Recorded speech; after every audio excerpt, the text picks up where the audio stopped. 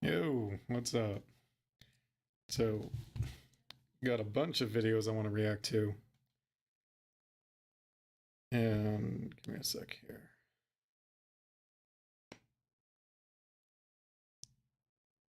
All right. Let's see. Let's take a look. It's a lot of them, and I don't think I have even all of them up. Oh, I was just watching those for fun. Joe Rogan reacting to one of the boxing videos and thought it was like a father and son actually beating each other up. That's kind of dumb. So first one we're going to take a look at is Classic WoW Dying. Here we go. So just off the gate, I would say no. In fact, I mean, if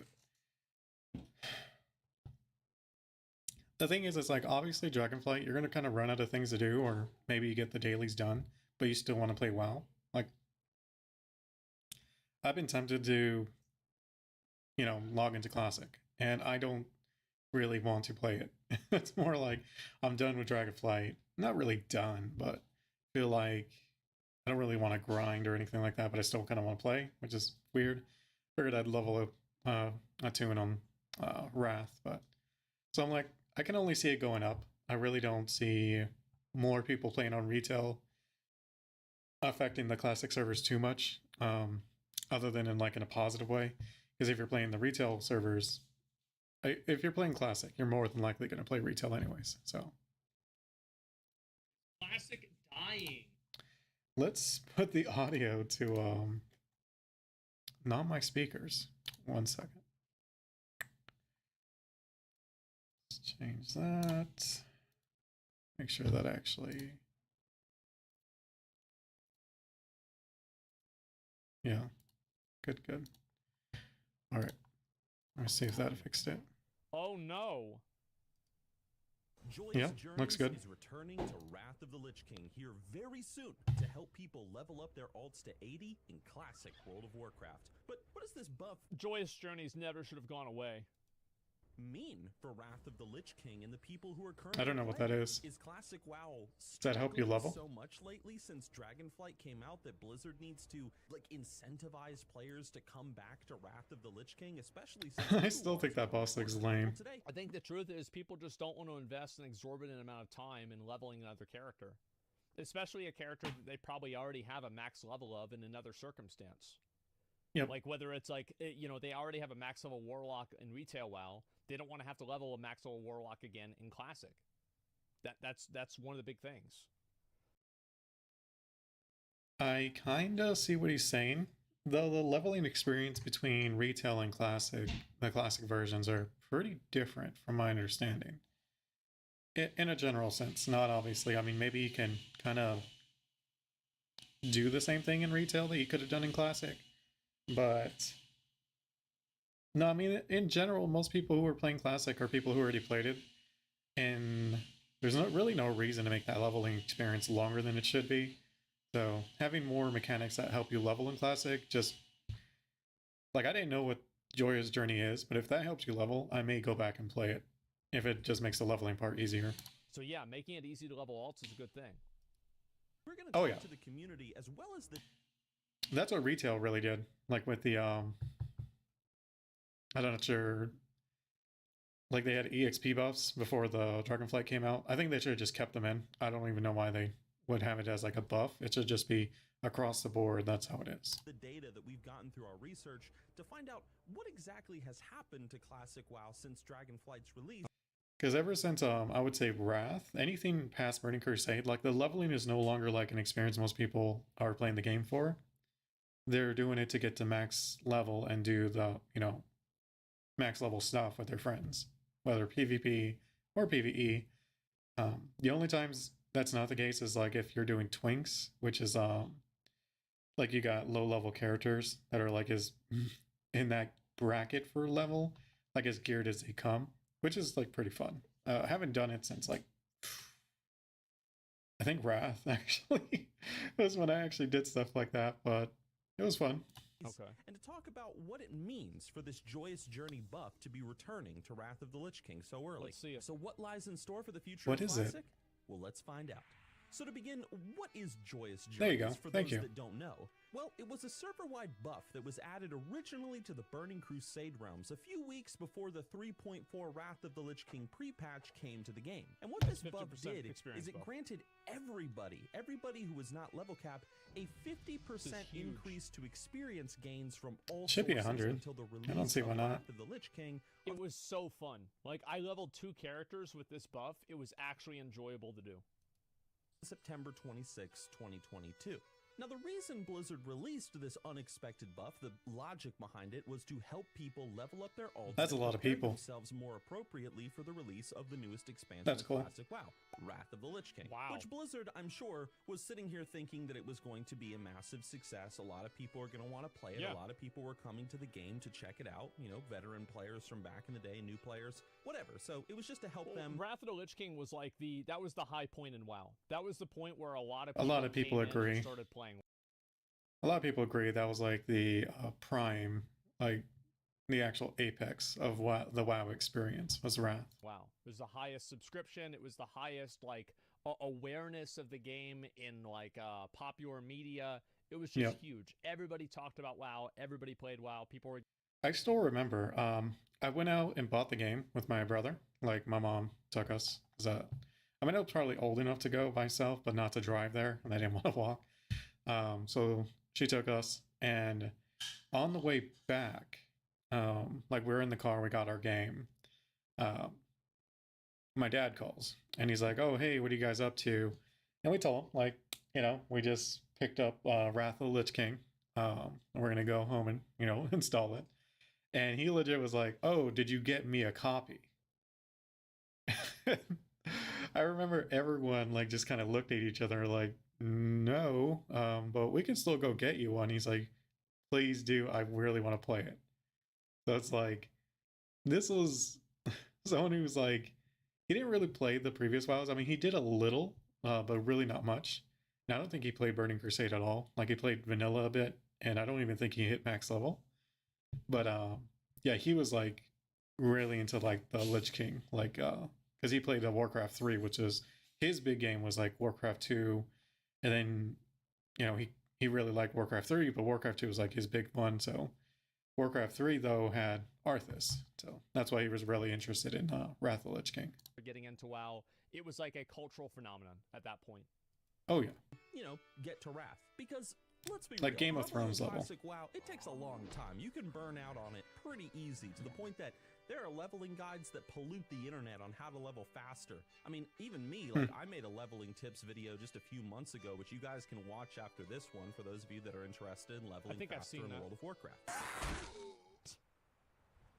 The point is, though, is that Joyous Journeys, I think, was supposed to allow people to get to max level as fast as possible without suffering too much of a burnout. And if you didn't want to use If that was the case, I should make 100%. I mean, it makes it easier. Don't get me wrong, 50% is cool, but I think 100, just so it feels like you have rested EXP like throughout your whole leveling experience, I think that would have been better. it in keeper, I think that it's just it's a unpleasant experience to have to go back and forth to different zones and ping pong just to do different quests to level up to do the other quests. And then doing it all over again on a whole nother character, it's bad. Like I don't think I would have been able to level all the ults I have if leveling wasn't like quick. could disable Joyous Journeys, however, for those that wanted to just level normally. Well, how did the player base respond to this buff? They loved loved it. Wondering. I'm gonna quit! I'm gonna quit right now! I'm just gonna quit! I'm gonna log out and I'm gonna cancel my subscription! I'm gonna quit! I'm gonna quit right now! I'm never gonna play What's sad is there probably are people like that. Most reasonable Horde player. They absolutely loved it. It was an awesome tool to help people level. Who wouldn't They even did some want it? searching on the internet, and there really wasn't much hate to be found for Joyous Journeys, except from, classic WoW purists, but that's not surprising, really. Classic Andes ruin everything. This is not a surprise. They ruined my stream, they ruined Classic, they tried to ruin Burning Crusade, and now they've pretty much If you're all a gone purist extinct in from almost Wrath of the Lich King, anything, so the you're game's gonna fun ruin again. it. Saw so much positive reception of the buff that some players began to petition they ruined the Blizzard, economy. asking for joyous Everything. journeys to just become a permanent part of the classic experience. Yeah, Or to maybe that's what I said. somehow remove heirlooms and have joyous journeys become like a purchasable or earnable buff for players. I don't know You if can I see like an that. example of a thread Purchasable right here buff. where a Ooh, lot that of sounds good. suggestions were offered. Some people saying maybe once you hit max level on your main, all your alts automatically get joyous journeys. Or That's exactly what they should do. Oh yeah. Like, well, I mean, actually, no. I think you should get it Really? at the beginning. Like, you should get it for your first character as well. Like, It depends. I think you should get a form of it, like maybe the 50% one for your main, and then once you hit the main, either 100 to 200% for the ults.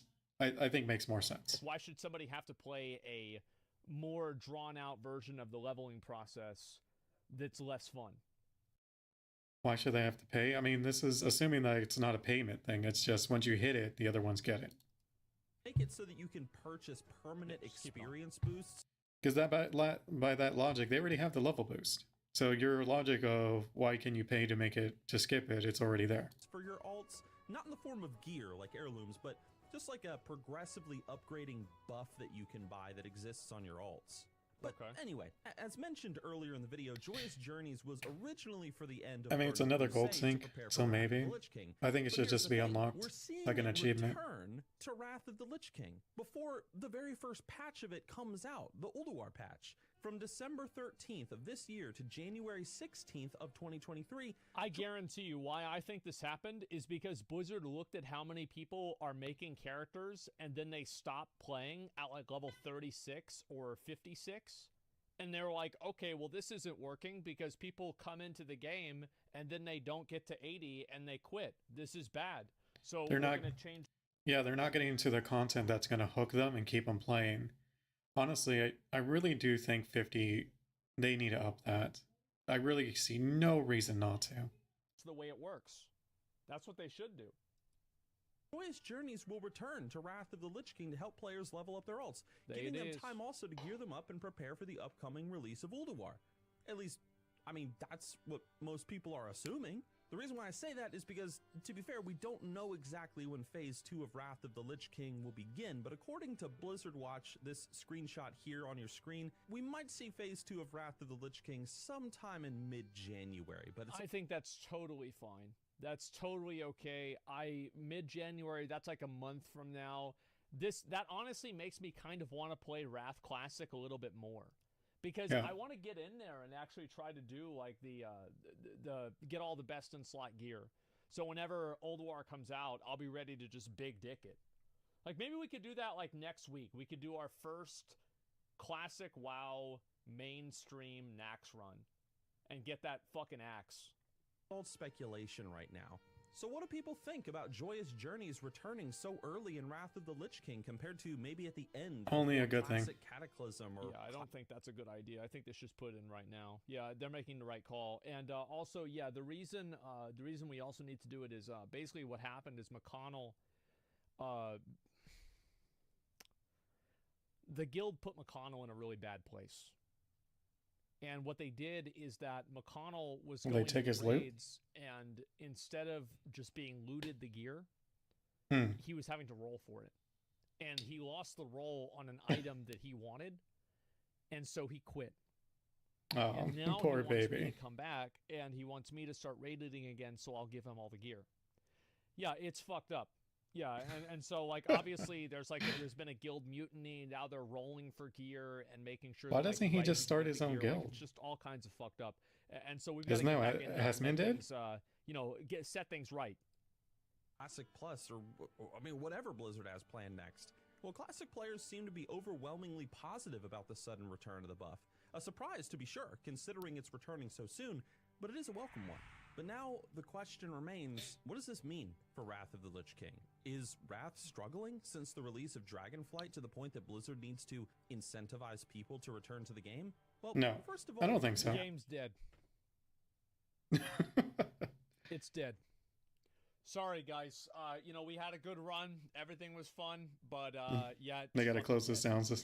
Closes. I mean, They got to new close down the expansions, servers. Of course, would put a little bit of a dent in Classic WoW's population. New expansions in the modern game Well, because like no meme, that's the way that it works. Is that people go in, they play retail WoW, they play classic WoW. How many of you guys play both versions of WoW? Whichever one has. I would say most, right? You know, you're playing Dragonflight right now. Everyone I know who plays classic a lot of people still jumps into retail. This is why WoW having classic. They may not main it, great thing for it, but they still play. Whenever Dragonflight, you kind of hit your apex or your plateau in season 1. Well, then Old War is going to be out, and WoW retains your subscription because you are still playing World of Warcraft, even if it's a different version. This is one of the like not talked about very often massive advantages of Classic is it continues to provide a value add for subscription subscribed. It's kind of like this, right? So you can have like, let's assume like this is retail WoW. Okay. I think I know what he's about to do. It's like double waving, right? Like go like where there's a bump here. So this is retail. This would be classic. Let me see if he's. And this is the patch cycle for. I was just thinking this too because I'm like, okay, so when stuff happens with retail, you know, and then it kind of dies down until the new stuff, like they're waiting on the new stuff to happen. And this one over here, they can release something with classic. Because classic is mostly just about releasing what's already been done. So it's not like they have a lot of work to do here. I mean, I'm assuming. You know, I could be wrong, but that's what I would assume. Not a lot of work to re-release something versus making something new. So, classic WoW. So like right here, there's content. Right here, there's content, and like this is retail WoW content. This is classic content. This is retail content. This is classic content. So you keep that interest going all the time. And I think that's another reason, by the way, why I hope that if Microsoft does acquire Blizzard, that fucking Warcraft will go on the Game Pass. Because if it goes on the Game Pass, that would skyrocket WoW's player base. I don't know if it would stay that way, but it would 100% make the player base like just explode. That is a higher which is a good value thing. add, and it will keep people more subscribed to the game. Like, for example, how many of you guys were going to go back to playing WoW, but you just didn't want to pay the sub for the month? You're like, oh, I wish I could just try it out and just see. Or you didn't want to pay for this expansion. What this is like and just like play super casually, but it's not worth $15 for me. See, like that is the thing they need to solve because that is a huge problem because it's literally a barrier to entry. Yep. Before you jump the gun and assume that this is why Blizzard is putting out Joyous Journeys Dead so game? early, according to the data, this really doesn't appear to be the case. According to this website, Classic WoW's daily player population, if this website is believed and is it's clearly not. It says it has 27 million subscribers. Like, I mean, come the fuck on. Like, obviously that's not what's going on. Like, I'm not going to believe that for a second. Where would they get that information from? And third-party websites are just fucking bullshit. Considered to be accurate, it is estimated to having a little over 1 million. It's like impossible unless Blizzard releases that number or someone hacks their system. And this number that you're looking at on your screen comes from this month in December. So that's bright. Dragonflight's release. Now let's look at Dragonflight. Yeah, that number, in my opinion, here I'll actually give you guys. Let me tell you how many people are playing Wrath of the Lich King right now. Let's see. Oh, there's some letters in there. That's how many people are playing Wrath right now and are subscribed to the game. It's 9,082,000 people that are currently on. Fucking cat, booby trapped my. Yep, there you go.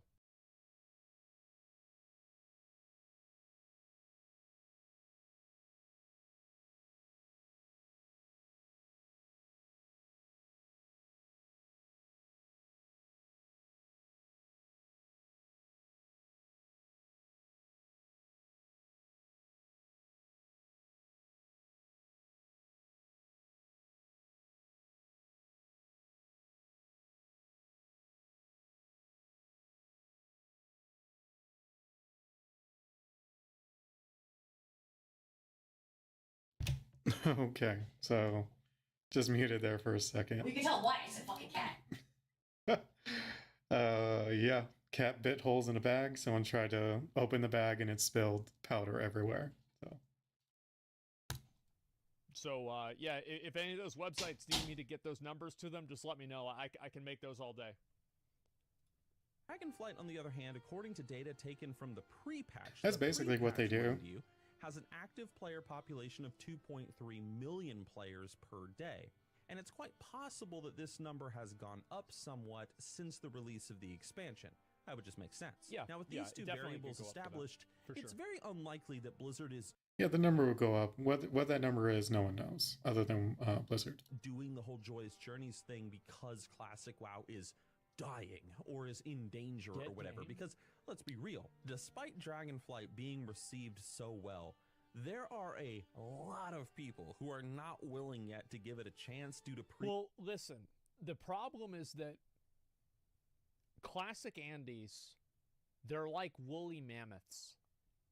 They're big, they're slow, I it was takes say them dumb. a long time to get around.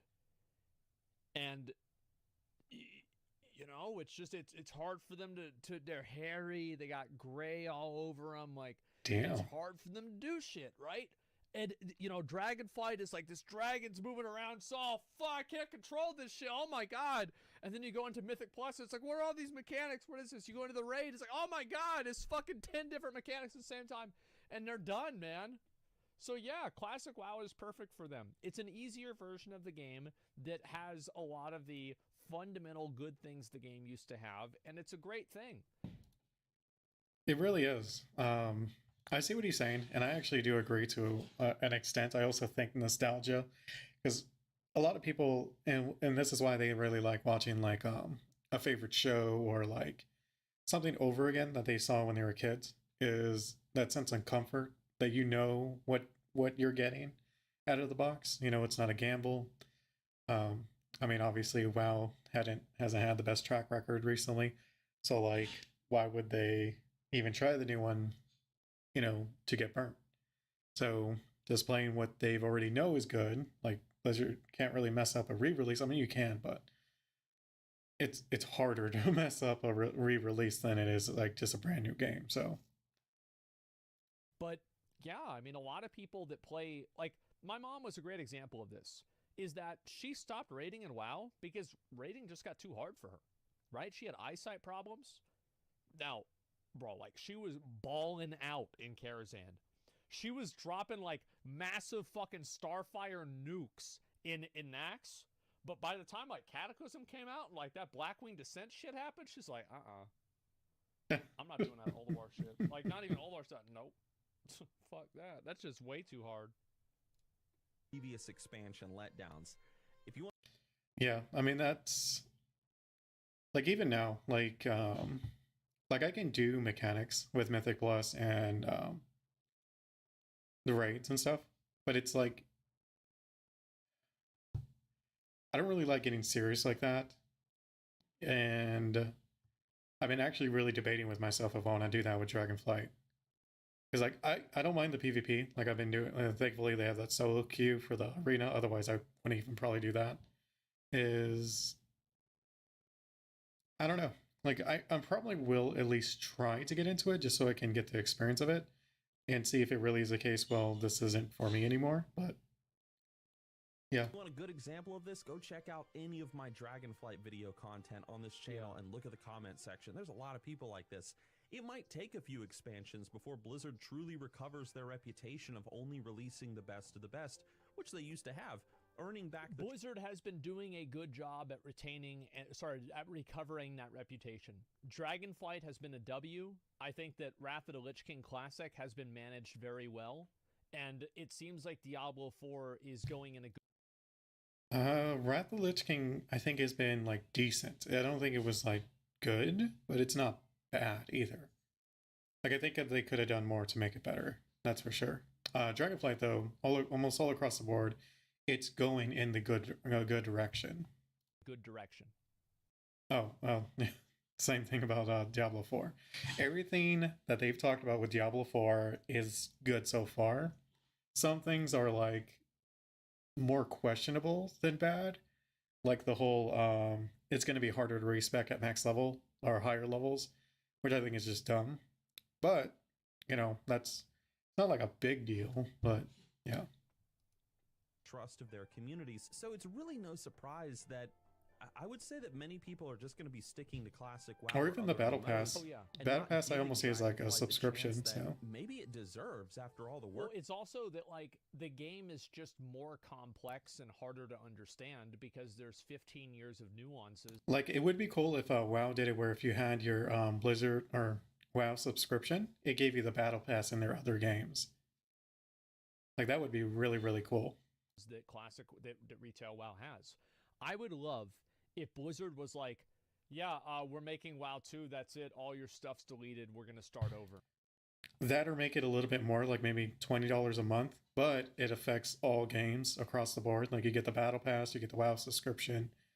I still think they should just make the WoW subscription like the main one, keep it at the same price, so that no one's like gonna, freaking complain that, oh, you just made it cost more. Or have it, I would say the next best thing would just have it separate, like have the Blizzard Pass or Blizzard subscription, whatever you want to call it, where it affects all their games, or you can just do the Warcraft one. Like I would love that. Like, and yeah, WoW 2 could suck, but I'd be willing to take that chance. That'd be fucking awesome. Wait, what was it? That's what I said. They should. We're gonna start over. That classic that retail WoW has. I would love if Blizzard was like, yeah, we're making WoW 2, that's it, all your stuff's deleted, we're gonna start over. That may sound bad, but look at the classic servers. They popped off and they're only getting more popular. So obviously people do not have a problem with losing everything for a new game.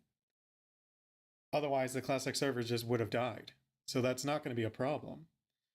Honestly, it would have been really cool with the classic servers. Like if they just maybe start on World of Warcraft 2, but also like really work on redoing classic WoW. Like much better graphics, maybe add more dungeons, add more world bosses, just like actually do a good remake of it instead of just a re-release. But yeah, I mean, Warcraft 2, let's be fair, like I'm definitely going to play it. I don't know anyone I know who at least plays WoW wouldn't play Warcraft 2 or, World of Warcraft 2. Like I would love that. Like, and yeah, WoW 2 could suck, but I'd be willing to take that chance. That'd be fucking awesome. They should have. That's what I said. They should have done. I doubt it would suck, unless they did not keep in the MMO genre. They did something like completely different, like Overwatch. Like if they made it into a whole different game. But I don't see them messing up a MMO anymore, just because how much experience they've learned with World of Warcraft 1, especially with Language of Recent Shadowlands and BFA. Like it would be really difficult for them to keep messing up, considering how much they were able to apply their new knowledge with Dragonflight and how much better that is. So I think a Warcraft 2 would, I don't see how it would be bad. I think, yeah.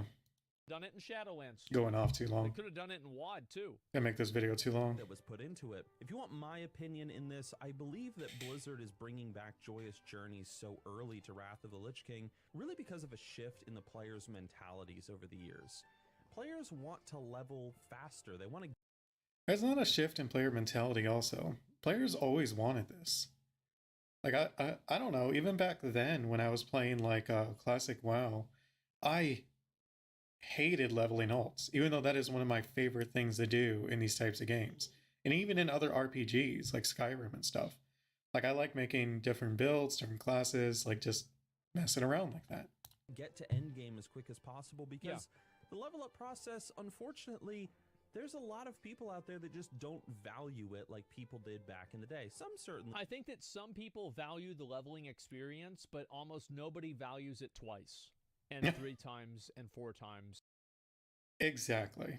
No one minds doing it once. Like, that's fine. Like, it's like an MMO, like an RPG, you know what I mean? Like, if you're playing an MMORPG and you don't like leveling, like, what the heck are you doing? Like, go play, there's freaking League of Legends and stuff like that, so. And 5 times. So, like, I think that there is value with leveling up your character the first time. It's kind of like what Nixium was talking. And it's also fun leveling your character. Like getting new abilities, getting the new talent points. But when you're doing it over and over again, like you cannot make it a slog. talking about in his other video, where he was talking about how you had to complete the entire quest line for Dragonflight in order to unlock certain things. And I said that was a good thing. It's good that people actually have a reason to continue playing the game and continue working towards it. So, Yeah. of course, that's good. Or sorry, to actually like finish the content. But I said, like, if you have to do it 2 times, then it sucks. So making it to where it's easier to level secondary characters, and like most people now have either already played Classic WoW and are making alts, or you know, they weren't going to play it even, you know, unless they got this buff maybe. It just seems like the obvious good decision. I do, for example, but I know there's people out there, probably in the comments section of this video, that will say, no, I really love the leveling. But we have to admit that it's just not reflected in player behavior. The way that people talk about what they want to do is different than what they actually want to do.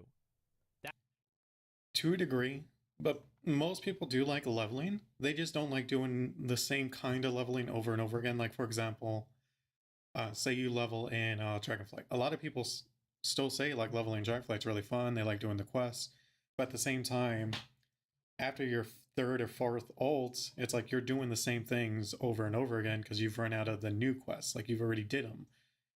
You know, say for example, when I was leveling, like I kind of ran out of side quests. Like, I've already done them all. So it's like I'm actually like getting bored of doing them again because I'm just the type of person that levels ult. So I'm already like maybe 3 of like all the classes I haven't maxed out just yet.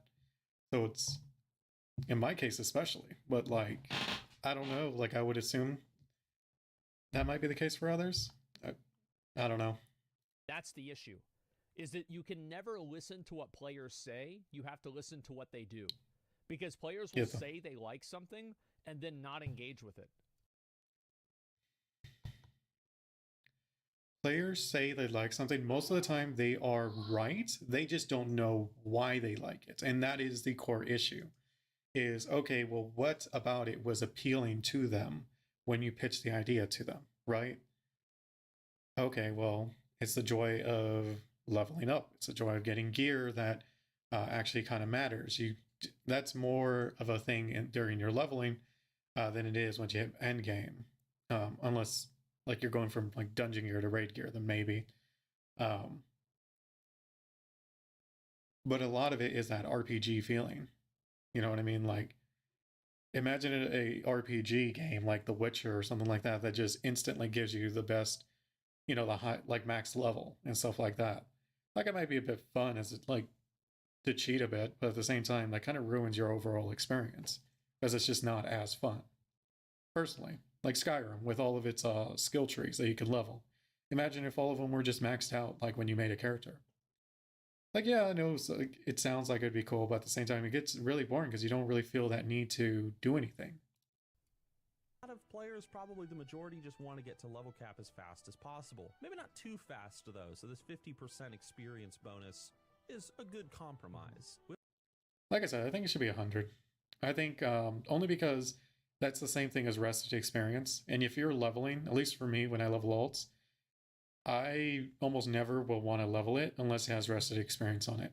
It just feels too slow without it. We also have to consider that Joyous Journeys has been received very well compared to something like Heirlooms, which Heirlooms are still a little bit of a controversial topic within the game. Were they a good idea? Were they a bad idea?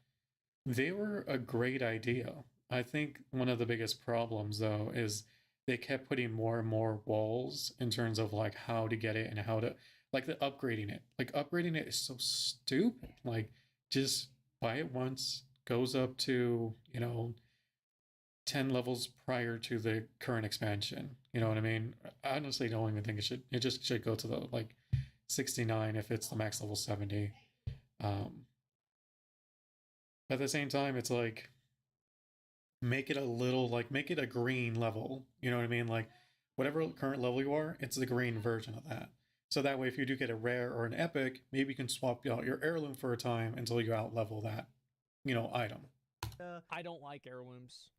I wish that heirlooms were just used. They were like, basically like, imagine you just had one tabard and the tabard just got more powerful the more heirlooms you put into the tabard.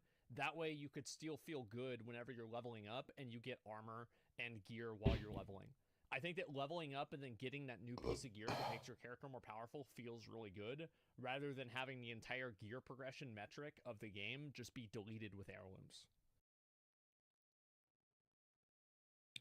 I see what he's saying, but put it in the tabard. That's the part I'm not really getting. Like, why even have a tabard? Why not just have it like as I don't like. I just don't see the point of it being in a tabard. I mean, maybe you could do some cool things with it cosmetically, but at the same time, it's not really necessary. Because at that point, I think heirlooms you could remove them completely if you gave everyone like I said, the 100% XP EXP buff across the board. Like, it's not like a limited time thing or anything like that. I think only at that point would I be okay with heirlooms just being removed. But I'm trying to think. What I like about heirlooms is that they have like set bonuses that were actually helpful while leveling, which I think was interesting. But I do agree with Asmin in that getting new gear does feel really good.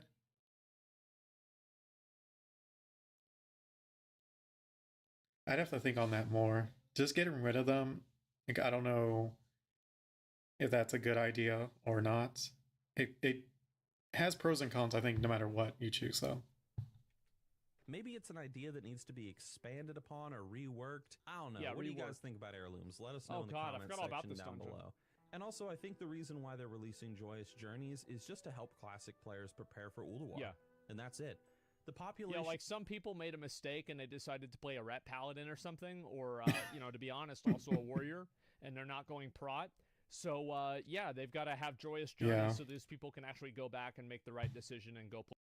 Yeah, going, like, doing a non-meta build in Wrath of the Lich King, especially if you're going into Ulduar when it comes out, like first release, prior to any like future nerfs that more than likely will happen.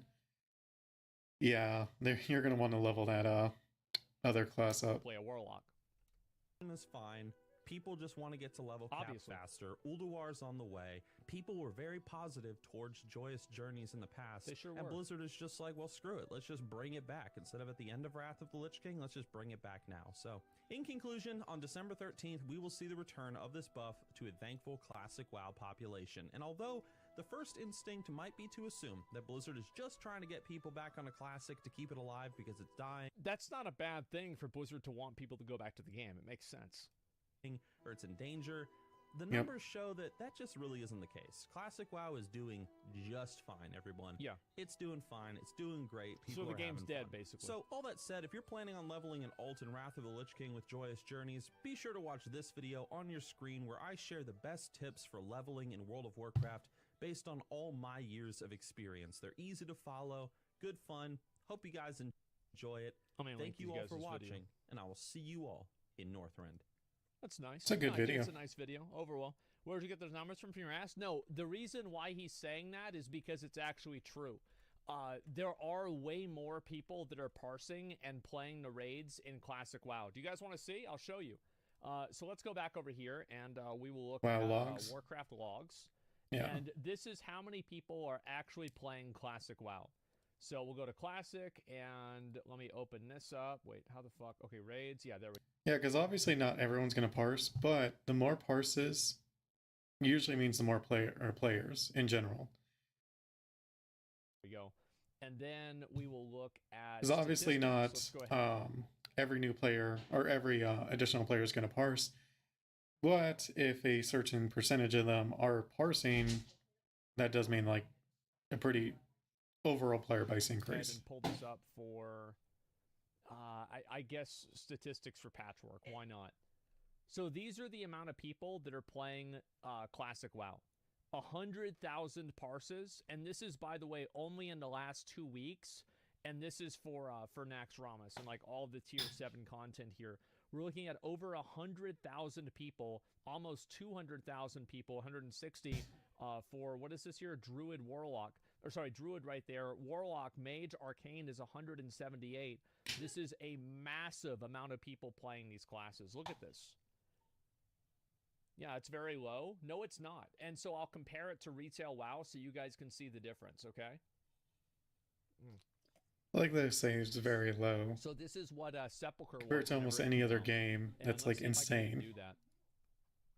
Let's see. How do I even change this? Classic. We'll just go to warcraftlogs.com basically. And raids, expansions, Dragonfight. We're going to look at Shadowlands. And I will look at statistics for Sepulcher and Sanctum of Domination, okay?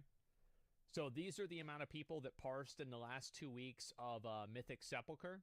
So it's like a couple thousand people for each person, for each different group. Now this is on Mythic. Let's look at Heroic, and this is also. I think Heroic could have more, right? It's not there. That's too bad. Normal. Yeah, apparently I guess they've only held on to Mythic, but yeah, it's just way less popular. I don't know really what else to say. Is that, yeah, those numbers might seem low to you, but whenever you compare them to what it's like for retail WoW, it's just actually much higher. Yeah, and it's because retail WoW is too hard. it's the ease of I was just about to say that the ease of access towards rating on classic servers is much lower. It's just easier to do them. Straight up, I think that is the reason. Retail WoW is too fucking hard. For a new player, if you've been playing WoW this whole time and doing the raids consistently throughout the expansions, then it's actually just fine. But if you haven't, then the learning curve from a normal dungeon to raiding is pretty intense. And I get that there are people that play the game all the time and they can understand that. They can pick up on everything. It's totally fine. But it's the same reason why Dark Souls, like they don't make the games for those people who have been playing it like non-stop and they can do like naked runs and stuff. If they made the game for, in terms of that, like WoW has been doing with the raids, you get to a point where it's like, imagine like Dark Souls 6, but it's to a point where you need to know the game to the level of being able to play Dark Souls 1 or 2 naked. You know what I'm saying? Like, that's kind of what it's like with WoW. But the truth is that for most people, there's a reason why Classic is so fucking popular. That's the reason. Chuck Iron. Yep. In my opinion, like the only, like normal should be honestly just the same level as doing a normal dungeon. Heroic should be like doing a mythic, like normal mythic, not like like the mythic plus 10, just a normal mythic plus 0 or whatever it is, like the baseline of mythic for the dungeons. And then mythic raid should be where those hardcore players like really get to test themselves. Like that's the spike between heroic and mythic should be crazy, in my opinion. Ironforge for more stats. Sure, I'll check Ironforge Pro for more stats. Make sure to give Nixium a sub, give the video a like. But I'm also a fan of like the gear for mythic should just be the same as you get for heroic, or it should be its own like tier, of course. Like it should be better than heroic, but you should be able to still like work towards mythic gear doing heroic stuff. It just takes longer. Like you get like items towards upgrading your current heroic gear, etc. I love his classic WoW videos. So you don't feel like you're forced to try to tackle mythic to get the best gear in the game. He's as nostalgic about Wrath as I am, and so yeah, I fucking love him. Anyway, let's go back over here. Ironforge.pro. Okay. So yeah, if you look at Ironforge Pro, which is a server that aggregates data for classic WoW, let's see if I can find this out. Arena Ladders Log Analyzer, is this it? No, that's not it. Demographics, maybe? How do I find it? Yeah, how do I find this information? Because I want to make sure that I'm making the right decision on this. Warcraft logs, PvP leaderboards. Click on all. All for what? All selected realms? I'm top 5 DPS in Wretch and Ulduar. Stats are for losers. Proves nothing whenever I play Wretch Paladin. Yeah, because the other people you're playing with are shit. That's why. And so... Yeah, for a lot of those, like if you're comparing like the top of the top. Thank you. I've never seen that before. So this is Oh, that's an interesting graph. Yeah, this is like classic WoW. As you can see here, there's obviously a lot of people rating here. Classic WoW. I'm pretty sure this one right here is BWL release. And then things just kind of go down as rating gets harder and world buff meta becomes more, you know, more focused. Then Ulduar. Actually, no, this isn't Ulduar. This is fucking this is Burning Crusade comes out. A lot of people rating in Burning Crusade. This is probably somewhere around tier 6. Things are going down in Sunwell. And then Wrath of the Lich King comes out. The next. Shit pops the fuck off. There are more people rating this week in Wrath of the Lich King than rated in BWL during Classic WoW. Yep, that's pretty how crazy. big and how popular Wrath is. You said Wrath would last a week? Well, it did for me, right? I'm not a continuous player of this content. I've already done it before. Yeah, it did. I played Wrath for a week. I beat. That's actually why I haven't really got into Classic myself. Overall, good video. Is Classic WoW dying? By Nixium, I believe. Yeah, Nixium. I think the video says it also. Like, it's pretty obvious that absolutely is not what's happening. And it's hard to say what's going to happen after Wrath, though, because Wrath was like the top of WoW game, like in terms of what a lot of people believe is like the best time for Blizzard, or I'm sorry, World of Warcraft, was Wrath of the Lich King. So once that's over, are they going to keep going? Like, what are they going to do? That's going to be the question. But yeah, it's a good video. So let's go ahead and move on to the next one. Is World of Warcraft not for us anymore by Narc? I don't know. Like, Narc has been super into Ashes' creations to the point that, like, he's like, I don't see him being able to play anything else before being able to play Ashes, at least not seriously. You know what I mean? Like, you're waiting for this game to come out, and yeah, it's gonna be hard to even like think about other games. So what up, boys? So for the second time this month, I'm pulling out serious mode with no editing and minimal memes, mainly for two reasons. World of Warcraft is important to me, and Dragonflight most certainly feels like the end of an era. So I wanted to talk to you guys seriously about it instead of just memeing on Has the he game played and it? giving the wrong impression of me hating on it. Second, it's right in the middle of the Christmas season, and I wanted to take a little bit of time off to enjoy it. I wanted to relax my mind for a week before jumping back into work full time again with a clear, fresh perspective, ramping us up into 2023 with some epic intros and ball-busting skits. So, don't you worry, we'll be back to our regularly scheduled broadcast very, very soon. You see, these videos only take me about 8 hours to make instead of the usual 30. I also want to preface this video by saying, if you're enjoying Dragonflight, that's great. That means retail World of Warcraft is exactly the kind of game for you, but allow me to drop the facade for 10 minutes so I can talk to you on a personal level as to why I think Blizzard no longer wants to appeal to someone like me and hasn't been for the last 3 expansions. If you're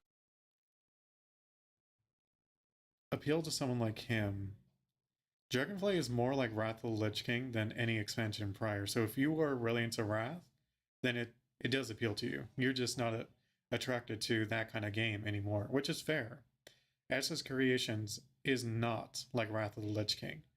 So if that's like, if Ashes is going to be like your dream game, then it's only fair that the new WoWs, even if they get to the level of like Wrath, like would not be for you. But let's see what he says. Feels like the game's been shifting away from that escapism to immerse people into, and it's turned more into just a game. I don't know what people are so into this immersion stuff. It's like, if the game's good, you're going to get into it. Like, kind of period. Like, you don't need to go any further. Like Dark Souls. Like, I get immersed in it, but that's only because the game is good. Like, it doesn't take me out of it because it's just plain fun. It's a good game. To be consumed and then forgotten about. This MMO It's like Skyrim. Like, your immersion is immediately broken on any of the bugs that you run into, which were a lot. So it's like, but it's considered one of the most immersive games. It's up until that bug. Because outside of the bugs, Skyrim is actually a really fun game too. Huge part of my life. I started playing back in 2007, graduating from RuneScape, and I was around Stranglethorn. Yeah, I was gonna say, I'm pretty sure he's into the old MMOs like RuneScape and those types, World of Warcraft wasn't really like them. Which I always found it odd to me that these, like a lot of RuneScape players went to WoW, because it's like, it's not really anything like it. Like if you try to play RuneScape, think it's going to be like WoW, you're going to be like completely disappointed. They're very, very, very different games. When Almost as different as you can get while still keeping in the same genre. the Burning Crusade dropped, I logged in that day to find my class. The Hunter had completely changed, and being the young, innocent kid I was, I didn't quite understand what happened, but I enjoyed the changes. It was an exciting change, but the concept of what had happened was completely lost to me. I didn't Google anything, I didn't go check any forums or Thoughtbot or any other social media platforms because, well, they didn't really exist back then. I just accepted what happened, excited. I'm sure they to existed. continue my journey. Fast forward a month or so, I'm now level 70. My leveling journey was over, and I could reflect on my adventures and feel a satisfying sense of progression for how far I've come and the interesting places I've been. But That's weird. Maybe, I don't know. I've never like got to max level and then sat there and contemplated like my leveling journey. I'll do it if I'm like just thinking about it normally, but it wouldn't be like intentional in any way. Like it'd be more like I hit max level and then I have to go do something that makes me go to like a low level zone, and it's like, oh yeah, I remember doing levels here or questing here. this was just the beginning of my journey. Unbeknownst to me, I would meet my guild and progress through the raids of the Burning Crusade, and this would take over a year. We'd start with Karazhan, Gruul's Lair, and then eventually my guild would get hard stuck midway through Tempest Keep, Mount Hyjal, and Serpent Shrine Caverns. Wow, your guild was not good, dude.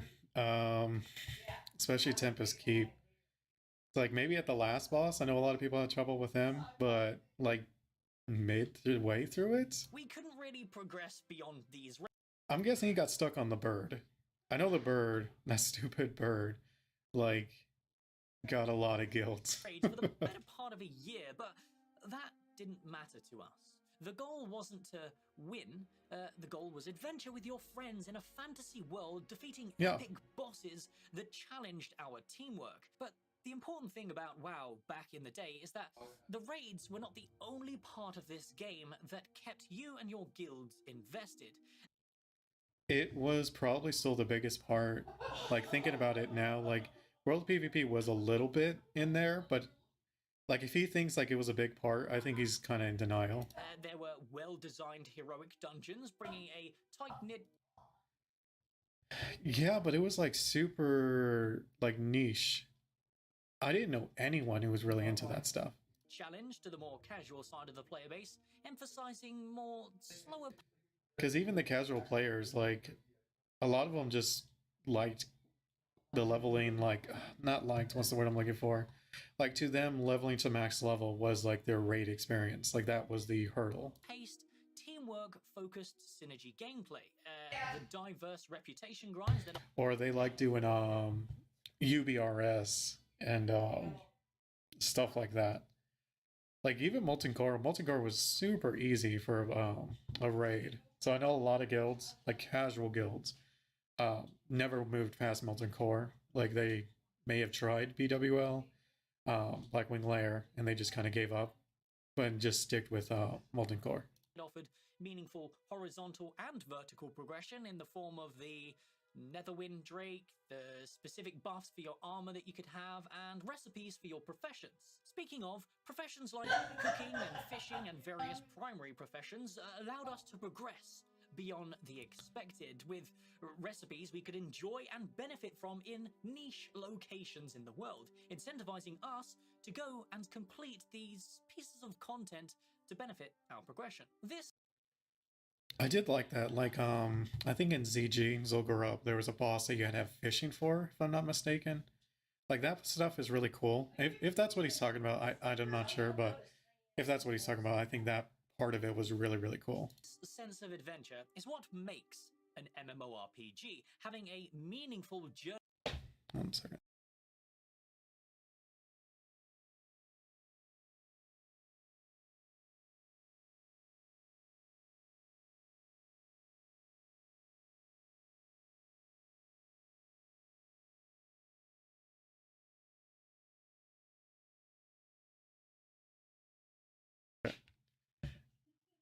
All right. journey that you want to do is what made World of Warcraft so special. Sending That's not. Wait, what did he say? sense of adventure is what makes an MMORPG. Having a meaningful journey that you want to do is what made World of Warcraft so special, sending it to its viral heights that it did at the peak of Wrath of the Lich King.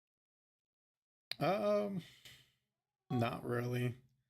Like, I think the thing is, like, in terms of quality, like, no MMO could really compare to WoW at that time.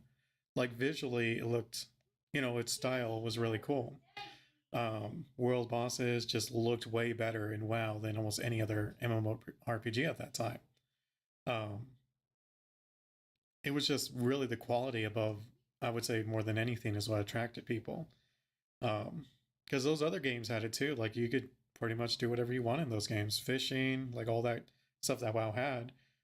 Just WoW simplified it, made it the ease of access much better.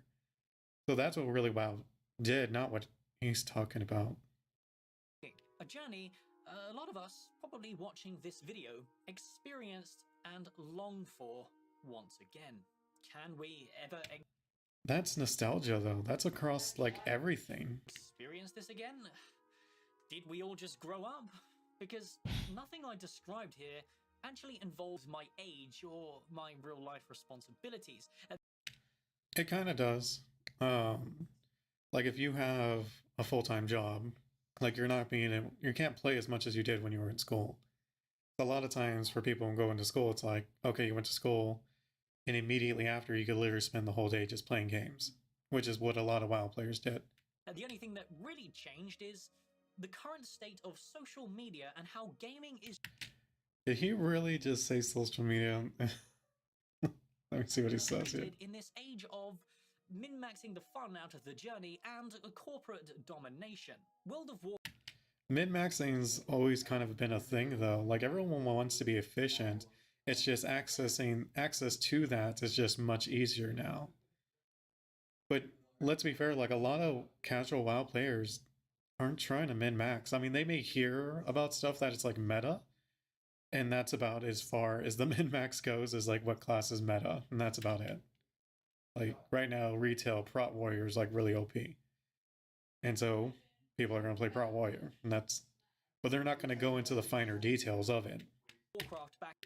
Like, they're not going to go down to go into Icy Veins or Wowhead or whatever site, get the talent build, and then use that. I mean, obviously, the more, maybe not hardcore, but the more involved players might do that, but the casual base more than likely won't. Back in 2006 was They'll just use the starter build. Well-designed game that focused on the aspects that made massively multiplayer online role-playing games so special. Now, if we fast forward beyond Cataclysm, I mean, it's true that social media does not exactly take, but share that thing that made MMOs pretty special. Being able to converse with like people you would probably never meet in just real life. They say they're, not in the same state as you, not in the same country as you. Like, that kind of stuff is really cool. But at the same time, that's kind of still the case. Like, a lot of social media, I mean, I don't even get involved in it that much. But from my understanding, it's like you don't really get involved with people from other countries or from completely different walks of life like you do with like MMOs. Because it's like being into a book. Like, you could have almost any kind of life in like books. And poor, rich, doesn't really matter. That's the same with video games. So that's why it's like you'll meet people who have like completely different lifestyles than you. But on social media, that's not as common. Like, you're going to meet people roughly, if you're into fashion, you're going to meet people who are into fashion, like stuff like that. We start to see the introduction of automated matchmaking systems, phasing, participation rewards, world quests, war mode, and a bunch of other convenient systems that bend over backwards to hold the hands of. But that's what made WoW as big as it is. Like, he's talking like this is what made WoW bad, but these are what WoW implemented that got it a larger player base, more people playing. Their rapidly dropping player base, turning World of Warcraft from That had almost nothing to do with those systems, though. I mean, sometimes yes, and to a degree, of course. But if you think about it, like between Classic WoW and Wrath, Wrath has way more convenient features than Classic did, and yet Wrath was freaking way bigger, way, way, way bigger. From an open world, massively multiplayer RPG to what we have today.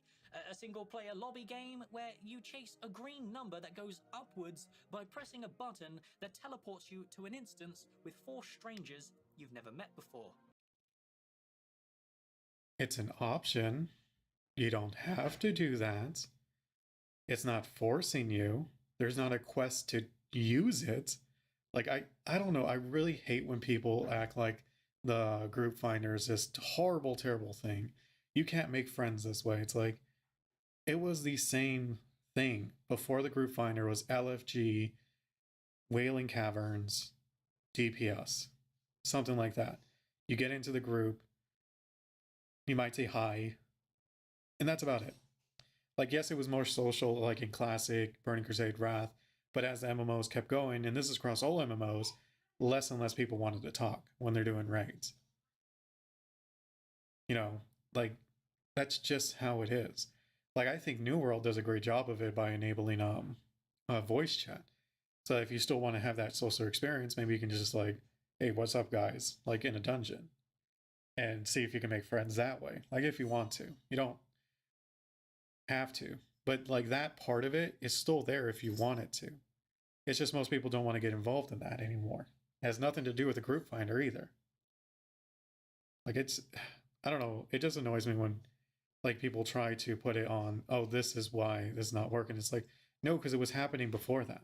Now, if you played the game, you would know. Or were paying attention to the game. don't get me wrong, Blizzard removing the AP grinds in Dragonflight was a step in the right direction, but that doesn't fix the core fundamental problems with... And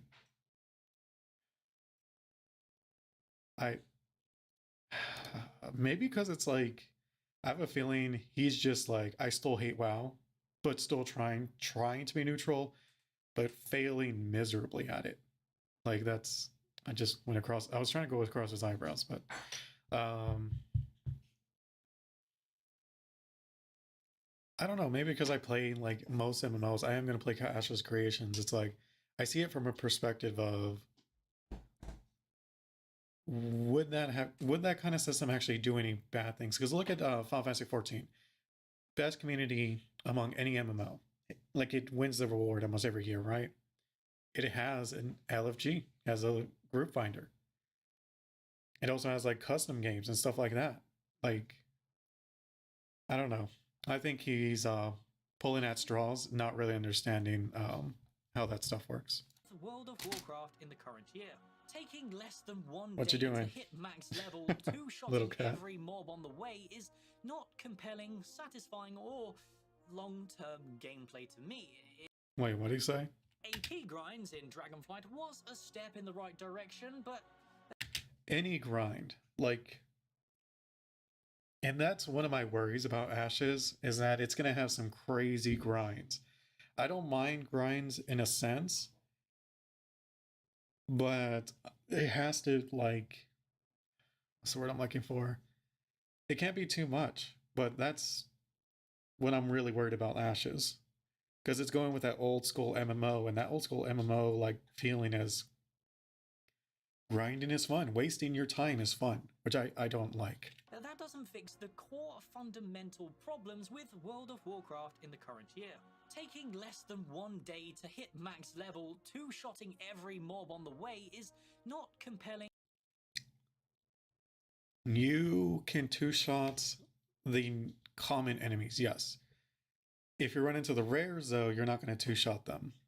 Some rares are much easier than others, but you're probably not going to die to them either. That's true. But there are heroic zones with a bunch of elites, but you don't get there until max level anyways. Like, the leveling process should not be difficult. Like, him, like, trying to say it should be difficult is one of the worst takes you can have. Because it's one of the biggest gripes a lot of people have is that leveling ult is hard. This guy wants it to be even harder. Satisfying or long-term gameplay to me. It's a game. It shouldn't be. Like, leveling should not take you a long time. Maybe the first time, if you really want to push that leveling is, like, should be part of the experience. But for people who are solo leveling, like, they're just playing it normal, having fun with it. I personally did. I mean, this is from someone who levels ults. Like, I am really into leveling, obviously. Did it with Final Fantasy, did it with World of Warcraft, did it with Warhammer when it was out. Like, if you can name an MMO and I played it, I more than likely leveled ults in it. So it's like, I know leveling, like probably more than most. And it's really is a case where you can get burnt out so hard on a game just leveling a second ult if they do not make that experience good. Or at least not good, but like somewhat quick. Like with classic WoW, man. Like I can't even imagine trying to level like more than an ult or two at most. Designed for instant gratification that actually destroys that long-term sense of progression. Will you still be having fun in a... Well, the sense of progression shouldn't be in the leveling. At least not with WoW's type of MMO doesn't have that. It's once you hit 70, that's when the real progression starts. month when you're still grinding the same one... And there's no way to know if Ashes is going to be different than that. ...shotable mobs, not for power, but for pets, mounts, and cosmetics. Is that enough? I don't think so. Additionally, I mean, let's be fair, you haven't done anything that would garner the player base that WoW has. So I don't know if you would be right on this. Like, obviously WoW did good compared to the MMOs that were coming out at that time, like EverQuest, was the L1, I forget the name of it. Not Legion, Lineage. And all like other, because it's not like WoW was the only MMO. When it came out, it had a ton of competition. Like there was at least, off the top of my head, I can think like 5 of MMOs that were out at that time. There could have been more. It destroyed them all. Like when it came to like people wanting to play their game. Like no one really could even compete with classic WoW. And then when Burning Crusade came out, it was even more the case. And then Wrath just stomped all over everything. Like it wasn't even a competition at that point. Like that's why it became synonymous with coming out with an MMO. Can you be a WoW killer? Because WoW was the freaking giant. And it's all from systems he is saying are bad. Like all these things that help the casual player and making it kind of a solo friendly experience are what killed the game when it's what made the game it's freaking the giant it is. Like I like Narc's videos, don't get me wrong, but I like his takes are sometimes some of the most weird I've ever heard. Like obviously I'm not saying he's wrong. I'm just saying that those are his tastes in MMO, and unfortunately that taste is the niche. The new flying mechanics are great, however, completely maxing out my dragon riding within the first 6 hours by flying to every single... You did that yourself. You didn't have to do that. If you played the game normally without looking things up, you could have gotten the normal experience, but you didn't. You looked it up. You probably downloaded a mod that helped you even locate it even easier. And it's like, don't blame the game because you're min-maxing on your end. Single glyph, again, is not meaningful progression or engaging game design from my perspective. Because you cheated? Like, let's be fair. Like, if you did not look online for those glyphs, it should have taken you... I mean, 6 hours is maybe quite a bit. But I feel like it would have taken you longer if you're finding them without looking up anything online. No intuitive thought. Because some of them are a bit hard to find. The flying progression actually meaningful. It just screams to me a complete lack of talent over at Blizzard. What is this in aid of? Who does... Dude, watch Ashes come out and it's going to have some of similar systems. Like, what the hell, man? Like, is Narc a classic Andy in disguise? Like, seriously? This benefit? Is this designed to respect my time? I play MMOs to have fun, and meaningful progression is what makes MMOs fun in the first place. Go play a Korean MMO. You know, the leveling takes a while, the grinding takes a while. Oh, you should play Maple Story. Like that game is super grindy, and your leveling never stops. There, you can't. No one's hit the max level yet. You should really play that game, Narc. It's apparently the best game in the universe. Right? I can't really say a single line of linear traits that make me the same as everyone else is meaningful. Can you? This flying mechanic, it could have been an interesting, well-designed piece of gameplay, but it was stripped down to its bare bones, low IQ. And yet, it's one of the most popular things that WoW has introduced in a long time. Like that's not like, I don't know. Gameplay that boils down to you just move really fast. You don't need to make it complex. It feels fun, feels good. That's all you need. Like what the heck? Go. Oh my god, dude. This guy got to stop playing MMOs and go play like the freaking like what is that dwarf? That dwarf game, right? The Labyrinth, dwarf Labyrinth, something like that, where you're digging into the mountain. Like I tried it, but man, that game is complex as hell. But yeah, it's like, why overcomplicate things?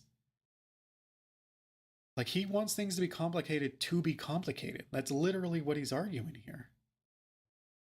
Whenever you want, an insult to the game that it's inspired from. The only redeeming. WoW wasn't really inspired from any one game. I mean, yes, it took a lot from EverQuest, but it did its own thing, like pretty like hard, strongly. Like it's not like it was a copy and they changed a few things here and there. No, like they went in their completely different direction. Like the starting point may be similar, but like the direction it went was completely different.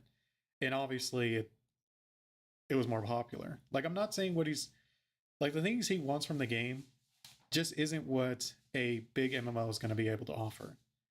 Like only niche games are going to be able to satisfy him at this point because he's looking for a niche experience that the larger gaming player base, especially MMO players, just aren't interested in. The redeeming factor, I think, of these new flying mechanics is that you can't just simply hover in the sky anymore and drop down on people. Not that people play war mode anyway, but it's a fairly War mode's actually way more popular now that they have like the world quests for PvP that actually gives you like really good gear. shallow silver lining, considering everyone's moving around like jet engines now, so the chances of you actually meeting anyone is practically zero. I meet people all the time when I'm playing, and I'm leveling alts.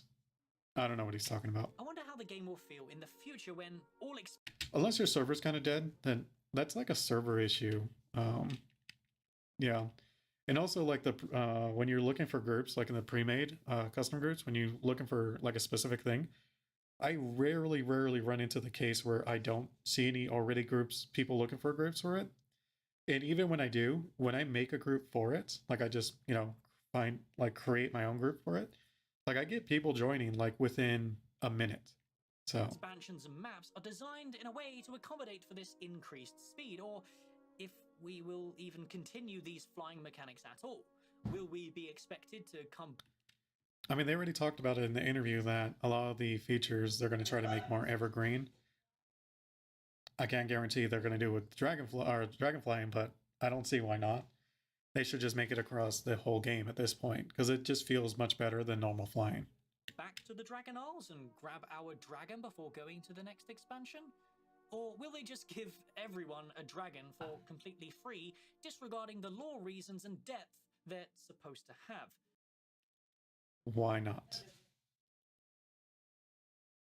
I really am blown away. Like this is making me not want to look forward to Ashes. If that's gonna be his dream game. His dream game sounds incredibly bad. I'm not saying I'm a super casual player, but it's because I've played those old school games. I found it fun at the time, but it's I don't like a lot of those games had mechanics that wasted your time just to waste your time because it would waste your time, which sounds like he wants. Do Blizzard even think ahead in the current year? Something tells me no. That is the dumbest take I've ever heard. Do they think of the next year and current year? It's of course they do. Maybe they don't think the right things in your head, and maybe to the most player base, especially when they release like Shadowlands. But they definitely do think on it. That's a ridiculous statement. Huh? Sword? What sword, bro? Yeah, but at the same time, from what I understand, there was all kind of weird things going on with the lore writing part of the department, like just people making like decisions out of nowhere for no reason. So This lack of foresight also made it so my first week of this expansion launch felt completely empty to any previous ones before this. But was this just day What's he one talking about? flying that caused this, or was it something else? In my opinion, the over-the-top I ran into so many people in my first week. What is he talking about? Unless he started like not too long ago for his first week, I'm not sure. phasing they introduced during launches of late makes experiences in World of Warcraft feel very, very lonely. I would find myself waiting by main story quest locations for minutes at a time and not encountering a single player due to being phased from everyone else to avoid lag issues. Is this what we've come to expect from multi-billion-dollar companies leading the genre with this legendary franchise? Sharding was a great step in. You got to remember, WoW is not leading anyone. Like, it takes ideas from games that have already done it and just does it better. So they're not leading any kind of innovations most of the time. Or when they do, they usually mess it up really badly. Technology, but it's completely misused in World of Warcraft. It's the launch weeks of an expansion, for Christ's sake. I want to be surrounded by players competing for resources because that's what makes an I do not. I hate that. I never want to have that happen. I hate when especially when it's a resource that can't be multi-looted, if that's the right word, where someone gets it and then it's just gone for everyone else. When there's like 10 people doing that same quest, you just made a 3 to 2 minute quest or 2 to 3 minute quest, literally like a 15-minute quest. Like, so literally he just wants more mechanics that waste your time just because you want to see more players. expansion rush. So much damn fun. Like, I don't mind it when it's cases where it's you tag a monster, you get the kill for it, which WoW was actually doing really well with that. I don't know what he's talking about, like not running into people. I ran into people almost throughout my whole leveling experience, at least my first tune. And I still run into it every now and then when I'm leveling my ults, just not as often. So that almost makes me think like his server is either dead or he actually didn't play on the actual first week. I think His first week, but not like Dragonflight's first week. after I left the first map, seeing other players was a pretty rare occurrence.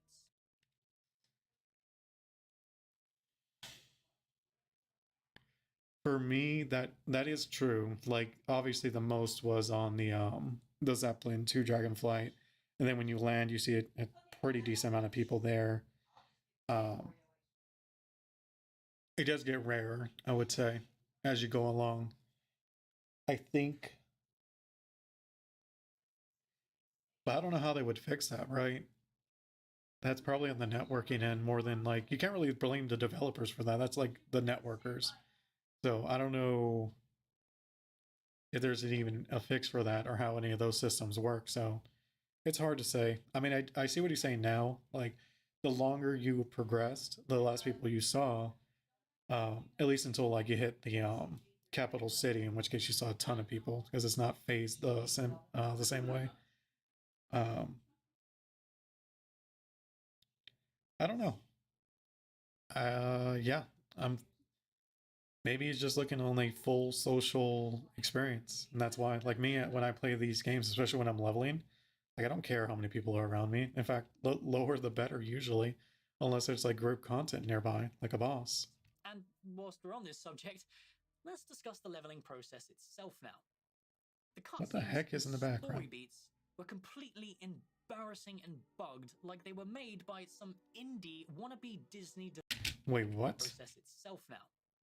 The cutscenes and story beats I had zero issues with either of them.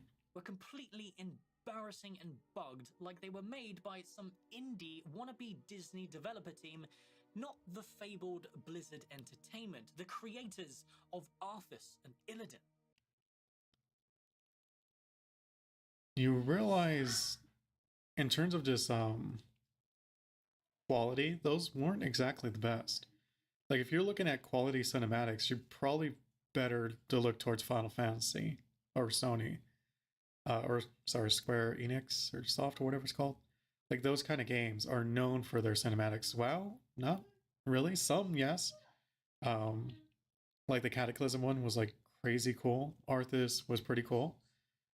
Um, but like I don't think that like they were like insane or anything like that. I tried to immerse myself into the lore of Dragonflight, but everything is just so predictable and low quality. It just doesn't seem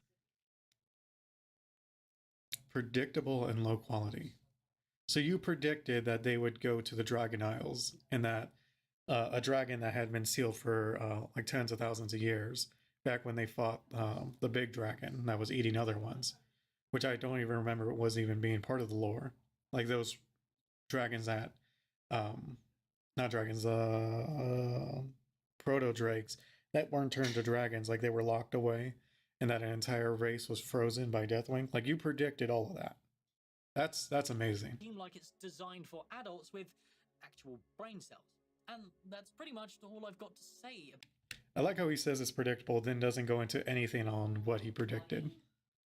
Like I'm not saying like WoW has like a really complicated story, but to say you predicted all of it is, yeah, you're just lying.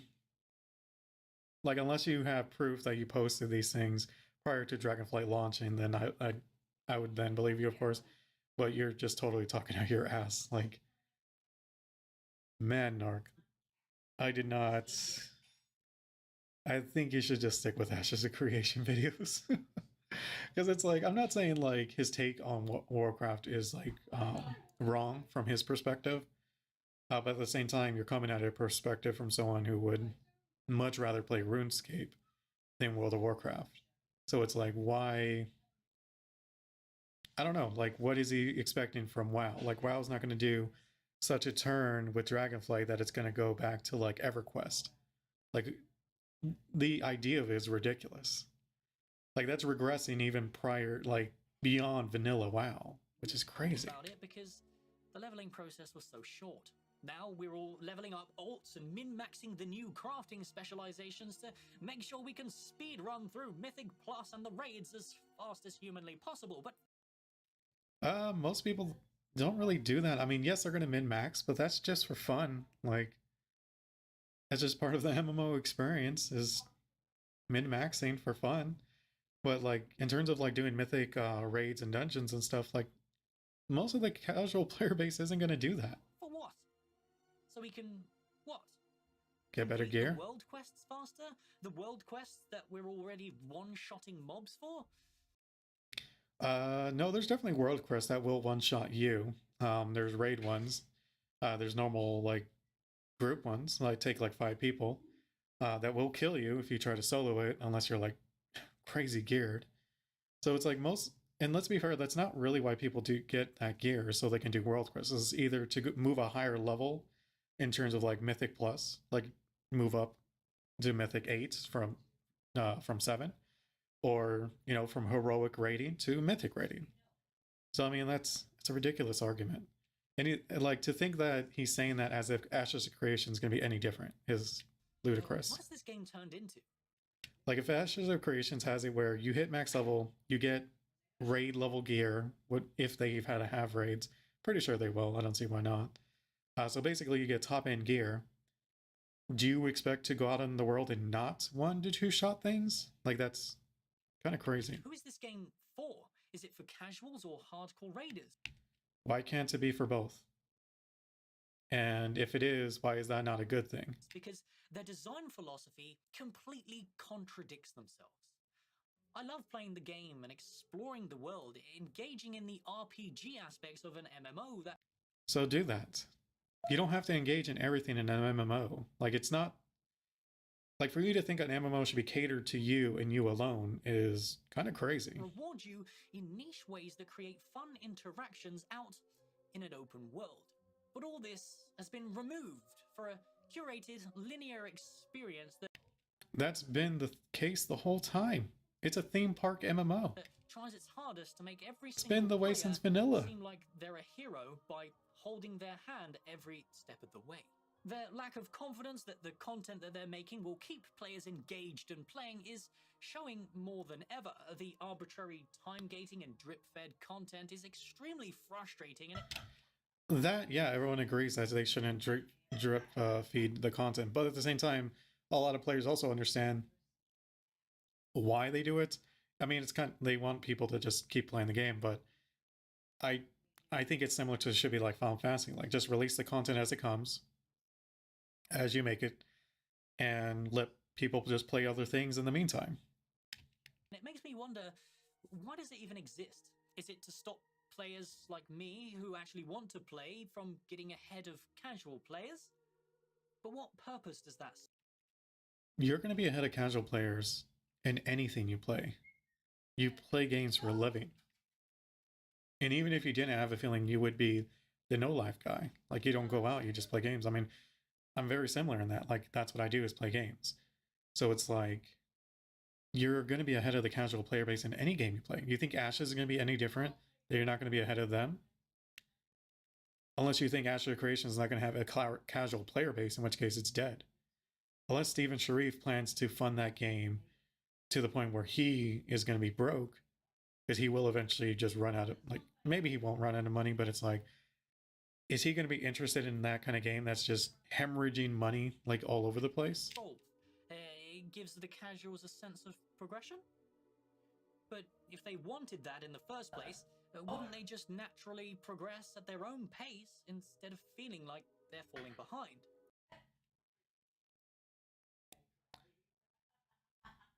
I don't know what he's trying to say here, so I don't know what I can say. Because I'm like, what are you talking about? It's more like, I think that's maybe what he's saying, like, oh, if you're trying to do this for the casuals, why not just let the casuals do their thing and not interfere with it? I think is maybe what he's saying, but the same is like, that's a dumb argument.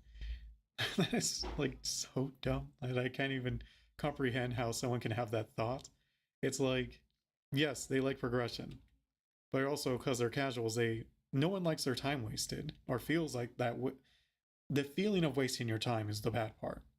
So if you're progressing and it doesn't feel like you're really progressing, which a casual is going to progress at a slower pace than most hardcore MMO players or old school MMO players, then that's an issue. Because if they feel like progressing is too slow and they're wasting their time, they're just going to play another game, which you don't want.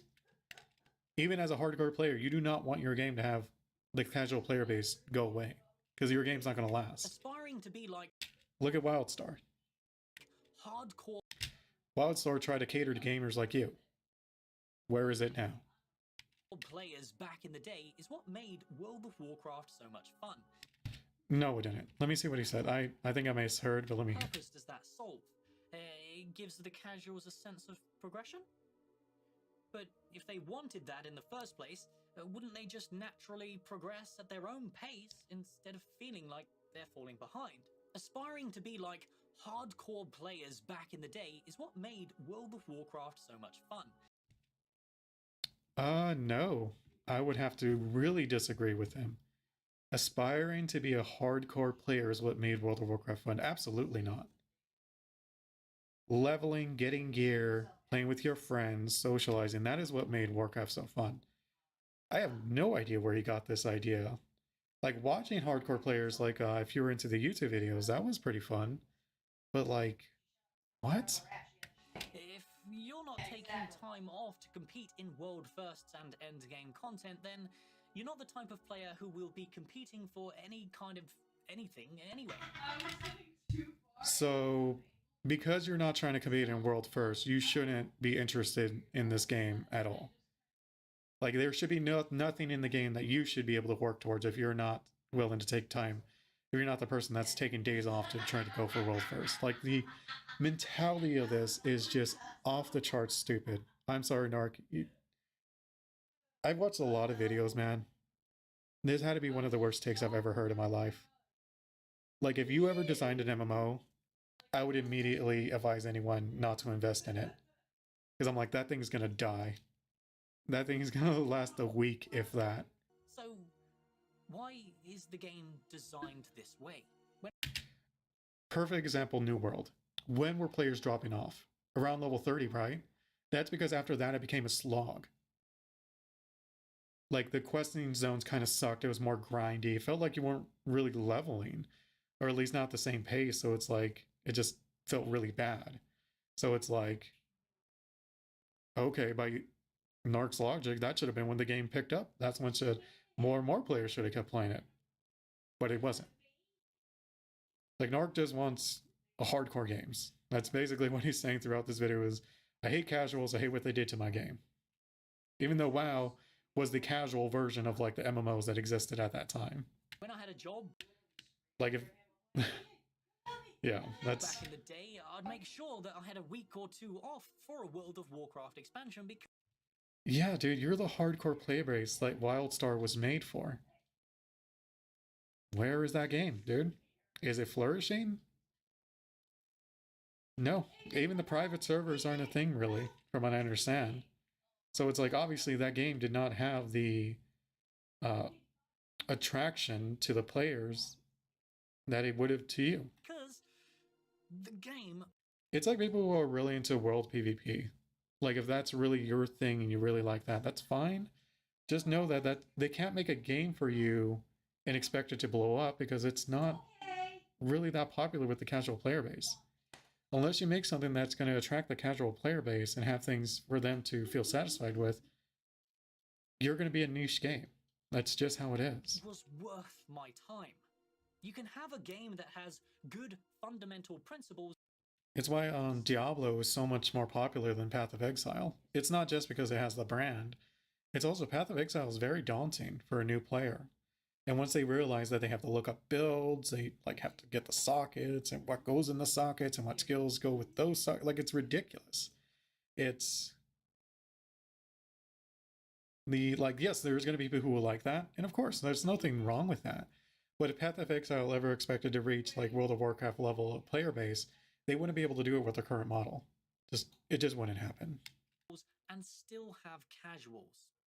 Or I'm sorry, not World of Warcraft, Diablo's player base. If you are a casual, you could still play WoW back in 2004 and 2005. That's what made the game so brilliant. So go play classic WoW. Like I don't know the argument here. Like we have classic WoW out. You can go play that. It's not that popular considering Wrath of the Lich King just released. You know, the more like casual friendly expansion in the WoW, the classic WoW expansions. You know, you have Vanilla, you have Burning Crusade, you have Wrath the Lich King. Wrath of the Lich King is way more casual than the other two. And by your logic, Narc, it should be the most dead.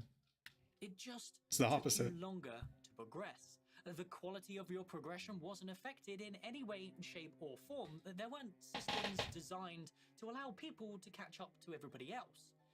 In my opinion, I'm just gonna use the bathroom real quick. I'll be back. Man, this video has been rough.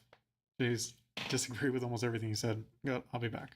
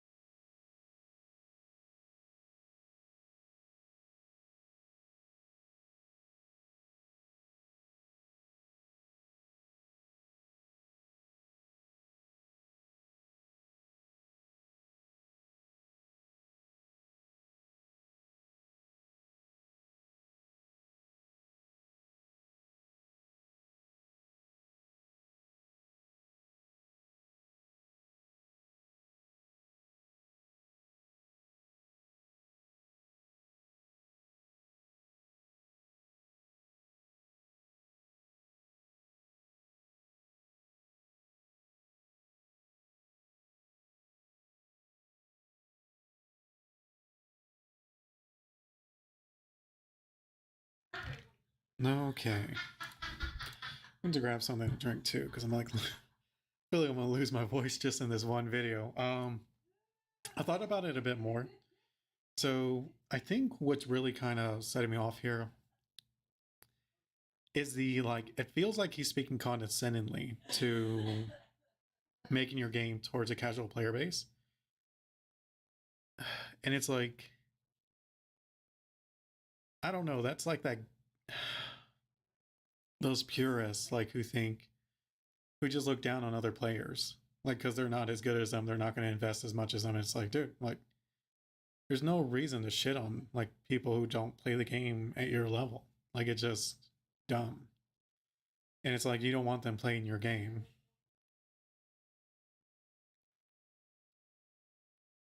It's like, why can't a game have, like, you know, bits and pieces of both? Like,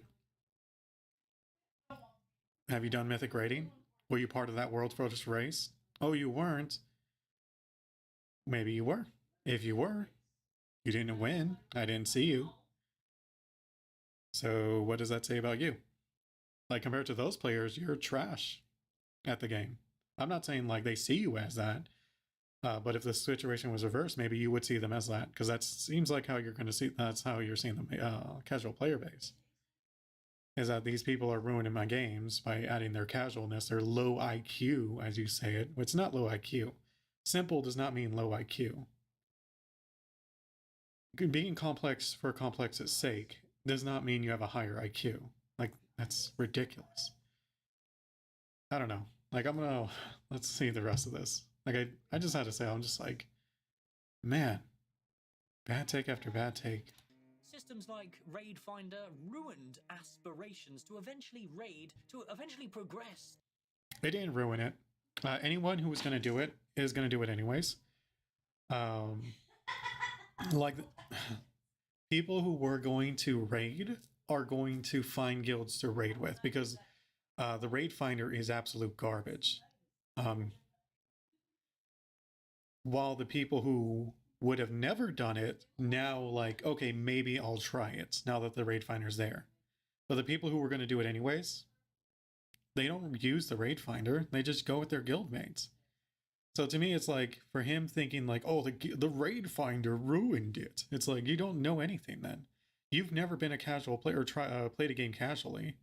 If you don't understand that the people who were going to do it are going to do it, the people who weren't going to do it now maybe might do it. Then maybe. I'm pretty sure most Raid Finder people are people who would have never done it if it wasn't an option. To epic gear, you're instead given participation rewards and WoW tokens to help casuals keep up. But yeah, but that's at the same time better than nothing. At least the Raid Finder, in my opinion, what it does is it gives the casual player base who may not have done the raids to begin with because it was intimidating, they give them that taste of it. Like, look, this is actually what it's about. I think in WoW's case, it's bad in a way because the WoW raids, especially on retail, are just too complex right now. I think the jump between normal dungeons and normal raiding is pretty big.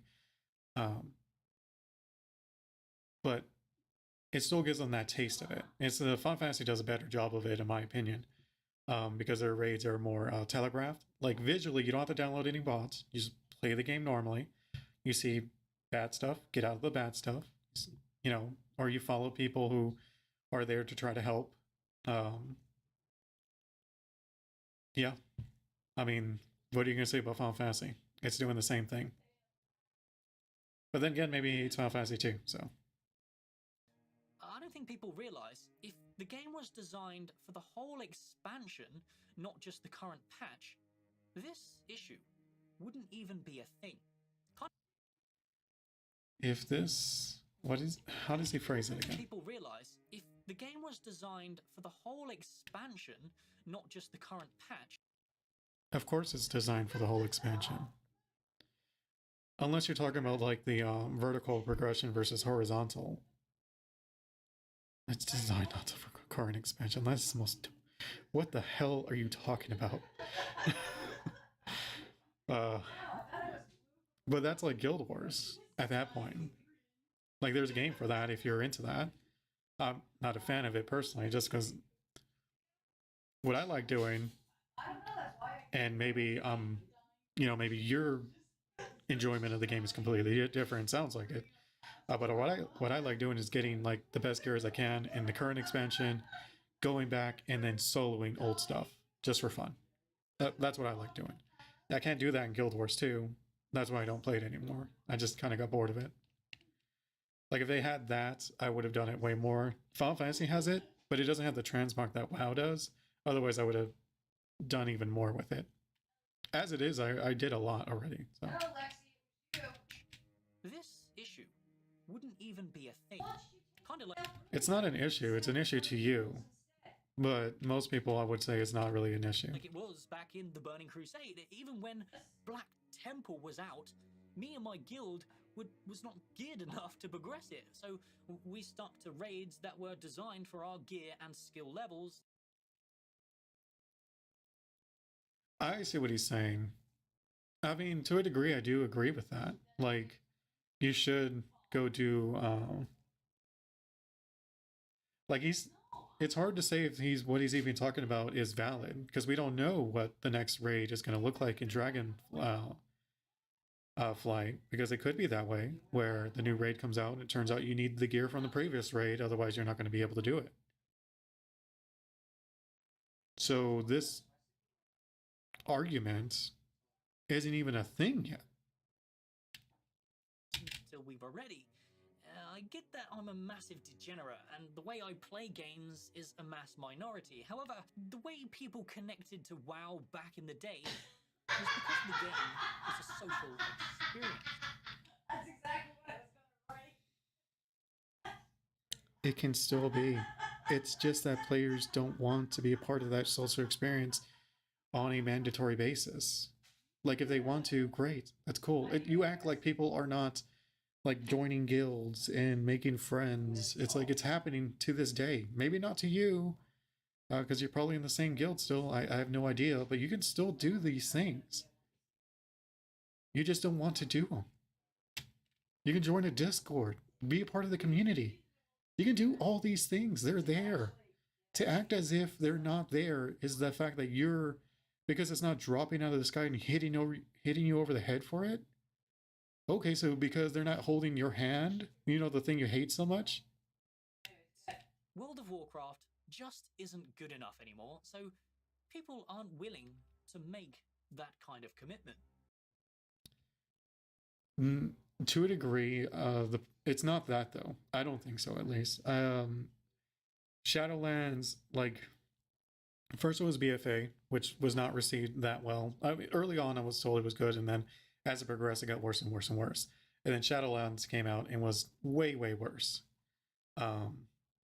So it's like, it's not that it's not, Dragonflight is not good enough. It's more like it has to try to repair that reputation from the 2 previous expansions that burned a lot of players.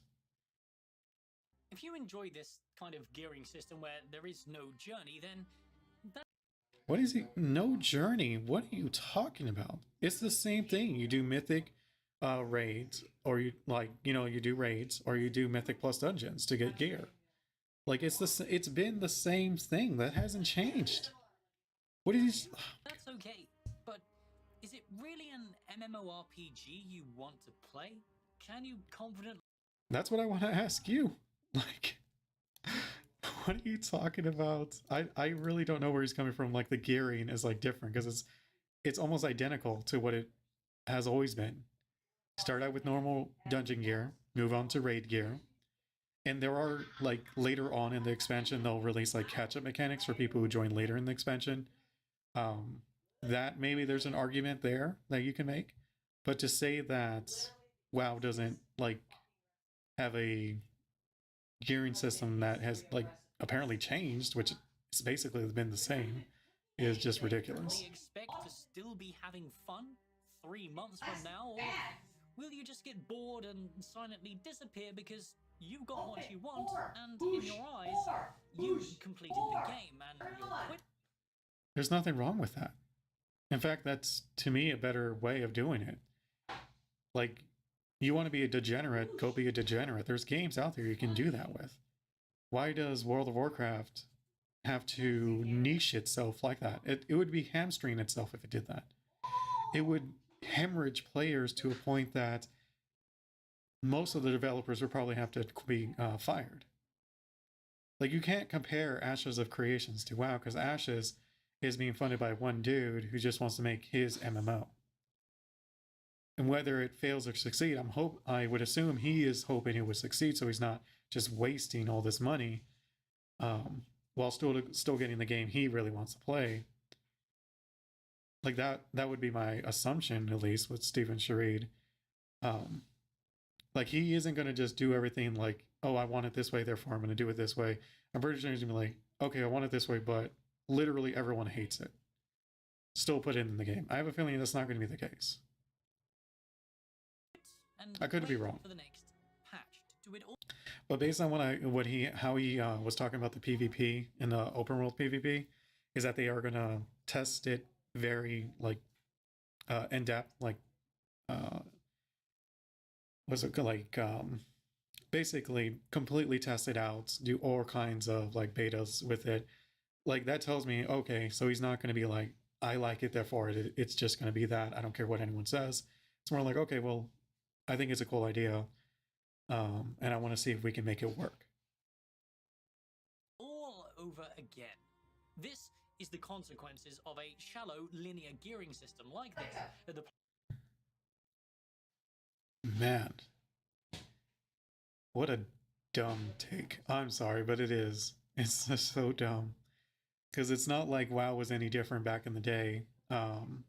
Like, even back in like vanilla Burning Crusade and stuff, like, you would log on, you would do the raid, and then you'd log off.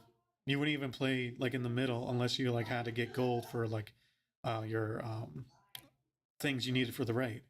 So you would maybe do your dailies or do like some farms. But it wasn't because you wanted to, it's you had to do it for the raids. And no one liked that. That's why Final Fantasy, like, a lot of people, like, the combat, and like, I know people say it's like weeb-like, which is a stupid argument, but the raids themselves, the fact that you don't have to redo everything, like go through all the trash and stuff, like, most raiders who go to Final Fantasy and try that, like, why hasn't WoW done this?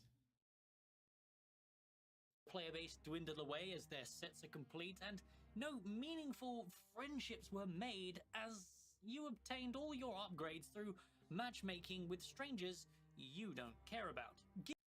No. If you're going with the higher end stuff like heroics, raids, and mythic plus dungeons, like, you're not going to do that with some randos. Maybe? I mean, I just feel like you're going to have a terrible time if you try. Like, it's much easier if you get your own group of friends, or they don't have to be friends technically, but you know what I mean? Like, find a group to actually do it with that you're familiar with, you can progress with them. Like, that's going to be way easier than just trying to like do it with random people. Like, no one does that I know of. It's why solo queue for arena was like one of the most top requested things in PvP. Because people don't really want to look for groups, but they still want to try arena, like get the rewards from it, but they don't expect to like freaking, I don't know anyone who would like think solo queue arena against an actual like pre-made group. Like, it wouldn't probably stand a chance unless you yourself were an insane player. Like, but let's be fair, like, if you were a really good player and you went against a pre-made group of equally good players, like in terms of a skill, you're gonna get stopped. Like, I don't know what he's talking about. Like, the true high-end stuff, Raid Finder does not give you like mythic level like gear. So gear acquisition is completely trivialized with min-maxing and choosing their stats. Full sets of gear are obtained in a matter of hours. No, he has not played the game worth a crap if he thinks that. It's devolved into a non-choice. Like, that just shows me he has no idea what he's talking about. Hours to get a full set of like the best gear? Are you out of your mind? That may as well just hand out players templates. When was the last time you played World of Warcraft and thought to yourself, I can't wait to finally get my shoulders and complete my set? I'm sure a lot of people. anyone who's actually into raiding and stuff, or Mythic Plus and stuff like that. That's just something he doesn't do that stuff. He's just assuming based on what he's seen. I'm guessing. I have no idea where he's getting his information from, but it just shows me that you're talking out of your ass. You have no idea what you're talking about. It feels like the celebration here is... Holy heck and hell, guys! I don't even have to play the game anymore, and this is amazing! I love it! But do you really love it? Because the thing that makes MMOs so addictive and fun... Alright, let's hear like someone who's a degenerate gonna tell everyone how the game is supposed to be. ...is that the people around you are also enjoying it and infecting you with that buzz, making you...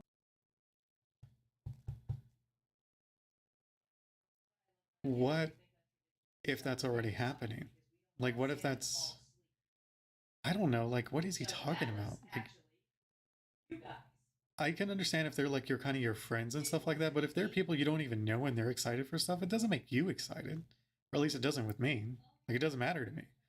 It's like when I do a normal dungeon, someone gets loot, good for them. You know, I don't care. It's not my loot. Like, I don't care. Like, it'd be different though if I was queuing with a friend and he got his piece, like maybe a new weapon. Like, oh, nice, man. Congrats. Like, not even congrats. It's like, cool. Like, I wish it was me, but cool for you. You want to jump in and enjoy the game with your boys. You can do that. You just don't want to. I don't see any of that this time around, and... It's there. You just never even bothered to try to look for it. That's really sad. There's always a part of me that hopes that... That's like saying like, oh, it's not like not a thing in Classic WoW or Wrath of the Lich King either. It completely is. It's more like, at least in my case, like I don't really want to do that kind of investment yet. Like, because I don't know if I want to do raids.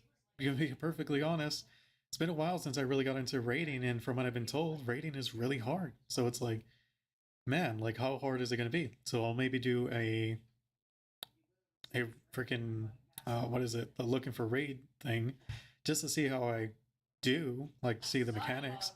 And if I feel like it's too hard, then I won't play it. That's really what it is. I don't mean too hard to do, because I'm not a bad player. Like I know it's like, oh, you're a boomer talk or something like that, but it's like, no, I played all the like Dark Souls games, Sekiro. That's it, Sekiro. Sekiro games. Like there's more than one. Beat all of them. Never really rage quitted. Like I never really had that much of an issue. Elden Ring also. Like I even did like low level run, like where you try to be level 1. At level 1 beat the Tree Sentinel.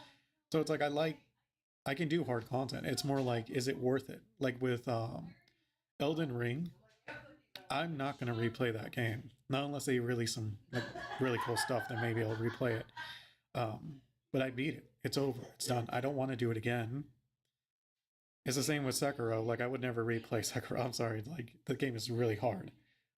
Especially like a stupid last boss. There's a few bosses in there that like really like almost made me rage quit. But I wouldn't play it again just because I'm like, okay, that was challenging, that was tough. I did it. It's done. It's over. I feel accomplished. But I would never go back and do it again. Which you can't have in an MMO. You don't want that mentality in an MMO. Because okay, so you beat it and now you're done. And that's not even 3 months like you said. That's literally 1 month. Maybe this time Blizzard aren't lying. I have a feeling his video is going to be the longest one when I upload it. WoW's special are long gone.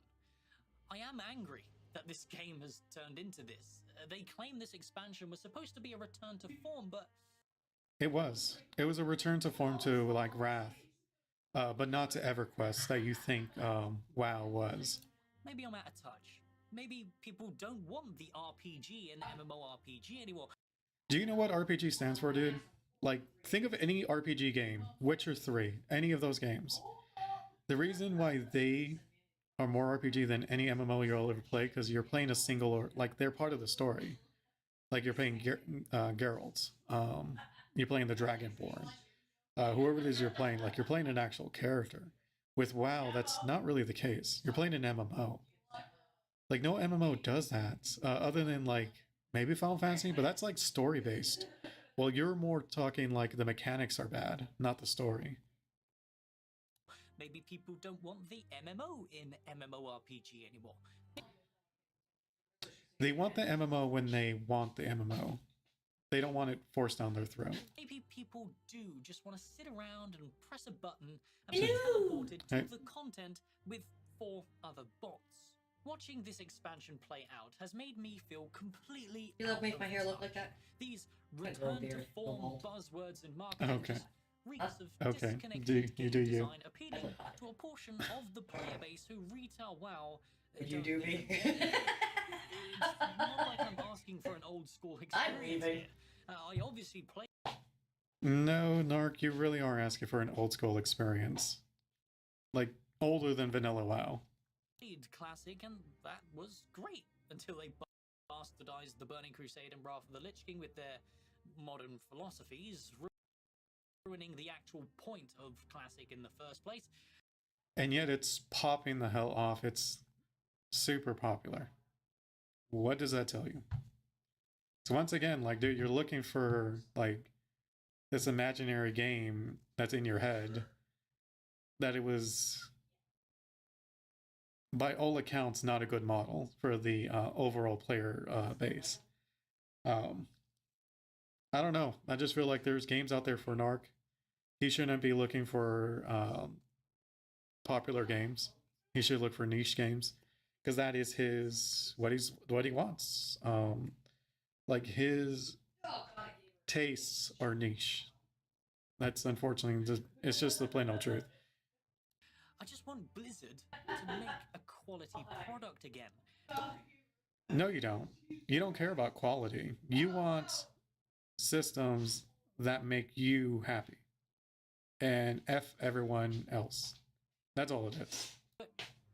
Because Dragonflight is a quality game by any metric. It the quality is there. Maybe not other than maybe the story, but if that's the case, if that was like the thing that you had the biggest issue, then you would be like a really big FF14 fan. But from what I understand, you're not. So Everything I've seen in the last 5 years, regardless of player numbers, quarterly profits, or praise from paid content creators. you cannot compare BFA and Shadowlands though. Like a lot of the reasons why those games failed aren't in Dragonflight yet. They could be introduced, who knows? But so far, WoW has Blizzard has really done well here. And if they keep doing well, those numbers will eventually go up. You were supposed to be watching my phone.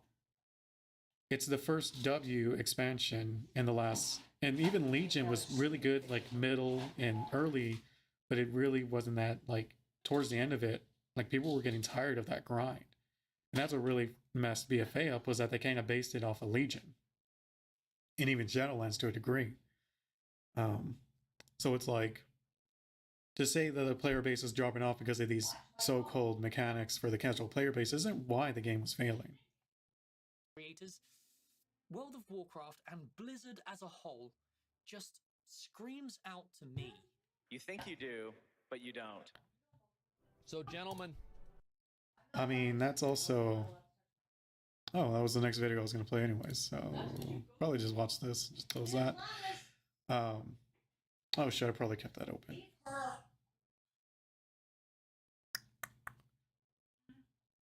Let's do this.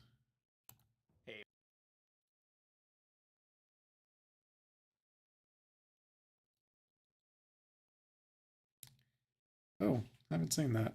Okay. What video was this? Oh, this is the one. Okay.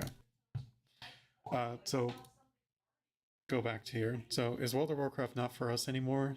I think for you, maybe you say us because you're just assuming that a lot of people are gonna agree with you, but I think that's a bad picture of you. Okay. So I think the biggest issue here is that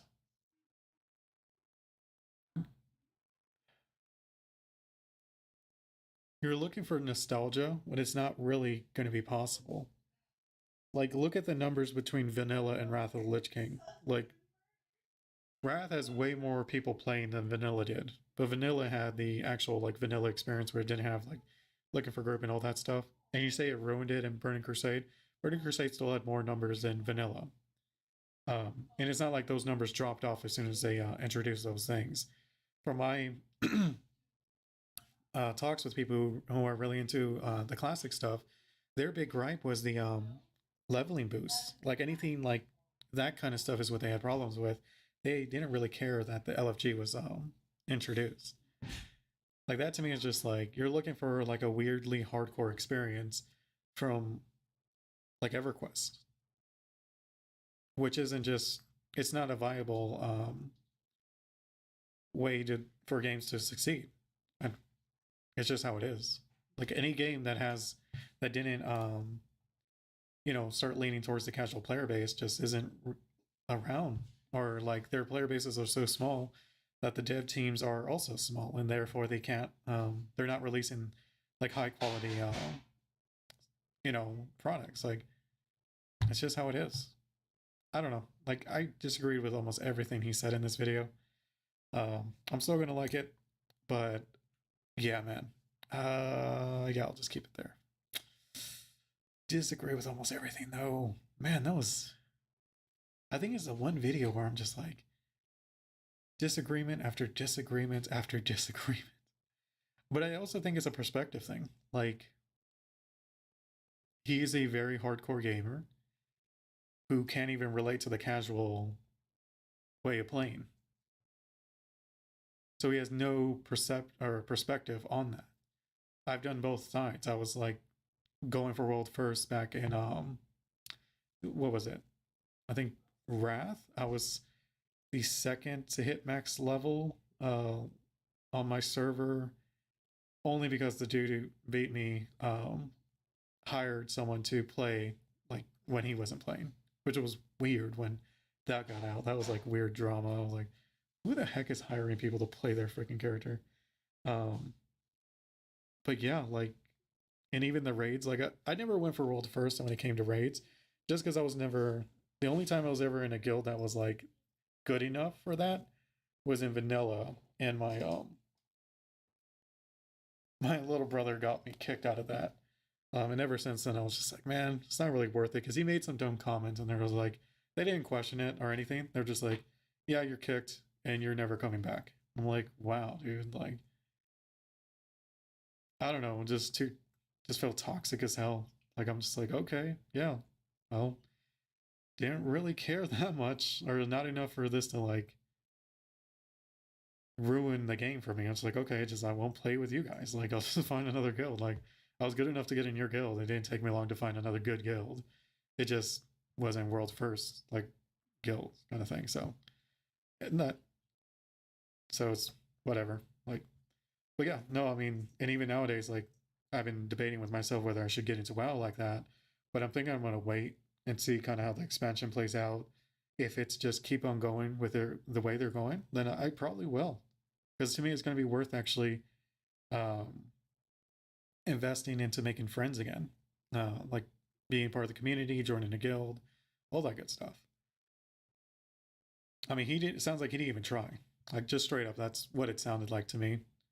Like it wasn't old school EverQuest style, so therefore they didn't get rid of the freaking group finder. Like this psychotic thought that you had to be somewhat psycho to think they were just going to get rid of it. Like that to me is just like so like what is wrong with you? Like oh my goodness, it just blows my mind. Like you don't have to use it if you don't want to. Go to the main city and do looking for group. I mean, maybe you won't get people responding, but you can do it. So it's I don't know. It just blows my mind. All right, enough about this video. Obviously, we definitely disagree on most things. So, man, that the fact that he's super excited about Ashes, and he has these kind of like things he's like wanting out of an MMO, makes me not want to like look forward to Ashes anymore. Like I know that sounds kind of bad, but I'm like, oh man, like if Ashes is your dream game, that sounds kind of horrible. I might as well just go back and play RuneScape and EverQuest. Like if all it is Ashes is just going to have a prettier game that plays a bit better in terms of gameplay, but has all the systems of an old school MMO, why should I wait for Ashes? That doesn't even make sense. All right. Okay, I need something to drink. I'm like losing my voice here.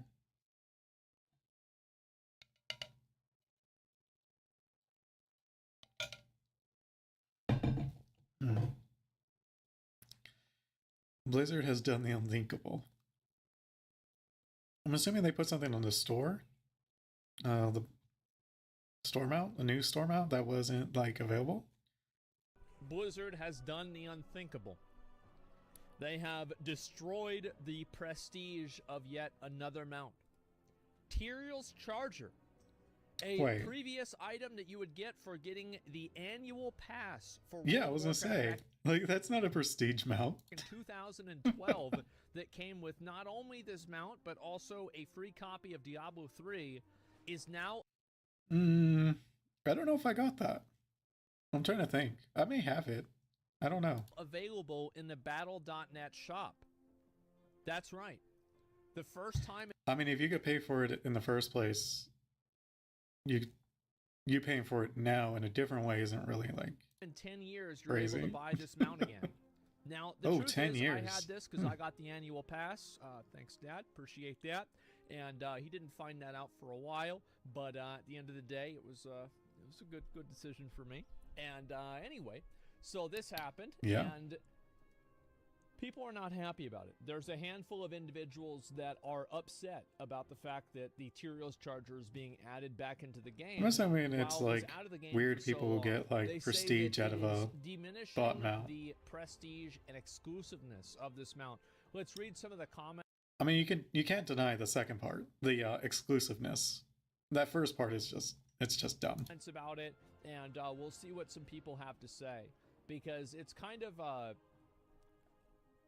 funny for me to see this. Clearly trying to rip off the community because they know the game is dying.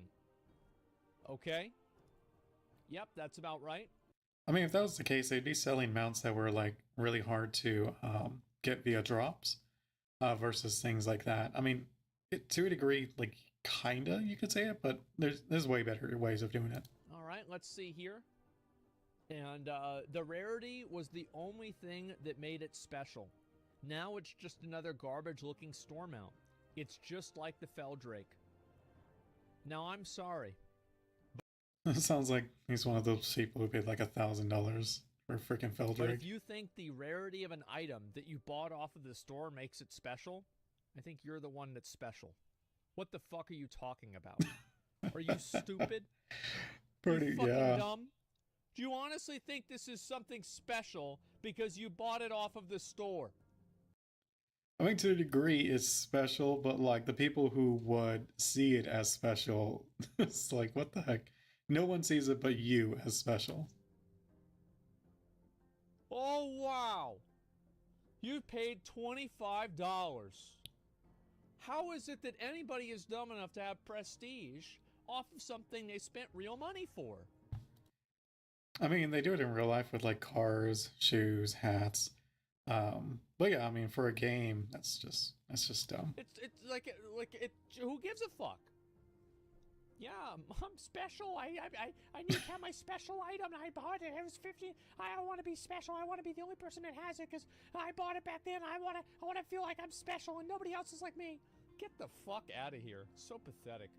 So yeah, no, that's definitely the case. Like there are just some people who's like, or even like there are people who will like take advantages of the game glitches. And then they get super upset that the game developer will take those things away. And it's like, no, I got them. Like, they're mine. I got them. It's like, yeah, but like, be lucky you weren't banned. Like, there are games that would just straight up ban you for doing stuff like that. So if all they do is just take away the item, I mean, most people who do those things are like, okay, fine, you got me. But there are people who legit like mold out. Yeah, I think it's great that they do this. Any mount that at any time in the game was ever available for... Honestly, I think instead of just making it in the store, they should have it as a drop. Like, why not? Real money. and they put it in the game. I prefer again, that. I have literally no complaints about it. I mean, they could do both. Like, it doesn't matter if they do TCG mounts. It doesn't matter if they do store mounts. It doesn't matter if they do any of this stuff, because it's all just it's pay to win bullshit. Who cares? Yep. Like, it doesn't matter. Yeah. Like, read it again. Wait, what do you want me to read? It's now purchasable in the in-game store. What do you want me to read? Yeah, I'm confused. You gave 100 for the Diablo mount? Read it slower this time. The comment? What is this here? Garbage looking storm mount just like the Feldrake. The comment, the rarity was the only thing that made it special. Now it's just another garbage looking storm mount just like the Feldrake. What did I misunderstand? I'm confused. Like, what is this person saying it? Am I being trolled? Yeah, what the fuck? Like, learn English. Okay, anyway, so let's see if there's any more people that are mad about it. And where is this? It must be a joke, right? I had to pay for the Diablo 3 annual pass, and now they give it away just like that? Where is the Blizzard exclusivity? Where is it? Oh my god. Oh no. It's not exclusive anymore. It's not special. Gave it away. Yeah, what the fuck do you mean? Yeah, the fact that you put your, like, that to me tells me that you have absolutely no in-game achievements. Is if you're putting that as, like, some kind of, like, you're putting your own special identity towards something you bought. Gave it away. They gave it away back then, you fucking idiot. You didn't have to spend any extra money. The only thing you had to do was buy the annual pass for the game. I remember you paid the same amount of money, but you promised you got something extra for an entire year, and they gave you the game and the mount. So they gave it away back then. That's why it was an annual pass. That's why so many people have it. He doesn't even remember what happened. He's probably like 12. Oh my god. Not exclusive anymore. Man, some people are fucking dumb. It's sad, but why the drama? They could just make a new mount. Well, why would they make a new mount if they already have a mount that they could use instead? Exactly. I mean, it's a store mount. Who fucking cares? It was one that was given away also, so it'd be different if it was exclusive to like a BlizzCon kind of thing. Like you went there, you got like some kind of code for the mounts, like you being a part of the event kind of thing. That makes more sense to me. Even then, like I don't really agree that it should be completely exclusive. Because like, what if something happened, like, you know, a family member got sick and you couldn't like go, like maybe down the road you can just get it off the store. Like I don't think they should release it immediately on the store, but nothing wrong with it. Like maybe the year after. Anybody has any prestige that is associated in a video game that is purchased on an in-game store? Yeah. Sad. I feel so bad for you. That's seriously sad, man. You probably don't even have like actual friends in the game then. Yeah. Pussies whining about prestige. Yeah, if you want a prestige mount, go get a gladiator mount. Go get your Keystone Master mount. Go get Cutting Edge. Prestige for spending $25 10 years ago. What the heck is that? Donut? How fucking pathetic. Oh, not $25. For subscribing to WoW 10 years ago. Yeah. How embarrassing. Because it's not even like those mounts that like are like super expensive.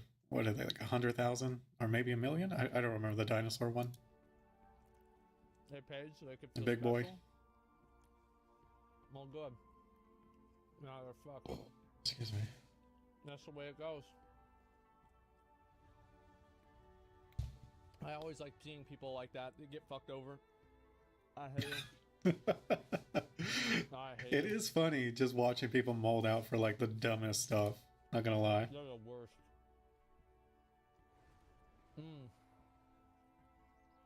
Damn it, it was my rarest mount.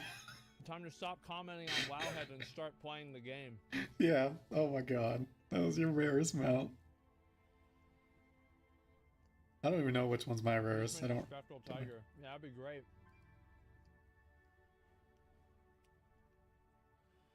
Same, it's ugly mount. I think it's an okay mount. I don't think it's bad looking. Sorry about that. Give me 1 second. Imagine you could buy the AQ drawn in Classic. That'll be the last straw in the head for them. Well, that's what these people think. is because they actually think that having a spectral tiger matters. You just buy it on eBay. Yeah. You don't have to do anything. You just open spend your real wallet. money and you get the mount.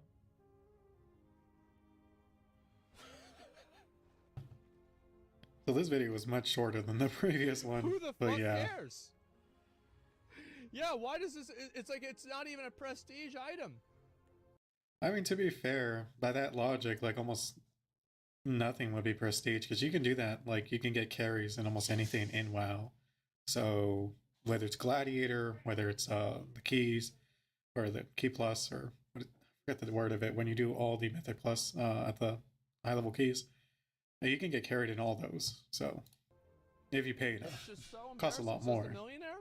Well, then doesn't that make them even stupider than I am? If they're buying it and they don't have a lot of money that's disposable? Yeah, they're even dumber than me. Yeah, technically, Hasman could have bought literally every mount in the game, That's pathetic.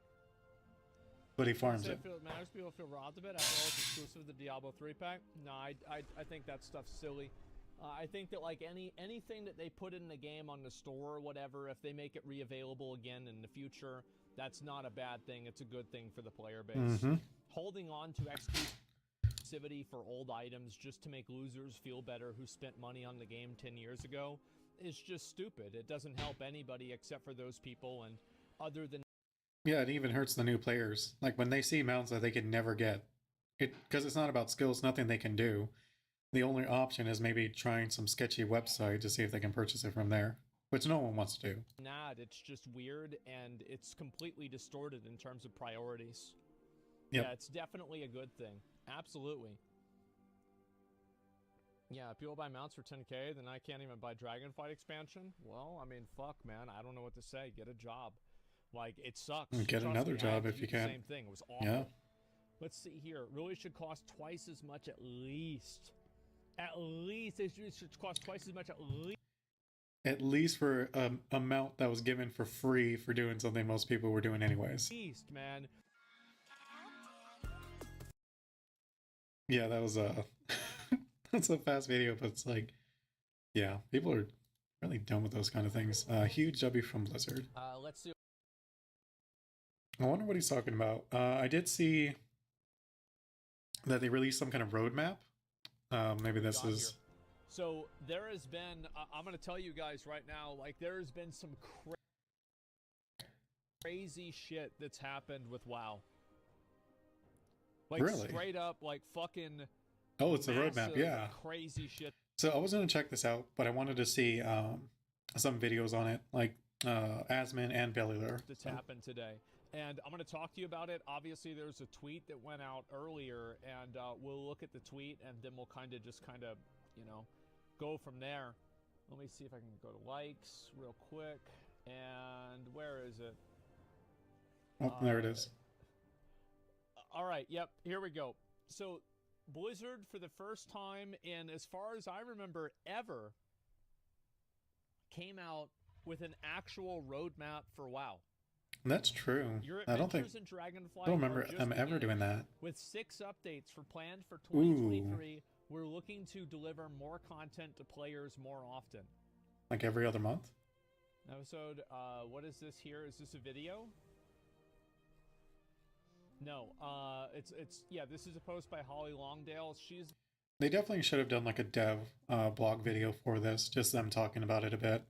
Didn't have to be long, but the woman that was she's basically the one that used to work at the EverQuest Classic, then she moved over and she does WoW Classic as well, and also is just like involved in WoW in general. So this was announced earlier today. We're gonna go ahead and read the post, and then after that we're gonna look at actually what it says and like what the whole thing's about. It's been an inspiring month for the Warcraft team as we watch the world soar over the Dragon Isles, defend their renowned allies from the Primalist. I feel like my settings... Oh. I mean, it's not too bad, but... Let's see. Stay a while and listen to tales of regret, craft inspired items, delve into dungeons, and make vast quantities of soup. But this tale is just beginning. A WoW expansion I hate that community feast. Not gonna lie. It's annoying. The merit of an expansion hinges on the sustained quality of its entire arc. That is very fucking surprising to hear that. We know that the merit of an expansion hinges on the sustained quality of its Yes. entire arc. Yeah, that's true. Years after its release, Legion. Yep. That's what was one of the biggest problems with Shadowlands, was that a lot of things that were obvious issues weren't fixed for months. Is remembered fondly as much for the 11-week content cadence update that served as a framework for the first year as its artifact weapons or Khadgar's brilliant dad jokes. Very good point. Yes, that very true. In planning out the roadmap or the road following the release of Dragon. I kind of wish he would make the text bigger. Yeah, I don't know why he's keeping it so small. We've been mindful of the duty we owe our players to nurture this living world, and frankly, we need to do better at the times in recent past. True. Our goal for Dragonflight is that there should always be something right around the corner with a new update hitting our. That's always good. Shortly after the last one is live and in your hands. That way, you're always looking forward to what's coming next. I would say that I actually think that BFA had pretty decent content cadence. I think BFA was all right. I didn't play BFA, so I'm not sure. I think Legion was all right too. I feel like it Legion was just was good. Shadowlands that kind of didn't have a lot of content. Am I crazy? Like what? Well, like with BFA, we got like 4 raid tiers. We got a mega dungeon. We got 2 new zones. We got 2 other zones revamped. The mega dungeon. Yeah, I feel like there was a lot of content that came out in BFA. I remember I almost Maybe I'm got crazy, but yeah, BFA just for that. Like 8.2 is one of the best content patches Blizzard's ever made. But anyway, I'm just saying, like, yeah, this is great. However, like, I think this is pretty much a Shadowlands problem, whereas BFA and Legion had a lot of content very quickly. I think the other big problem is that, like, with BFA especially, one of the problems that BFA did have is that all the time, whenever new content came out, it invalidated older content. So I'm kind of curious to see if Dragonflight will still follow that or not. Yeah, that's one of the biggest problems they have, is I think that's fine when you're going from expansion to expansion. Like, the new expansion should invalidate the previous expansion, but it shouldn't do that for the raids. Like the first raid in the season, I'm sorry, the second raid in that expansion should not completely invalidate the first one. Let's see here. Our goal is Dragonflight. There should always be something right around the corner, with a new update hitting our test realms shortly after the last one is live and in your hands. In total, we're planning to deliver 6 content patches, fairly evenly spaced over the course of 2023. This will include 2 major updates, the traditional pillars in our expansions, new zones, raids, and seasonal rewards, but in between those, we want to keep expanding and evolving our world with new world events. That's smart. I really like the world events. I wish they would do more with it. Updates to... Because I feel like that's one of the main reasons why I log in. I try to see, okay, is there, like, what world events are available? Is there any of the raid ones that, you know, get pretty good gear? So systems and evergreen holidays, new dungeon experience, new narrative chapters and cinematics that can serve as epilogues and prologues for the next major step in the adventure, and most importantly, more opportunities for us to respond to feedback and change or add things based on what we're hearing is most needed. So basically, we're getting, especially this part here, is most needed by our players. Like, that's really important. I really hope they learn from Shadowlands that do not create your game to where you cannot make changes within a patch. Like, it was ridiculous that Covenants couldn't be switched after, like, the first month. Two extra patches in between each big patch. And, like, they're not, like, it's not as big as the basic patches, right? But, like, let's go ahead and look at what this really means, okay? I'll open up this. I'm glad you did that. 2.0.5. This is going to be the trading post patch. This is where, like, you're able to, like, buy store mounts, and it's like the battle pass type thing. Primal is tomorrow. I'm assuming this is probably a like a story thing, like a narrative thing. That's true. Yeah, I've read about the trading post. I read about the white and gray transmog. I don't know what that is. But, I mean, this alone, I'm really looking forward to. White and gray transmogs. Obviously, they announced this a while ago that players are going to be able to transmog white items and gray items coming in patch 10.05. That's obviously good. So spring is going to happen after that. And obviously, Return to Forbidden Reach, human and orc heritage armor, and holiday updates. You said you're listening to feedback? Listen to this. What is that? Here's what we want, all right? Where is it? Fucking, where's this shit?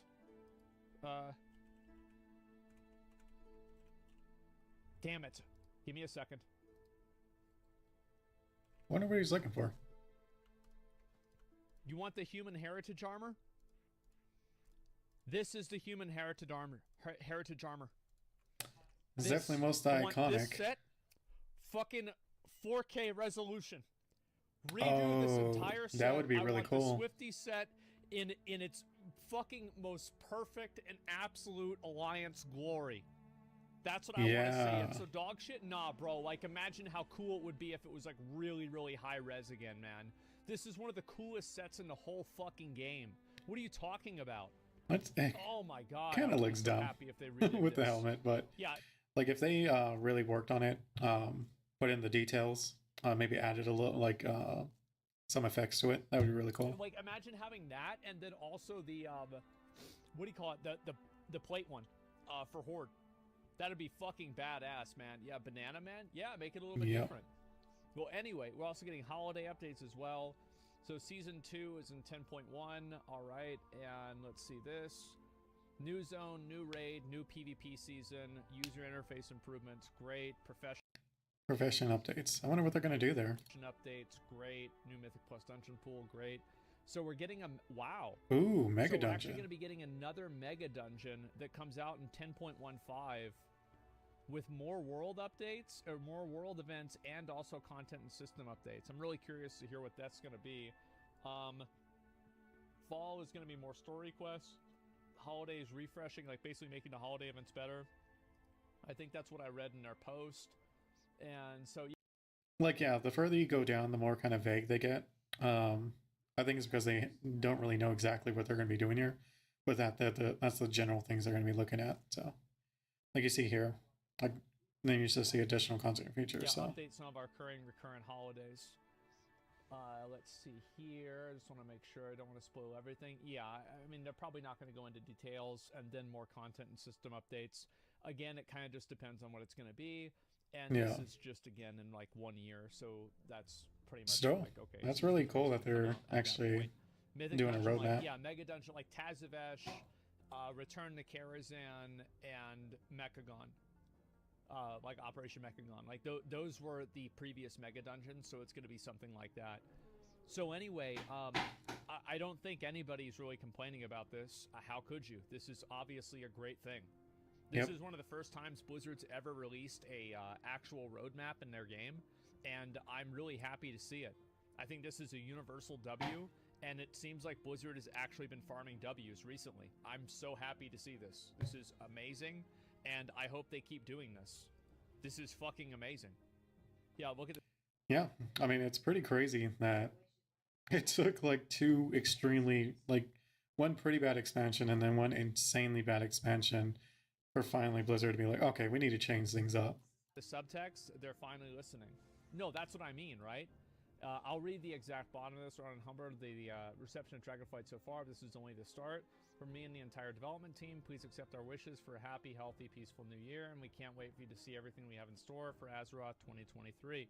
Holly Longdale, That's Holly great. Longdale, executive producer. There we fucking go. That's great. Thank God. Thank God. We finally have a roadmap for the game. Thank God they're making content for the game. We've been waiting on this for so long, and it's finally happening. Yeah, this is amazing.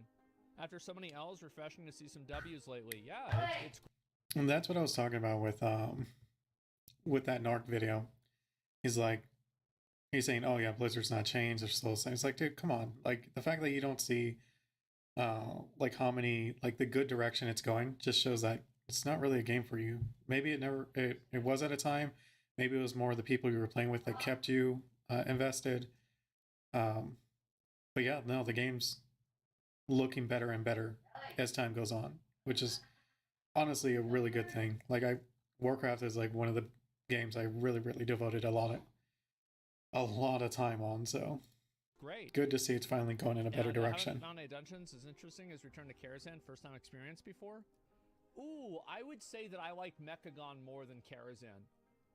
Yeah, I thought I'm actually I think once I get my gear pretty high up, I'm probably going to go back and play those because I never played them. Mechagon was better Any of those. personally, but I think both of the dungeons are really good. And Tazavesh is good too. Yeah, big W's. It's not even a question, man. Like, this is so good. I'm really happy about this, and I hope they keep doing content like this and doing updates like this, because this is what's going to keep people invested in playing the game regularly. Because the problem right now is that a lot of people just kind of drift off of the game because they run out of content.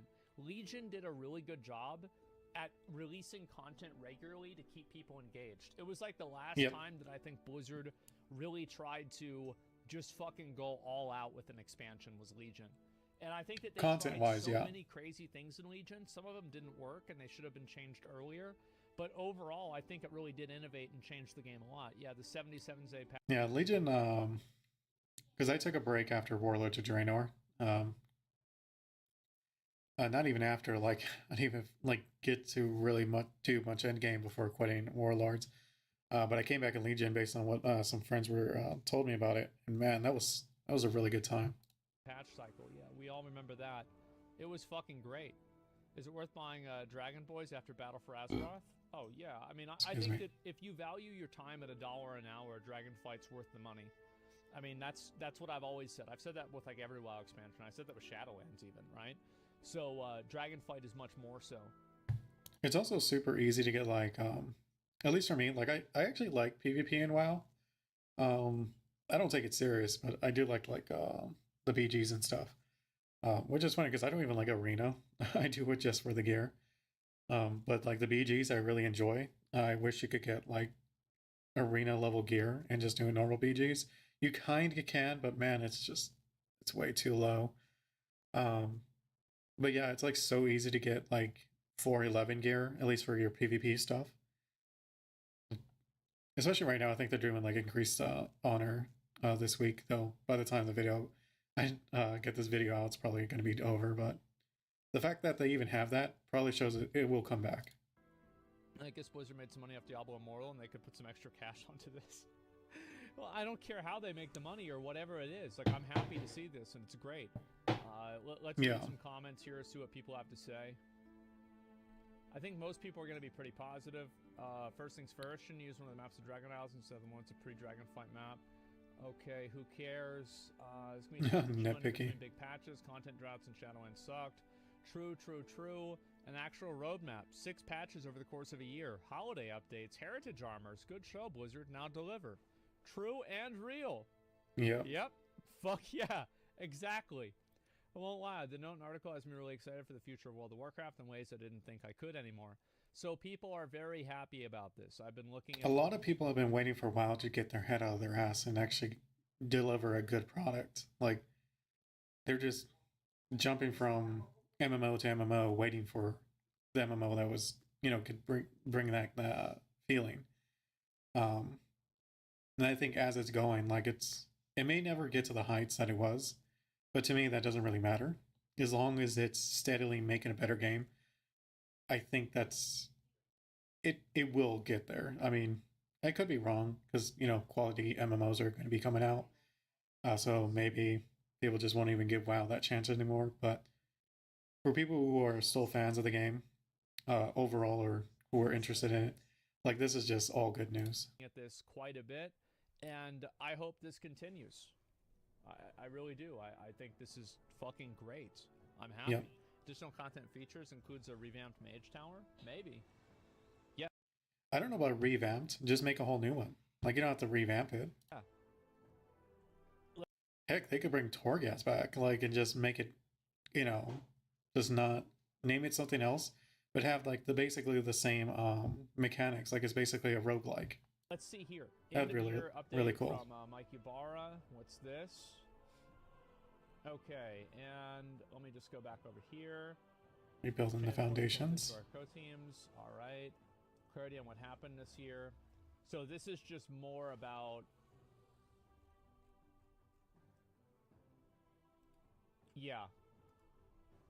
Okay, so I'm not kind of going like a nothing post thing, but it's basically just like a Blizzard. This is what happened at Blizzard in the last year, and the things that we're doing.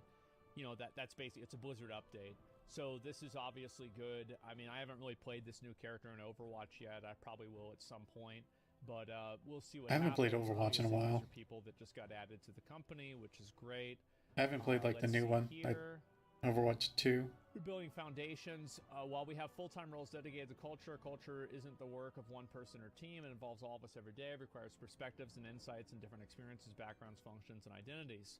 To this end, we convened a culture team consisting of a wide array of functions across Blizzard who are helping us improve how we work, create and sustain a culture that makes us all better. I think that's important. I don't think it's that important. I think that not having like a culture team or something like that, but definitely having a team of people who's making sure that, you know, like you're treating people right. Because that's the thing, like it doesn't really matter the culture, but it's like as long as you're not like being weird or creepy about stuff, it's like it's people being people. You love video games. You're talking about video games. Absolutely. It's like you don't want to have people like I can only imagine imagine how bad it was working at Blizzard during Shadowlands. Ooh. Like you're getting investigated, you can't talk about it at all these problems are there. There's a bunch of people that work at the company who are pieces of shit. Yeah, I mean, Yeah. I Especially like if you were one of the people who were like victims to all that crap, man. Felt really bad when I heard about a lot of that stuff. It was like I didn't play WoW for a long time until like a lot of people got fired and were being held responsible, and it's like, okay, fine, I'll give it another chance. But it's like if that kept going, there's no way I'd be playing. I feel like if you look at it contextually, it makes sense why Shadowlands was bad. It doesn't make it okay, right? If you can still be mad that Shadowlands was bad, but it does make sense. Let's see what the rest of this is here. What is this? We've received a lot of feedback this year. Teams are listening, growing these areas, have important moments, help us learn and do better. Sure. Yeah, I mean, this is obviously a good thing. Normally you call that an HR department. Well, I think it's a little bit more complex than that. I mean, like having company culture, that's something that affects everybody. I don't know how I feel about them adding Orc and Heritage armor first. Now, if Heritage...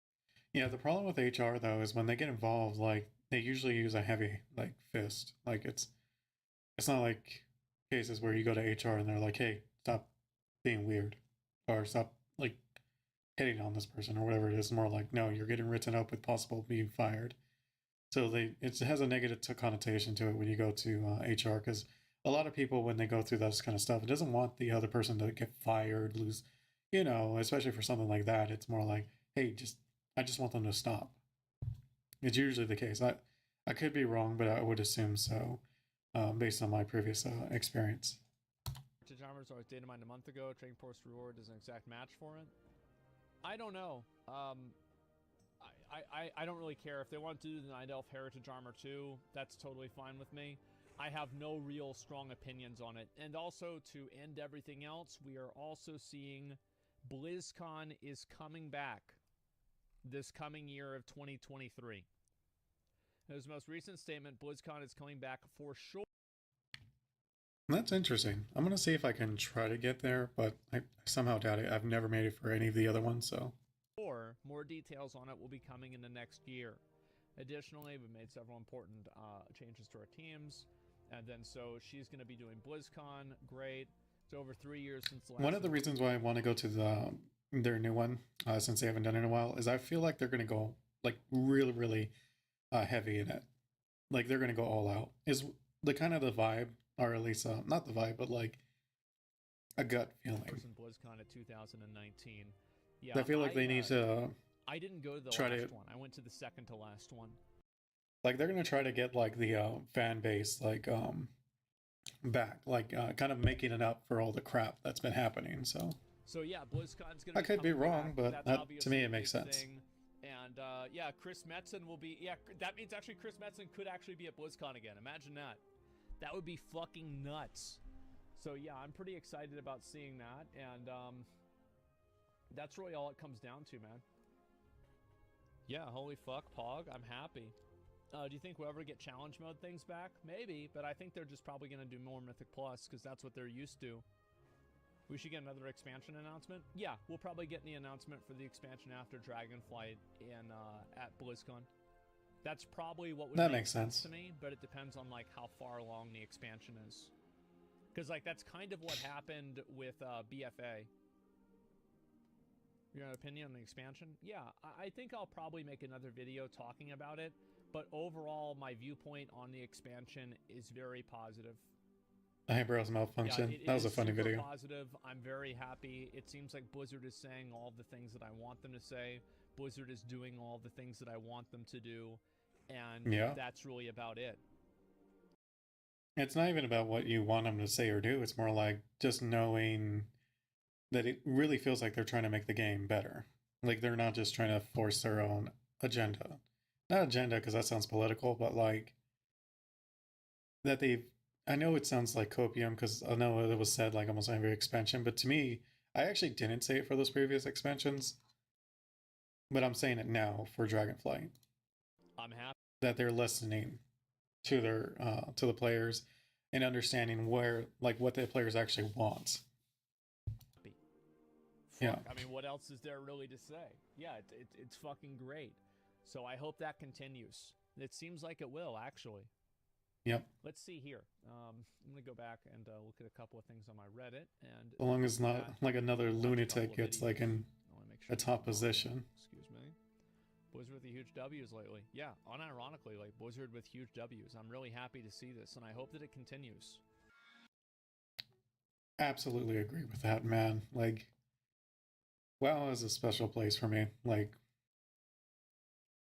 what they did with Shadowlands. Oh my goodness, man. The disappointment, like, I can't even describe it. It's like if you were into a book that was like 20 books in, and then after the 17th, it just took a nosedive in terms of like quality writing. So it's like the fact that it feels like they're actually coming back, it's like, thank God. Seriously. So that was a huge W from Blizzard by Asmongold. So it's a good video. Definitely agree with that. Skipping the grind with money. Technically you could do that in absolutely any game. Like I'm sure even for games that have like no currency that you can pay for, you can just find people online to like unlock things for you. I'm sure like you could if you were like that dedicated. Let's see what they say. Skipping the grind with money. People have linked this for me to watch. Here we go. Well, It's one of these videos. welcome to Skycraft. Oh wow, I'm such a noob. Yeah, well, you just got here. Yeah, but your armor looks so epic. How do I get that? You just relax, okay? You're just starting out. Yeah, but it looks so cool. Yeah, I would hope so. I mean, like, I spent like 6 months unlocking all of this. 6 months. Here we yeah, go. like, for example, this cape, I got this for 100%ing Honeywood and Darkwood, I know. And then this breastplate I got for defeating the monks of High Hoogspire with no psychic damage protection, so... Wow, that seems like a You actually can tell that this is not a real video game, and the way that you can tell is that the female armor is not a chainmail bikini. Oh. So, in case anybody was thinking this is a real game, it's not. Okay. I don't know. I think WoW has a lot of armor pieces that are not skimpy. A lot of like Eastern ones though. That is true. bunch of work. Yeah, it was. But don't worry, with a little bit of patience and like Okay. a couple hundred hours of grinding, you too will just... Oh, Where'd it's you get that even armor? better on here. Oh, this. Yeah, no, I just bought it. Apparently it's part of the new Looks season. New cosmetics. World. Where you just spent like real money on that, like actual dollars. Yeah. What's wrong? It's just, you know, I'm kind of sick of people just buying their way to good gear. This shit used to actually mean something. Yeah, true. What do you mean? Yeah. I mean, like, you used to be able to see someone walking around in badass armor and you'd actually be able to know that they did something badass. Yeah. But apparently now, anyone with a credit card can just buy their way to the top. That's and about I, right. personally, think it's fucking lazy. Whoa, calm down, buddy. No, I'm not gonna calm down because I mean, that was always kind of the case to a degree. At least for people like who really didn't want to play the game. There was always people like selling gold, so. busted my ass for this armor. Oh, and you think I didn't? No! What do you think that you did? What did I do? Wow. He went to work. What did I do? Let me think.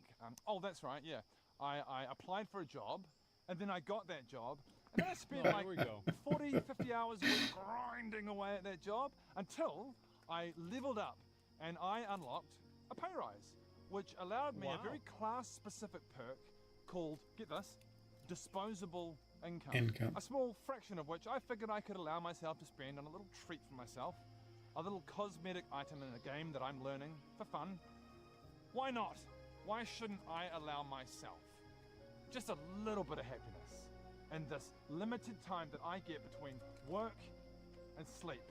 You know, surely one little... I think the fact is that what the guy's saying is like kind of true, but the difference is that back in the day, like accomplishing something in the game, and I think this is why like RPGs were so good back in the day, is because you didn't have that connection. Like if you were in the online world, you didn't get reminded every single time somebody else logged on with cooler looking gear than you because they had more money than you have in real life. Yeah, I think that's actually for sure. one of the biggest appeals to these online games in a lot of cases for at least like more serious gamers, is that like your accomplishments in real life do not carry over into the game. That's like the whole point of it for a lot of people.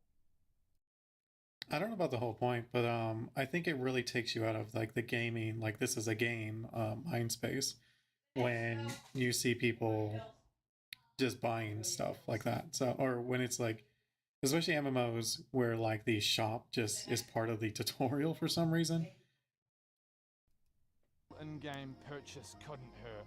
One tiny little indulgence before But it's not tiny. Like your gear looks crazy good, and that's one of the biggest problems, is that these shop like items are nice, like really cool, which obviously is incentive to buy it, but like it makes the normal gear feel less meaningful. I'm Yeah, it's forced an escape from to that. clock back into reality and rejoin the endless pendulum of diminishing returns that is this late-stage capitalist dystopia that we seem doomed to endure until the bitter end.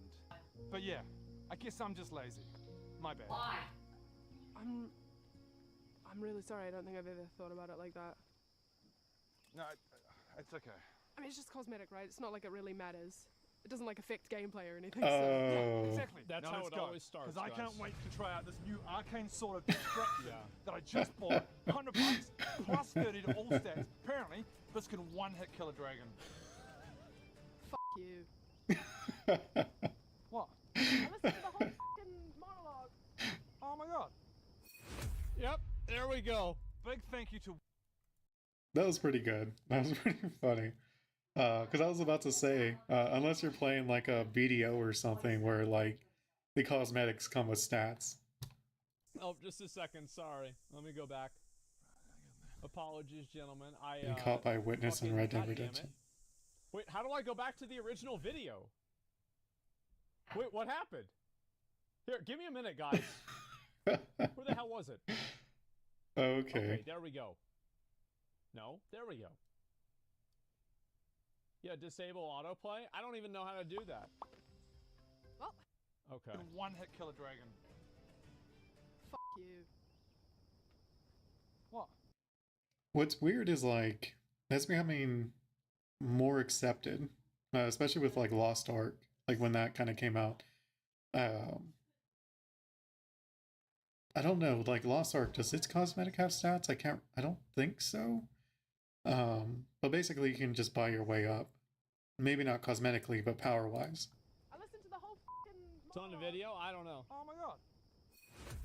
Okay. Big thank you to Wormwick for giving us this free armor and amazing costume. Yeah, the armor actually looks good. Wormwick.com. This is some The of helmet, best I really am impressed with. Like the designs on there is like pretty crazy. Yep, so you should be. I am. There's a whole lot more stuff. I mean, everything about it's just like really cool. But yeah, we're so stoked with this. Thank you so much, Wormwick.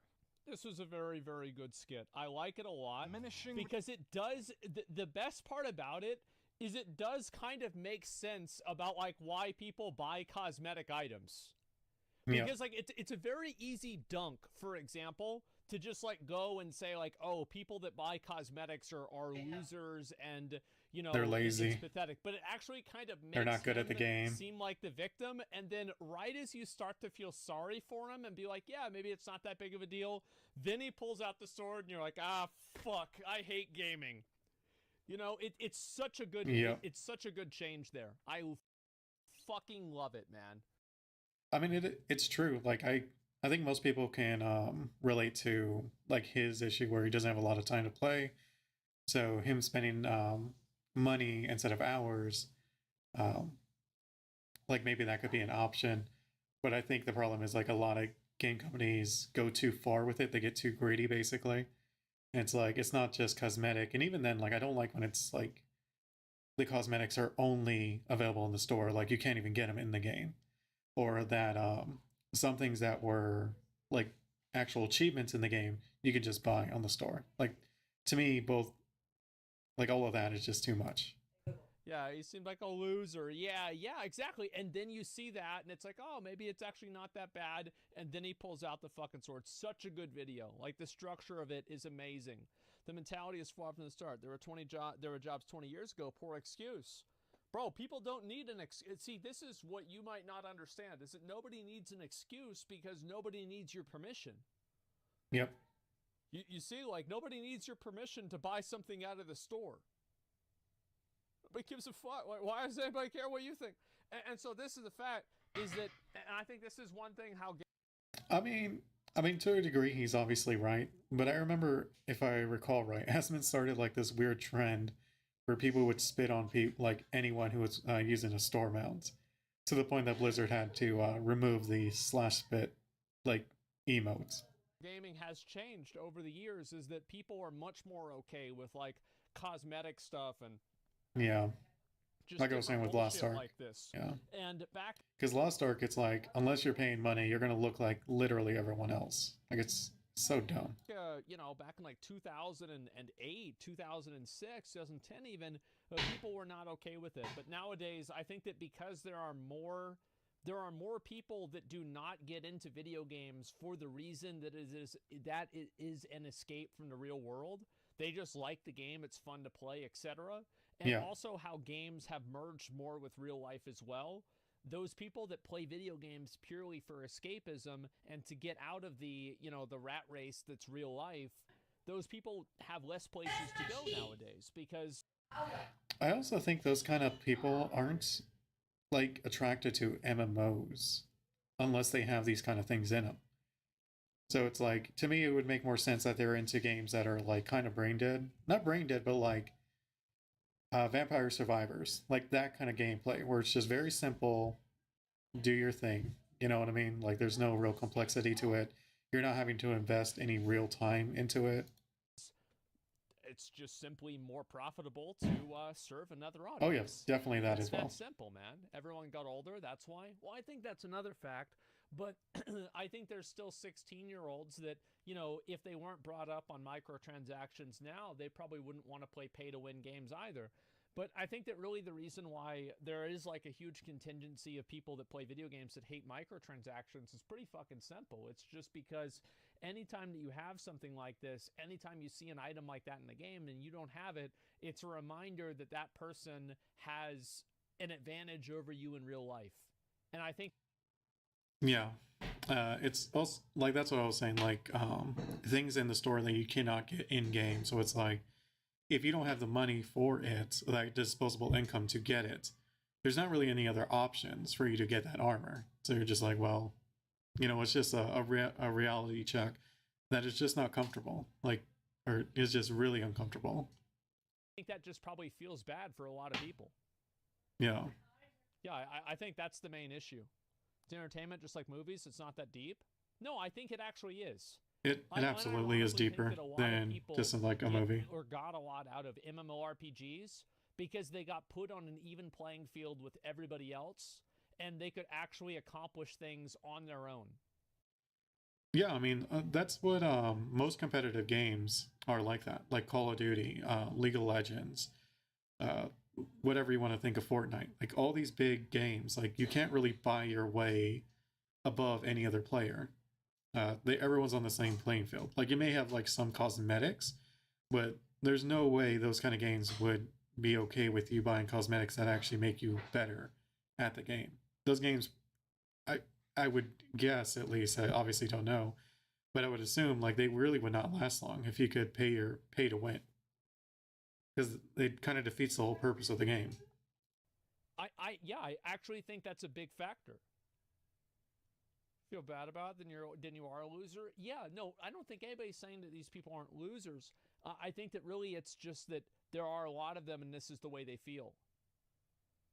Games went from being a hobby to a business whenever Wall Street Suits saw how much money was able in the mobile market, then came in transcribed into AAA.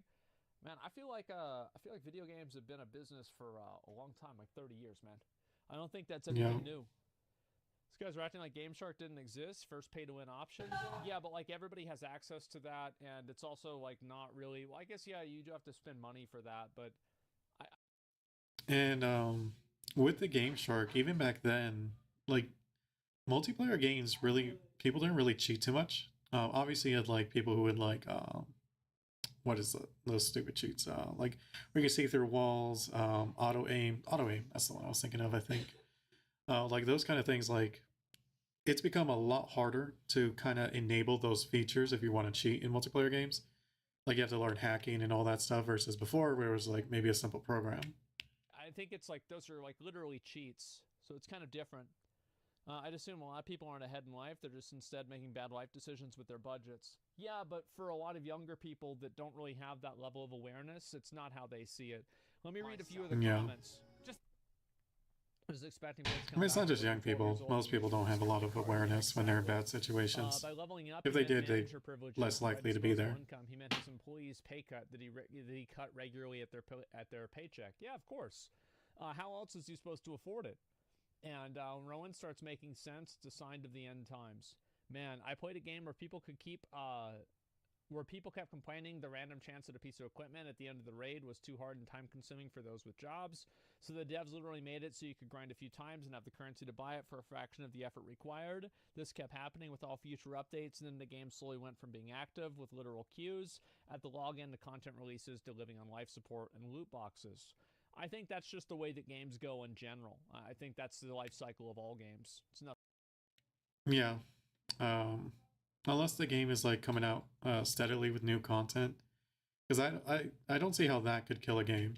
That just seems kind of weird. Really too crazy about that. And yeah, I mean, this is gaming in 2022, and I think the reality is that because gaming is so popular, and you know, normies are playing video games, normies don't care about the prestige of cosmetics. Nope. They just want to look cool. And the truth is, there are way more normies than there are people that want to grind all day. Yeah, definitely. I think that was brought up with an ARC video, was that normies or casuals or whatever you want to call them, it's... And I actually think, I think more like gamers in general also have that, where it's like looking cool is like a big deal. Like if it wasn't, then these things wouldn't have been, like, it would have taken a lot longer for cosmetics to catch on the way they have if gamers also did not adhere to that, where looking cool is important. It's just what makes sense. It's unfortunate, but it is true. Yeah. I mean, it's also a case where, like, it's obvious, like, gamers do have a lot more disposable income than they used to. So, I mean, just look at, like, Genshin Impact and stuff like that, like, not just gamers, people into anime, which sometimes they cross, but yeah, that's just, a lot of them grew up, they now have jobs with disposable income, and if they can spend it on their hobby, I mean, it's like any other hobby, you're probably going to spend it on it. And you want to get the most bang out of your buck, you know, so if you're going to spend money, you might as well spend it on something that's going to make your character more powerful. So, so that was skipping the grind with money. Yeah, it's a good video. I think the conversation definitely should be had on like the degrees that developers push these things can affect, like, make the game experience as a whole worse, which is like just kind of counterproductive. This one I was looking forward to. What went wrong with gaming? With Josh Stryface. I really like Josh Stryface's videos. He really brings up a lot of thought-provoking topics. So let's take a look. I love video games. They've been my main hobby for most of my life, and now I make videos about video games, which is great. But recently, I've been analysing new games and critiquing new systems, and I've noticed a slow but insidious trend toward games becoming more and more monetized, but not fairly monetized. Anti-player monetized. It's the feeling you get. And that's literally what I was just talking about, where the it feels like it's punishing players for not spending money. When you look at a battle if that's what he's pass in a talking game about. you've already paid full price for. It's the tiny slither of sadness when a game you want has different exclusive levels for different consoles, and you'll know you'll never get to experience Oh my god, every that was part so of that dumb. game now. It's that cosmetic you want, costing 1,005 gems, but the gems are sold in packs of 1,004. It's the knowledge that year on year, that's super microtransactions frustrating. from FIFA Ultimate Team alone make more money than Elden Ring's entire sale run. It's the unfortunate reality of gaming after the marketing executive. Well, you can't really compare FIFA with Elden Ring, because FIFA is pulling out from two communities. It's the gaming community, sports gaming, and just normal people who like sports. Like when I worked in a sports book, like a lot of those guys there like had no interest in like normal video games, but all of them had like Xboxes with their sporting game, and that's all they would play on it. Executives took over, and it's hard to explain exactly how or when it changed, but explaining things is what I do. So let's go back to the start of gaming and work out when this whole mess started, and then I'll actually pinpoint the exact thing, the specific design choice which makes new games feel wrong. Welcome, I'm Josh Hayes. Let's work out what the hell went wrong with the monetization of gaming. As usual, a massive thank you to all the supporters on Patreon, Twitch, and YouTube who keep the channel alive. More information on how you can support at the end. That's so funny that he's going to continue making it smaller and smaller. Early 1990s. The video game revolution was kicking off, but home consoles weren't yet mainstream, so we went to arcades. You put your money in and played a game, effectively making arcades the socially accepted pay-to-play model. There's no denying arcades were bloody expensive. I remember dropping way more than I should have done to complete Time Crisis, but while this was expensive, there was a very simple relationship between the game, the money, and the player. Yeah, that's definitely true.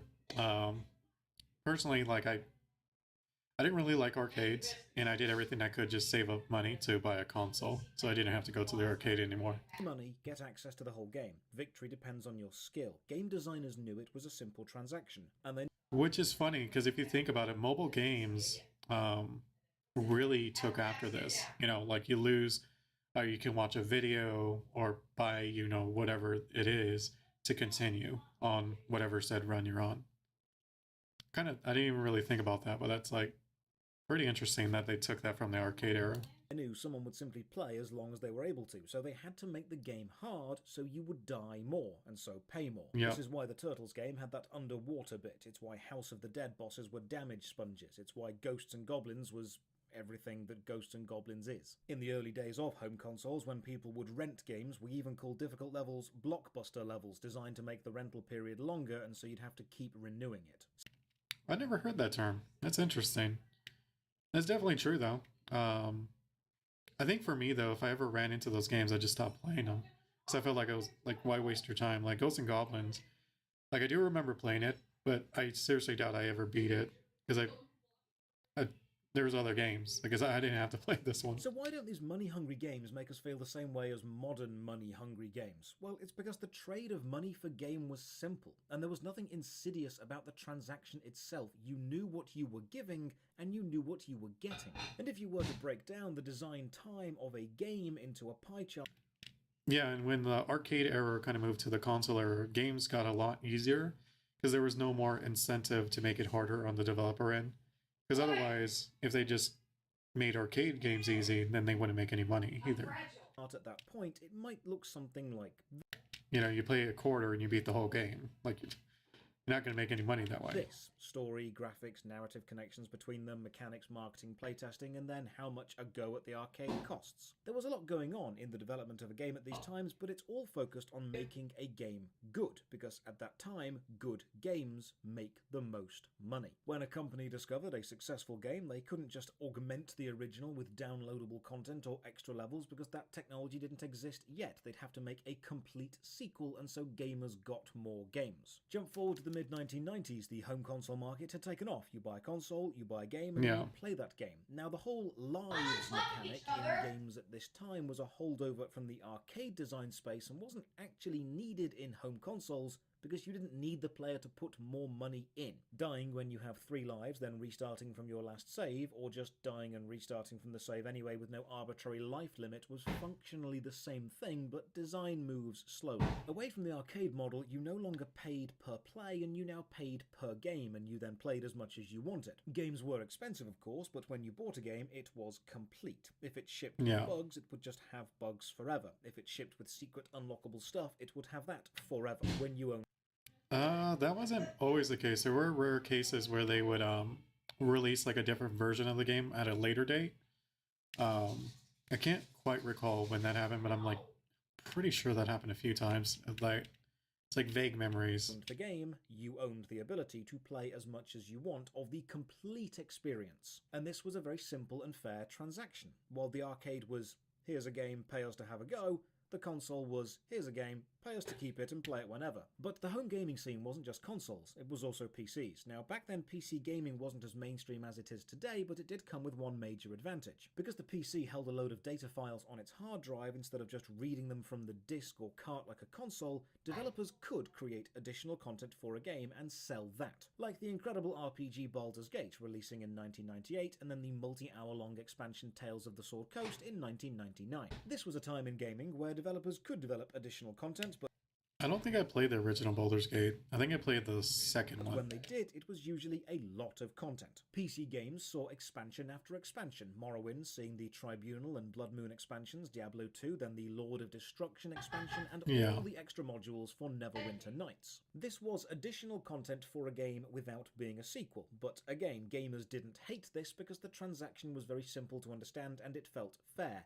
You gave them money, you got an experience designed to be the most fun it could possibly be. The biggest difference in this era is there's no trickery. You're not I don't being know about manipulated. that. It's just There was a lot of crap games that came out also, so... straight up understandable product. If we again take the idea of breaking down game development time into a pie chart, you've probably got a few new bits to the pie by now. Magazine adverts and articles, some TV ads, and the arcade price replaced with a box price.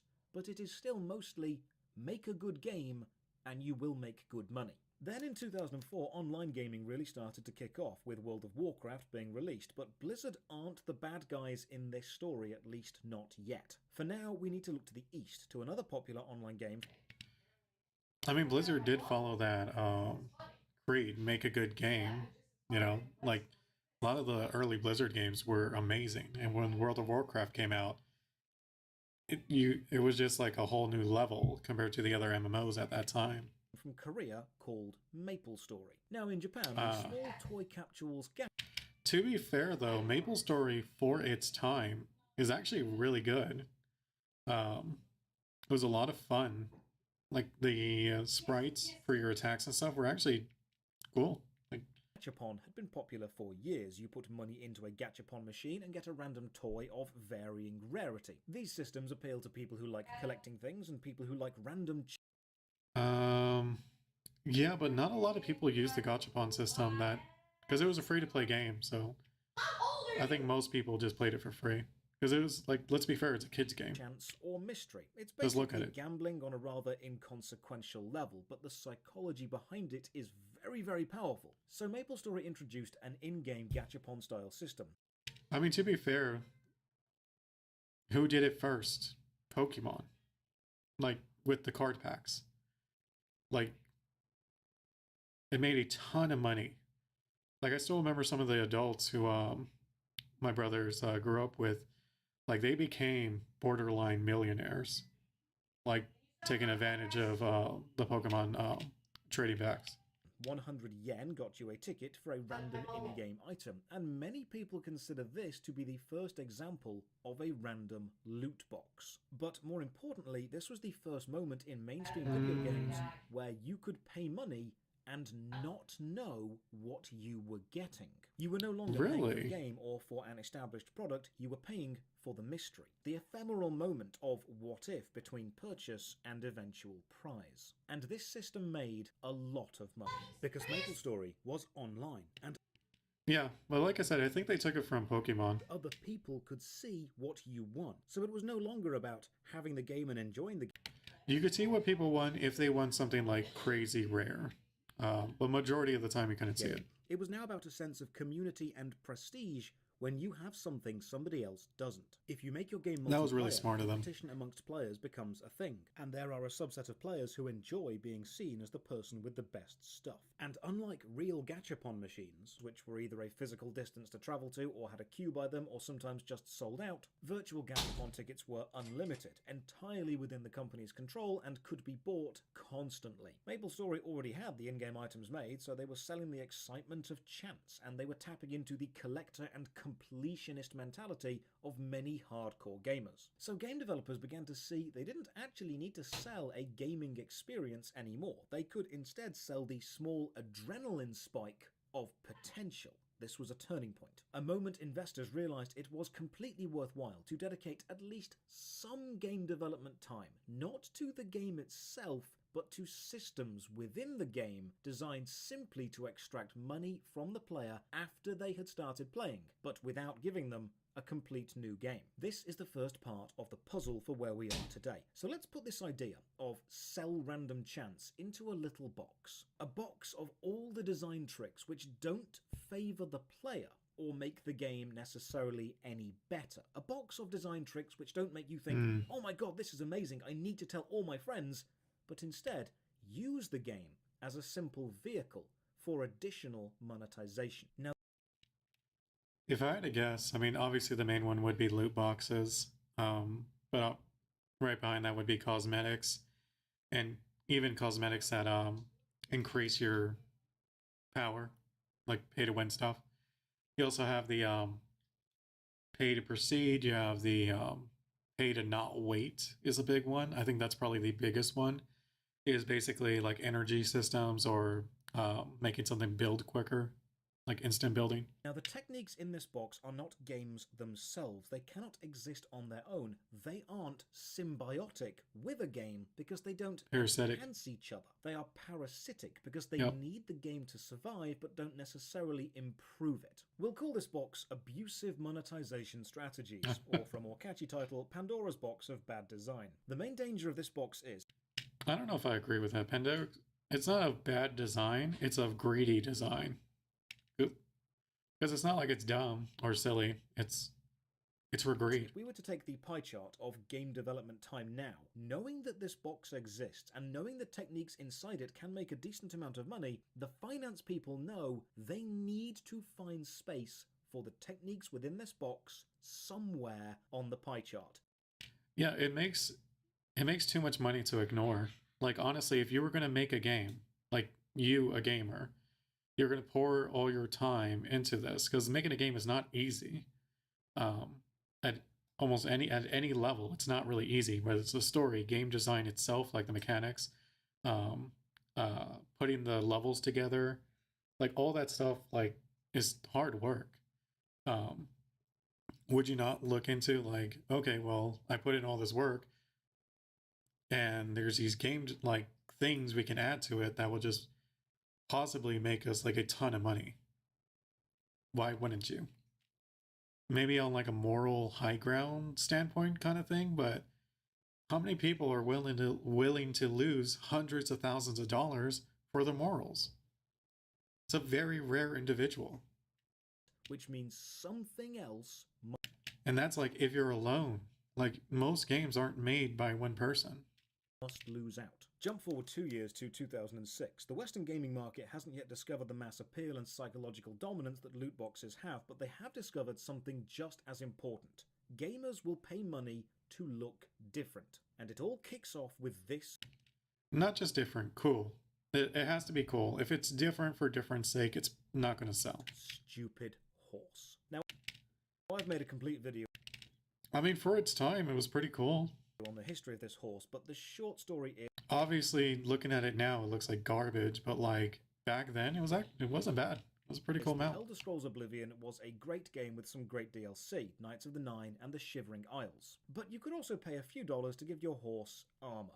Now, it's important to understand this is completely cosmetic. It doesn't actually make your horse any better in combat or defend it. but you can buy it. What is wrong with his head? Like, what the heck? What's funny is I tried to get into Oblivion. What was I playing? I think it was Morrowind. And then I tried to get into Oblivion. Was it Oblivion? I could be like getting these names wrong. Sometimes they kind of mix up in my head. But it's the one where like you got potato face. Like it really killed the game for me. I couldn't get into it. I'm wondering if this is it, because his head looks all kinds of wrong. And people did. In fact, a lot of people bought it, and this highlighted another thing. Making a game takes a long time, but once the main game is made, the development time it would take to make a cosmetic for that game is relatively short. And that cosmetic can be sold for a small amount of money, but it can be sold many, many times. The cost is micro, but the sales volume is high. Hence microtransaction. Separate from the idea of a complete expansion, which would expand a game and make the game experience bigger, I hate these kind of games where it's like, it feels like the like 90% of the game is behind like a crazy amount of paywalls. Adds hardly anything beyond the original experience. It's almost inconsequential, but it's not free. So now developers know expansions are a bit risky, but microtransactions are very safe and very small. Yeah, because if it's not received well with the microtransaction, all you lose is a bit of like 1 or 2 developers' time from like maybe a few days at most. While expansions, you're looking at possibly dozens of developers, and all the pay like they got as just no return for it. Because it's also word of mouth, where if an expansion is kind of crap, like no one's gonna buy it. Even if they don't sell, it's not a great waste of developer time. So the focus shifted away from selling a main game with lots of expansions to selling the main game and then lots and lots and lots and lots of small additional things. The problem with this is now developers had a vested interest in keeping the coolest cosmetics or the most fun little things out of the base game and instead releasing them as additional microtransactions, which is something we'll see happen more and more. And this Yeah, I mean, that's, like I said, it's more great than bad, because it's like, you see the game, and you're like, oh, this sword looks really cool, they have to do this to get it. Yeah, but we could also make a few, maybe another 10,000, 15,000 plus dollars if we let them also have the option to just pay $2 for it. This absolutely does not favor the player, because it leads to an experience where you as a player, even though you have bought the game, when you sit down to play it, you do not feel like you have access to the whole game, because you don't. It used to be you bought a game and got a game. Now it's you buy a game and you get the main framework, which you need to pay more to flesh out. So let's add sell small additions to your game as microtransactions to the box of abusive monetization strategy. It's almost like you buy a bike, but it doesn't come with like any handlebars or that seat. It has wheels so it can move, but it's not a pleasant experience. And as the box grows, so does the space it would need to take up on the game development pie. Now we head into 2009 to the rise of Facebook and one of the cornerstones of casual gaming and monetization progression, Farmville. Farmville was everywhere in the late 2000s, made by Zynga, and these guys were masters because Facebook was everywhere. Everyone was on it, and even non-gamers were gaming, which sounds great. But they were burning through the game too quickly. They were enjoying it and then just moving on, which was not great because Facebook is all about retention. So Farmville did something really counterintuitive to increase player retention. They gave you daily energy so you couldn't progress more than a certain amount every day. Now these games were mostly played by people on phones and laptops, and people got bored pretty quickly. And one of the best ways to prevent boredom is to limit your time with something. Yeah. And that to me is honestly, that's the design I probably hate the most, is energy. Ones that like you have to pay for energy.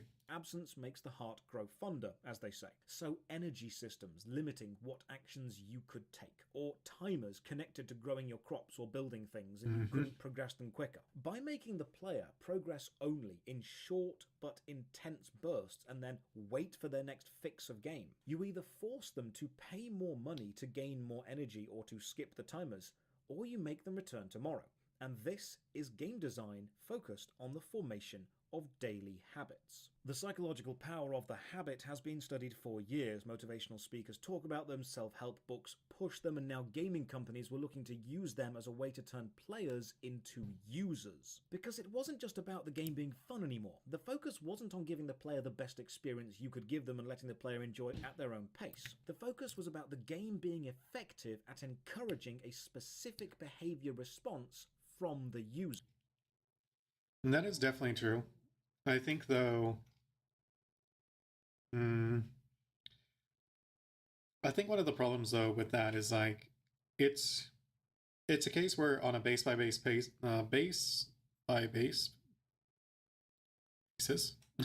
I feel like I said that really weird, but anyways, it's gonna base on the individual.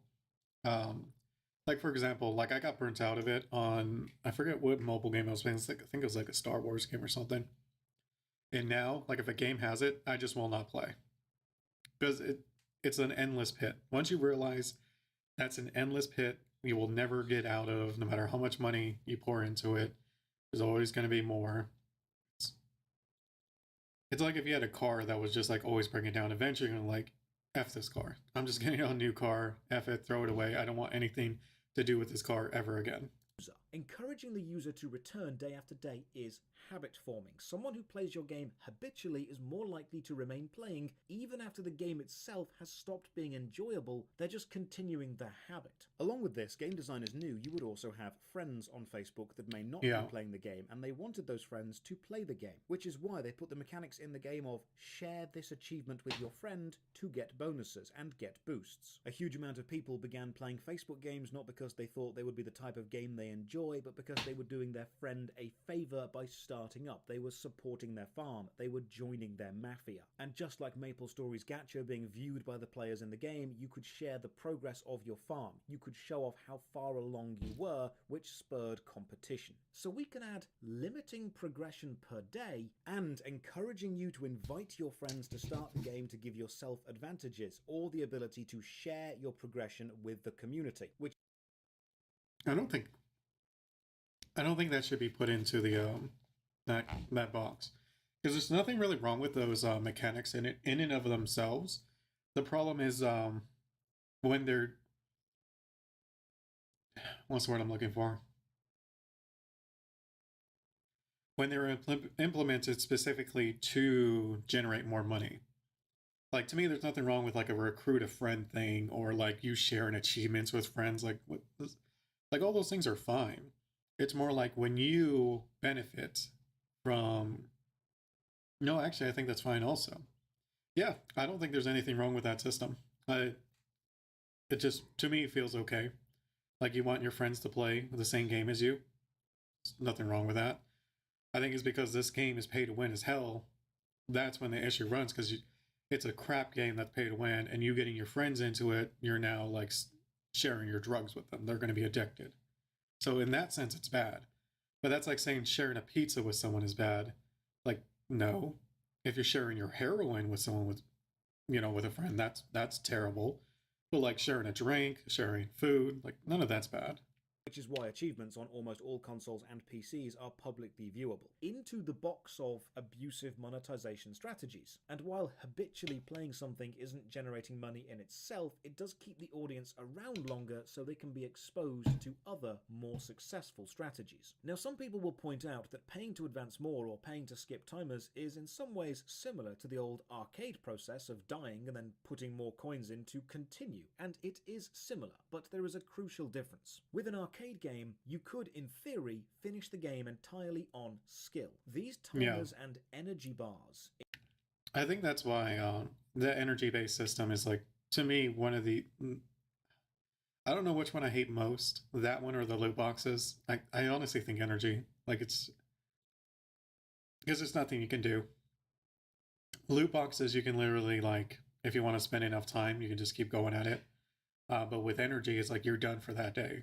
Nothing you do will change it unless you spend money. In games such as Farmville cannot ever be finished on skill alone, because you will hit a wall that you will need to either wait for or pay to remove.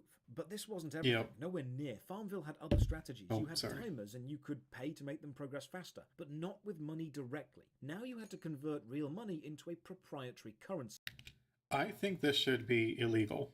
I don't think games should have like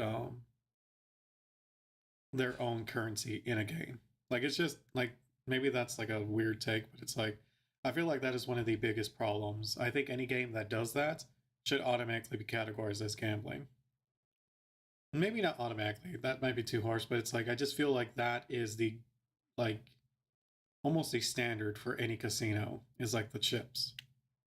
That's why casinos have chips, specifically so that when you put down a $100 chip, like it has the 100 on it, it looks nothing like an actual 100. Like so you don't feel like you're actually betting with 100 because it doesn't feel like real money. In this case, farm bucks. And this is one of the most prevalent designs we still see used, because it does several psychological things disgustingly well. If you can buy something directly from a game, you can see the cost in a currency that you understand. But if the game displays items in their own proprietary currency, such as gems or coins or platinum or farm bucks or whatever they want to call it, you have to make one mental step converting the currency from what you understand to what you don't understand. So all these things are now one mental step away from having real value, and that is hugely important. And what a lot of times what they do is they also have it where it comes in different packages so that the pricing is a little bit different. So say you had 100 for $1, but then you buy $5 and you get like 600-700 or whatever it is, and so forth and so forth. That will trick your mind into it will distort the actual cost that you're actually spending. Like it kind of tricks you into thinking like 100 is actually not $1. Maybe it's like 50 cents because you saw the $100 one giving like all the bonuses. Because even one step is further than most people are willing to go. So let's add that into the box. Proprietary in-game premium currency to obscure real-world Definitely should go in the box. A single step. Bonus points if it makes you convert the currency to multiple other in-game currencies, which is almost completely impossible to track in your own mind. So you need to buy the currency. And this is the next trick. The currency is usually sold in packs, and these packs are specifically sized to either be just under what you actually need or very, very close to the next best thing. Yeah, that's super frustrating. And that to me is like one of the red signs if I'm playing a game and it does stuff like that. Like, maybe because I worked in a casino for a while, I'm like, I really try to pay attention to stuff that is just trying to scam me of my money. Making you consider the next pack up. For example, if you need 100 gems to buy something in the game and gem packs are sold in packs of 90 or 205, you may as well buy the 205 pack. Exactly. But then there's a really good item in the game for 210, and you're only 5 gems short. But the next pack contains 500 gems. But there's a mega item for 505 gems, and you're only 5 gems shy of that now. Yeah, you basically convince them from going to this and just maybe purchasing this to by having all this like all together, like they're gonna now get this and this. So you just had a person who was probably just gonna pay, I mean if this was 100, just the $1, now is paying about $6. Now, you're not thinking about the number 505, you're thinking it's only 5 and then only another 5. Much smaller jumps for much higher jumps in value. You'd be a fool if you didn't take them, right? So that's going in the box of bad design. But let's say you do buy a pack. Whatever pack you buy, you will spend your unique in-game proprietary currency, but then you'll Yeah, this was also talking about like best value.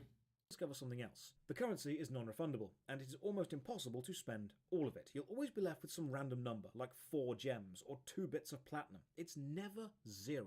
And this will bother you, because in your mind, that's a waste, and you don't like waste. And if you don't spend that currency, then the game is keeping it, and you've paid for that. But the only way to make this useful is to buy another currency pack. I mean, you'd be a fool if you didn't do that, right? You can't have premium currency just sitting there in strange, unspendable amounts. It's annoying.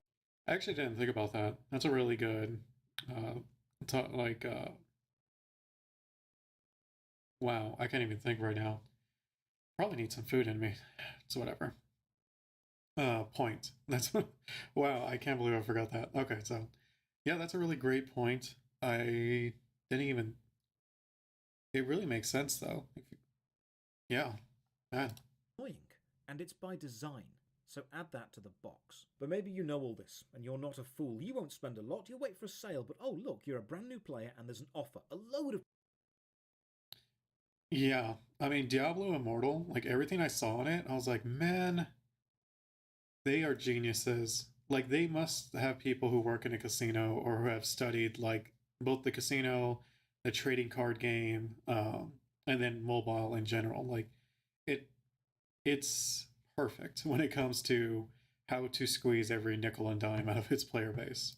Premium currency, a boost, a few cosmetics. It's a limited time It's offer. impressive in its all own for a low right. price of just under $1. Now, And yet I will never touch the game, but it is impressive to the level of degree that they monetize that game, you'd definitely be a fool if you didn't buy this.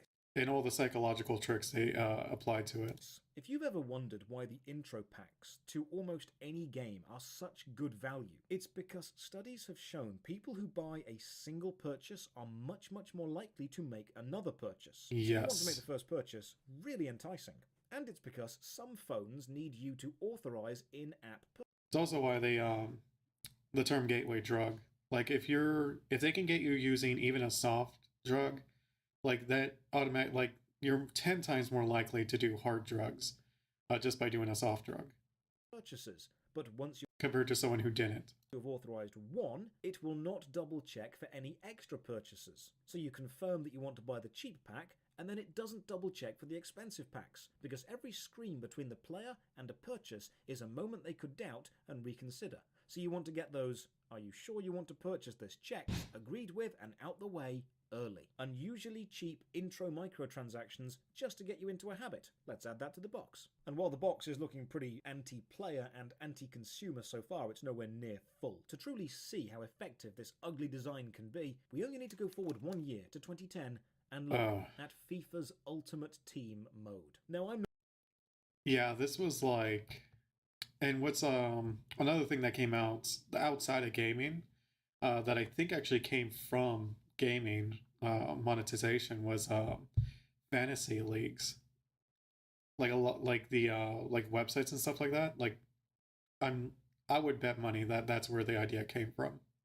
not really into football games, but the FIFA franchise of games actually highlights the game design shift really well. It shows how games have moved from being a fun experience by themselves to a fun enough framework that other monetization tactics will cling to like limpets. In FIFA, you can buy loot boxes, which contain random cards of players, and use these to build up your ultimate team.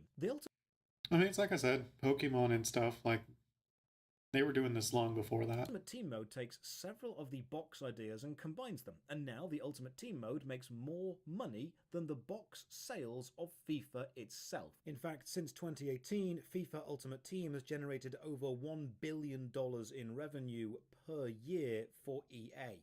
In 2021, they made $1.6 billion, and it happens every single year. And the cards you buy in the Ultimate Team for 1 year can... I mean, it's also like, if anyone ever goes to a casino, they're not small, they're huge.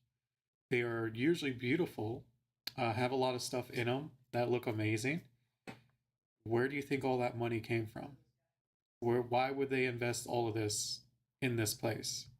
Not be used in the next year, meaning the microtransactions now have a shelf life. Horse armor may last forever, but what if it didn't? What if you could make a player pay for it again and again every year? Let's add that to the box. Yearly repeating microtransactions. Yeah, I mean, that's why they come out with a new FIFA or, sports game every year, pretty much. Now, as a developer, you'd look at this... While the game itself doesn't change. Think, wow, selling my game isn't the profitable thing anymore. It's what I can sell within the game. By now, the box of abusive monetization strategies is so big, it's almost impossible to ignore if you are making a game. 1 year later, in 2011, the MMORPG RuneScape is suffering. They had a major update to the combat system, which a huge majority of the player base hated, and this made them lose a lot of players. This is a mistake worthy of its own video, but the bottom line is, they are a monthly subscription game losing subscribing players, and they need to find a way to either recover paying members or to stem the tide of people leaving. Enter the loyalty program. Every month of membership, you now earn loyalty points, and you earn more for every consecutive month that you remain subscribed. And then you can spend loyalty points on cool exclusive cosmetics or mechanically powerful auras and boosts. That is interesting. Is that a bad thing? That's a different question. So now, cancelling your membership wasn't just a case of thinking, I'm not enjoying the game, so I won't pay, which is a very simple, understandable, fair transaction. It's now a case of thinking, I'm not enjoying the game, but if I unsubscribe, I break my loyalty streak and will earn far fewer loyalty points over the long run, which will put me at a disadvantage if I ever do want to come back in the future, which... I see. Okay. That part about it, yeah, I can definitely agree that was bad. Or, greedy. I think I would be okay with it more if there was no streak bonus or anything like that. Which is not as fair. The transaction used to be simple, but now we're putting the player in the position of give money even if you don't want to play because you don't want to break a habit. That's going in the box. And by now the box is demanding a bigger and bigger slice of the game design pie chart. 2 years later, 2013 sees the release of Dead Space 3, the third installment in a terrific horror trilogy. Well, sort of. While Dead Space 1 and 2... I think TV ads also on that pie chart should be shrinking as well. I think most people get their trailers not from the TV anymore. 2 were indeed terrific horror games with tension and pacing and balanced gameplay and great stories. Dead Space 3 did something strange. It took the idea of you being a lone engineer trapped on an infested spaceship, struggling against incredible odds, using only your small collection of mining tools and very limited ammunition to survive, and it added in the ability to let you buy in-game guns with real cash from the cash shop. A horror I did not know that. Game selling you in-game guns and ammo. I played this. I don't maybe because I don't really look at the shop when it if possible I'll try to stay away from the shops. I had no idea. That's awful. The atmosphere and vibe the game was going for. It's like Resident Evil doing that. Use within your game to make the game dumb. Easier. Let's add that to the box. That's effectively selling power. This one manages to out-monetize even the arcade. It would be like putting more coins into Time Crisis and getting a rocket launcher, or removing the time limit in Crazy Taxi. It sort of defeats the purpose of the original game. Along with Dead Space selling guns, we now see the MOBA game Dota 2 release what many consider the first major battle pass system. Now, when this craze started, I remember walking into gaming shops and seeing the phrase... I may be alone, but I actually don't mind the battle passes too much, as long as they're not like crazy. Only because and usually when I run into it, it's on free-to-play games, so I just see it as a subscription. Battle pass everywhere, and I had no idea. Like a voluntary subscription. Effectively, they are optional purchases which unlock a series of challenges or processes you can go through to unlock more stuff in the game, but they are time sensitive. So you buy the monthly battle pass, and if you play a certain number of hours, or kill a certain number of enemies, or achieve a certain number of whatever it wants you to do, you can advance along the battle pass and unlock new stuff. Now, you could just have the unlockable stuff be available for everyone to unlock anyway, but by limiting it to a timed battle pass, you're doing a few manipulative things. You're creating a fear of missing out, or FOMO, as players know if they don't have this month's battle pass, they may never get the full experience or that rare cosmetic ever again. So with that, I think though that could be almost anything, right? Like, if you're not playing the game when like a new raid hits, you get FOMO because you weren't there. I don't know if it's hard to say. Maybe because I personally don't get FOMO a lot of times. Like, it's rare that FOMO affects me. That it's hard for me to see it. I'm not sure. So you are encouraging an unhealthy amount of gameplay, because if you're not advancing your battle pass, you're losing precious time. So now you're actually discouraging players from enjoying any other game and forcing them to focus entirely on progression within yours. I don't think it's that wrong to have incentives to play a game. Like your game. I'm trying to think here, because like technically you can say that about any subscription ever. Like, you paid money, you don't want to waste your money, so therefore I should play the game every day. That would work there. I mean, it also worked with box prices. Well, I paid $60 for this game, I'm not even really playing it. I only played it for a day. I should play it every day, because otherwise I'm wasting my money. Like, I don't know. Like I think that works with any time you're spending money in on the game to play, like whether box subscription doesn't matter. This design is of course at odds with the limit playtime technique because Maybe the issue is like the unlocking things with it. I'm not sure. they appeal to Though to be fair, a lot of at least the battle passes I've run into, it's not like you get uniques out of it. different demographics. Remember, a battle pass or limited time Usually, like I said, I don't mind it in like free to play games or like even some games that are box price games. Because as I said, I see it as like a subscription. And a lot of times that is kind of how they're treated. Like you do get the battle pass, and most things you would do anyways is now going to reward you extra. Like things that from the shop, like the shop currency or whatever it is, or things you can get like buy from the shop. progression track doesn't always actively improve a game, but it does always increase that game's revenue, so throw it in the box. By now, even Doesn't always improve the game. I don't think that's true because if take away the actual money part of it, and it was just a battle pass, that does improve the game. Like you're putting little goals for people to achieve to play the game, giving them incentives to do those goals. So I mean, I kind of disagree, but I do see where he's coming from. the concept of a fun, well-made game is starting to look like a horrifically augmented shadow of its former self. Imagine what a well-made game would look like if you tried to shoehorn in all of the techniques in this box. And unfortunately, eventually, you won't need to imagine. We're seeing it more and more. Later that same year, one of my favourite games comes out. Assassin's Creed Black Flag, a fantastic pirate game. There's just one problem. Unless you own both a PlayStation and an Xbox and are willing to buy 2 copies of the game, you can never experience the full game. Yeah, when games do that, it's literally so stupid. Black Flag featured console-exclusive levels, which not only fueled the petty console wars, but also highlighted the fact that marketing executives were now powerful enough to tell games developers exactly what their players deserved, or more importantly, what their non-players don't deserve. This is not player-focused design at all. And while I completely understand the power of console exclusives, when I walked into a game shop and picked up 2 copies of Black Flag and realised no matter what I choose, there is a mission I won't get to play because I don't have the right console, that didn't leave a good taste in my mouth. So while Dota may have started the Battle Pass idea, it was almost perfected 4 years later in 2017 by Fortnite Season 2, which replaced the Season shop with a Battle Pass system. And then later in November of 2017, we witness a bit of gaming history, and it fills us all with a sense of pride and accomplishment. Star Wars Battlefront 2 was an amazing game which released back in 2005, not to be confused with Star Wars great Battlefront 2, which was a mediocre game which released in 2017. It was a full-price game and yet also had a loot box system in it along with premium currency system. This led to a Reddit user complaining that even though they'd bought the $80 deluxe version of the game, they still couldn't play as Darth Vader from day one. Unlocking Darth Vader means buying his hero crate, which costs 60,000 in-game credits, or you can spend real money. Now, Yeah, I'm glad that game flopped. Like that, it was all like terrible.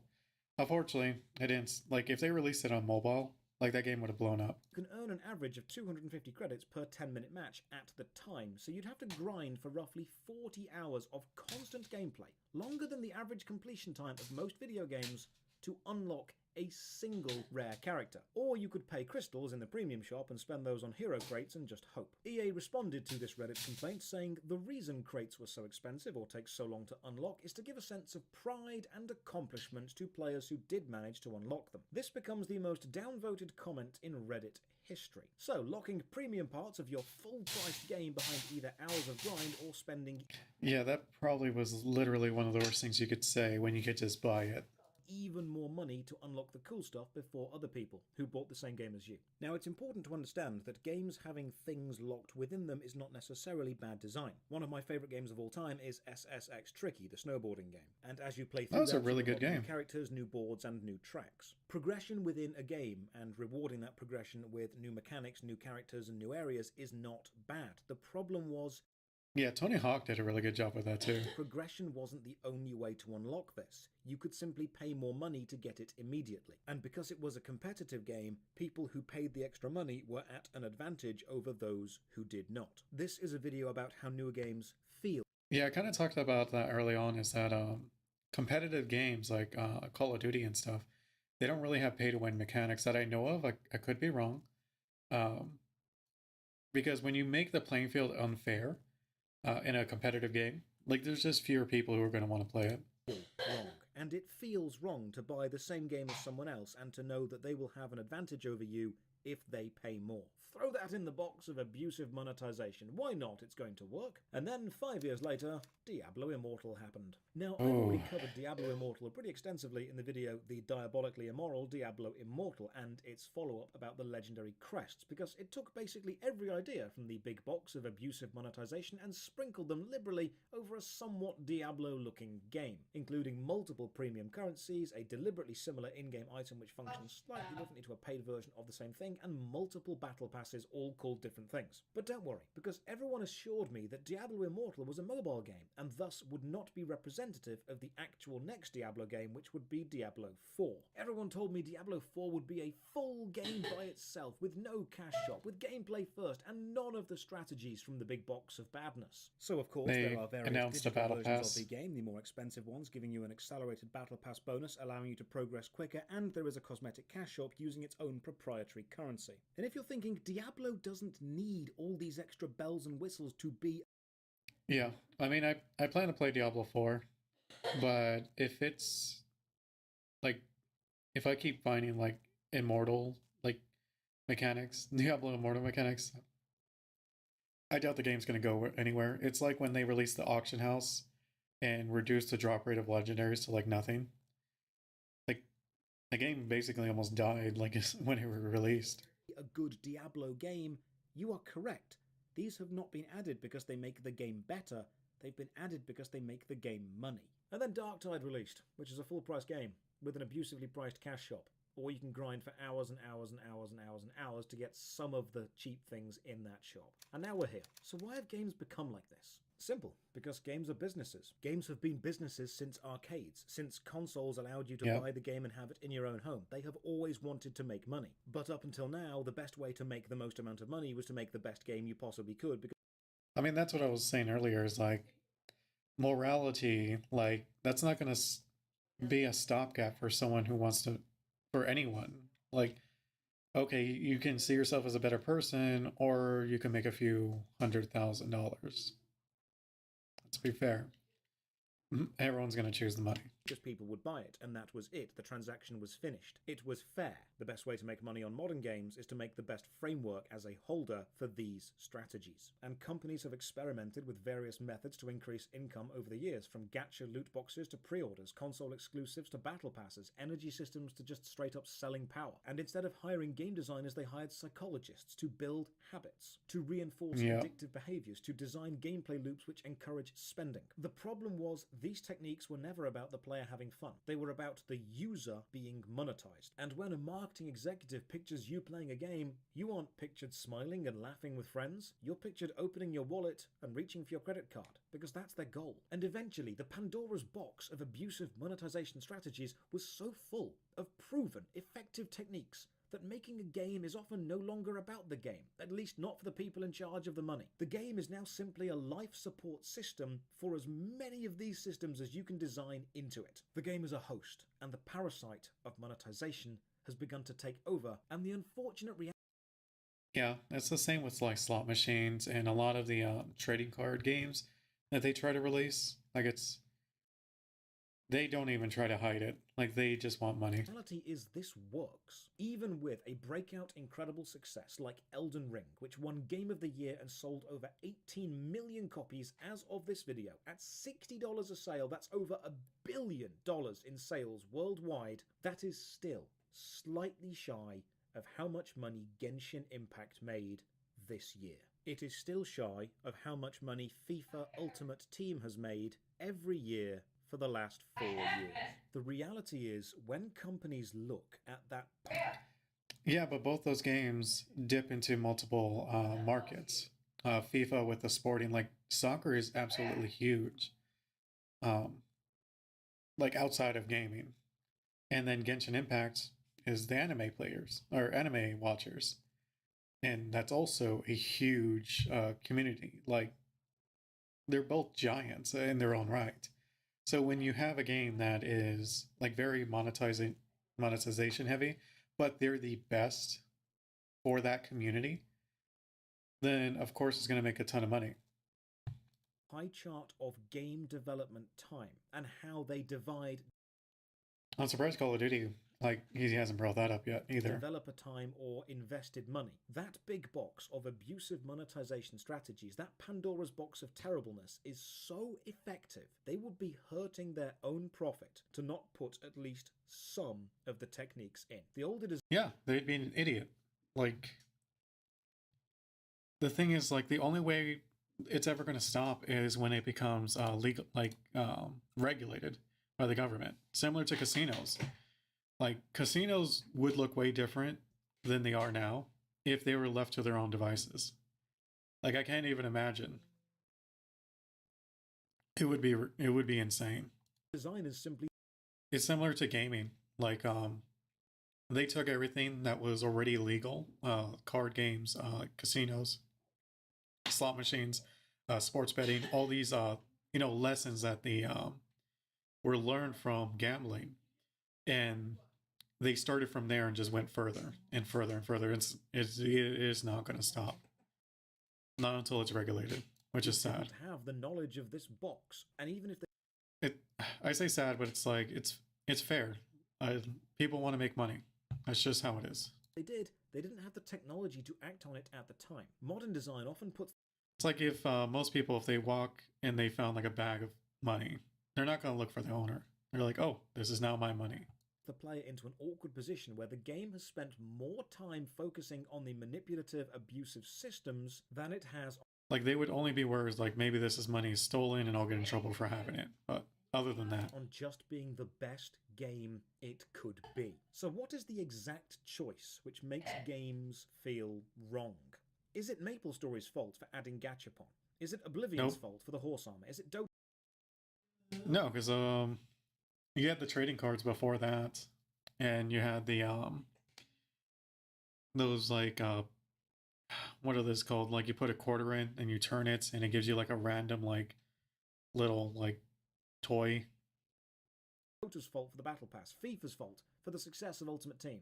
Is it Farmville's fault for mastering the addiction? No, it's people. It's also the government regulation. I would say more government regulation than anything else. Because if any of them were like in the know for this kind of stuff, it's extremely obvious that this is all gambling. Addiction cycle, or is it EA's fault for locking away Darth Vader? Unfortunately, it's kind of all of them. It's just the reality of games design today. You cannot close the lid on Pandora's box. Designers can't. You absolutely can. Eventually, I at least think so. It's more an when than an if that the governments get involved in this. They're going to treat it like gambling. Exactly like it. There's going to be heavy licensing involved. There's extremely strict rules that if you don't follow, you will pay out the nose, out the ass of money. Like the fines and fees that a casino has to incur if they break regulation, like, is insane. It's not anywhere near worth it. Like, they are extremely strict with that kind of stuff, and they have to be. Unknow the effectiveness of these techniques, and every game made for the rest of time has to either use them or actively choose to. Yeah, it's just a matter of time, in my opinion. To avoid them. So the exact choice that makes a game go from being the best it can possibly. Like, games are going to take it further and further. Eventually, it's going to get to a point where, like, it's going to cause some serious issues in society, to the point that government has to take action. Otherwise, they'll get voted out. Possibly be to anti-player or anti-consumer. Because games are becoming more and more popular, especially on the mobile market. So, is when a designer or a marketing executive. Like, if I was going to make a game, it would definitely be on a mobile thing, and it would be like simple with some of those things. If it, like, my point, if the the reason why I was doing it was to make money. Like, it just makes the most sense. Stops thinking about how they can make the best game they're capable of and starts throwing some sly glances toward the box in the corner. And when they say, hey, this technique may not fit our game perfectly, but it's proven to make a lot of money. Do you think we could put it in our game? That is the moment any specific game goes downhill from what it could be from a player's perspective. And the worst part is that big evil box and all its dark design knowledge is constantly being added to. And when you play a new game and spot the cash shop and the battle pass and the premium currency and the awkward pack size and the loot boxes and the exclusive levels, and when you just feel sad. I think another reason why I don't mind battle passes is you see the rewards before you get the battle pass. So it's like, you know what you're getting, unlike like a loot box. Like I said, I mean, I wouldn't cry any tears if they took it away. But to me, it's like, of all the things in that box, it's one I'm like the most okay with. That the game didn't have to do that.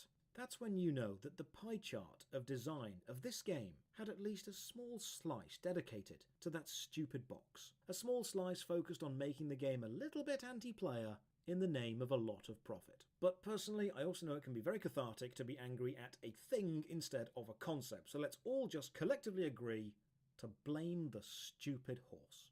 Cheers for watching. Another massive thank you to all the supporters on Patreon, Twitch, and YouTube who keep the channel alive. You can support from only...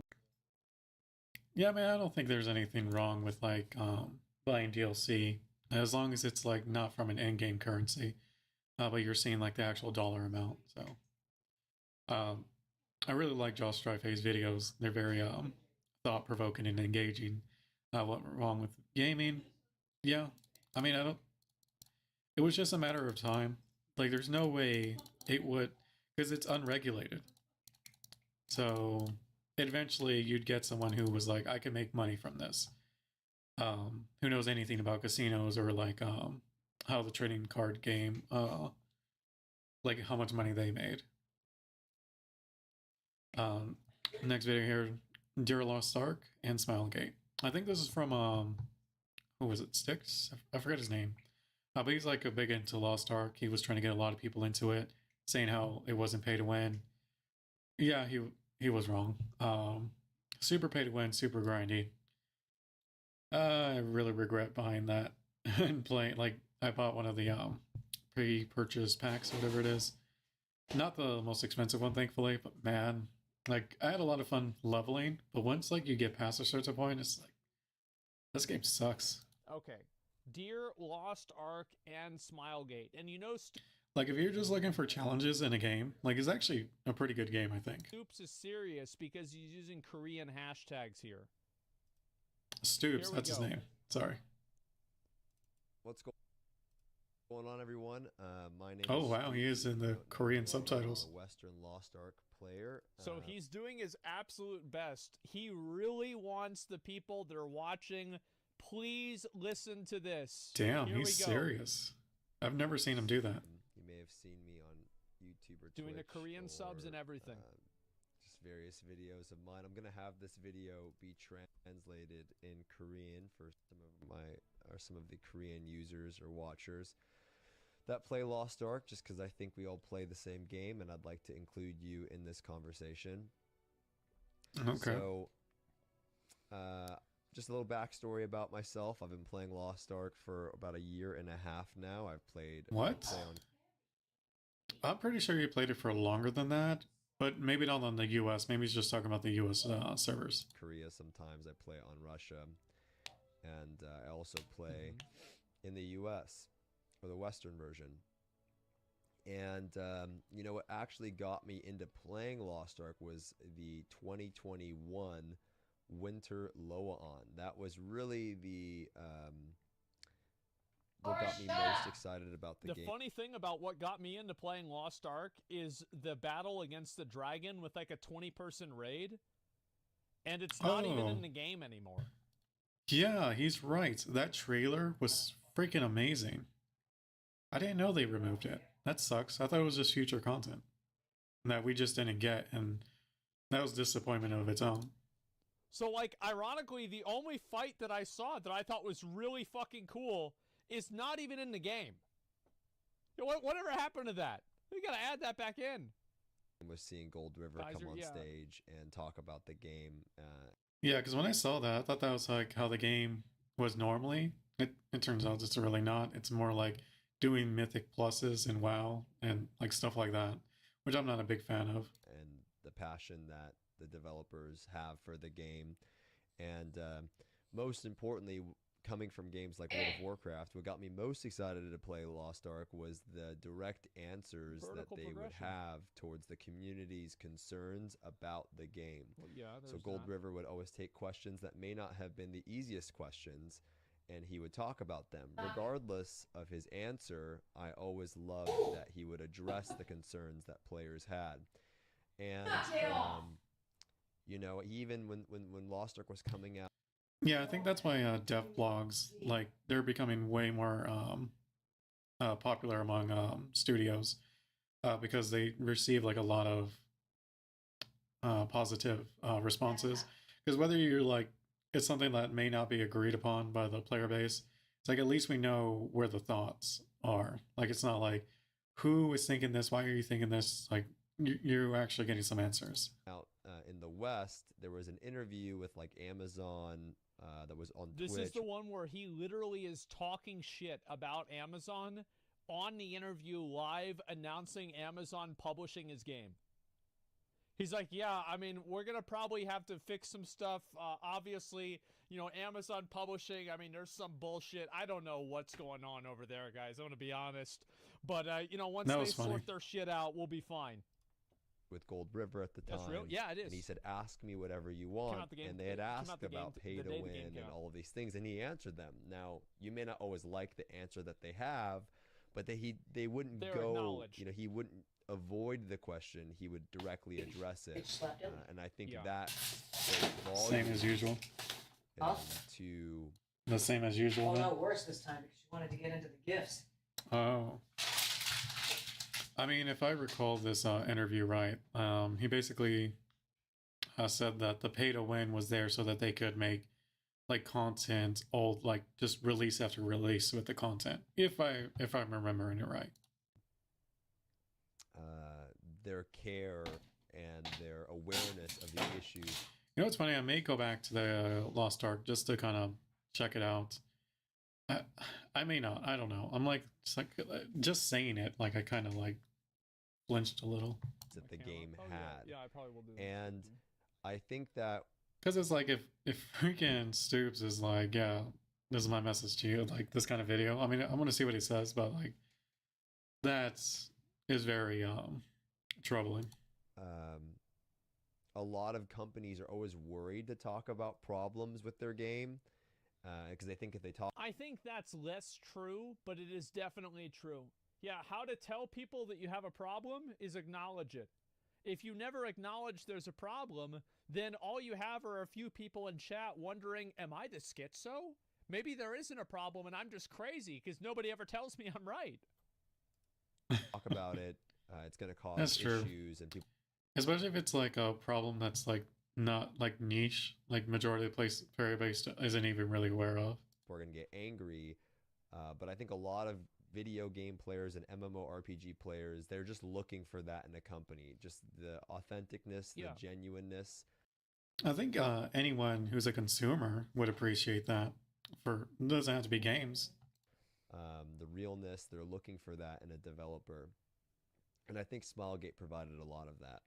Now, with all of that being said, I really enjoy playing Lost Ark. The main reasons why is I love the raids. I personally really love the community. And most importantly, the combat is so fun. I think the combat's good. I like the bosses, and it feels good to play. Honestly, I think a lot of things about Lost Ark are great.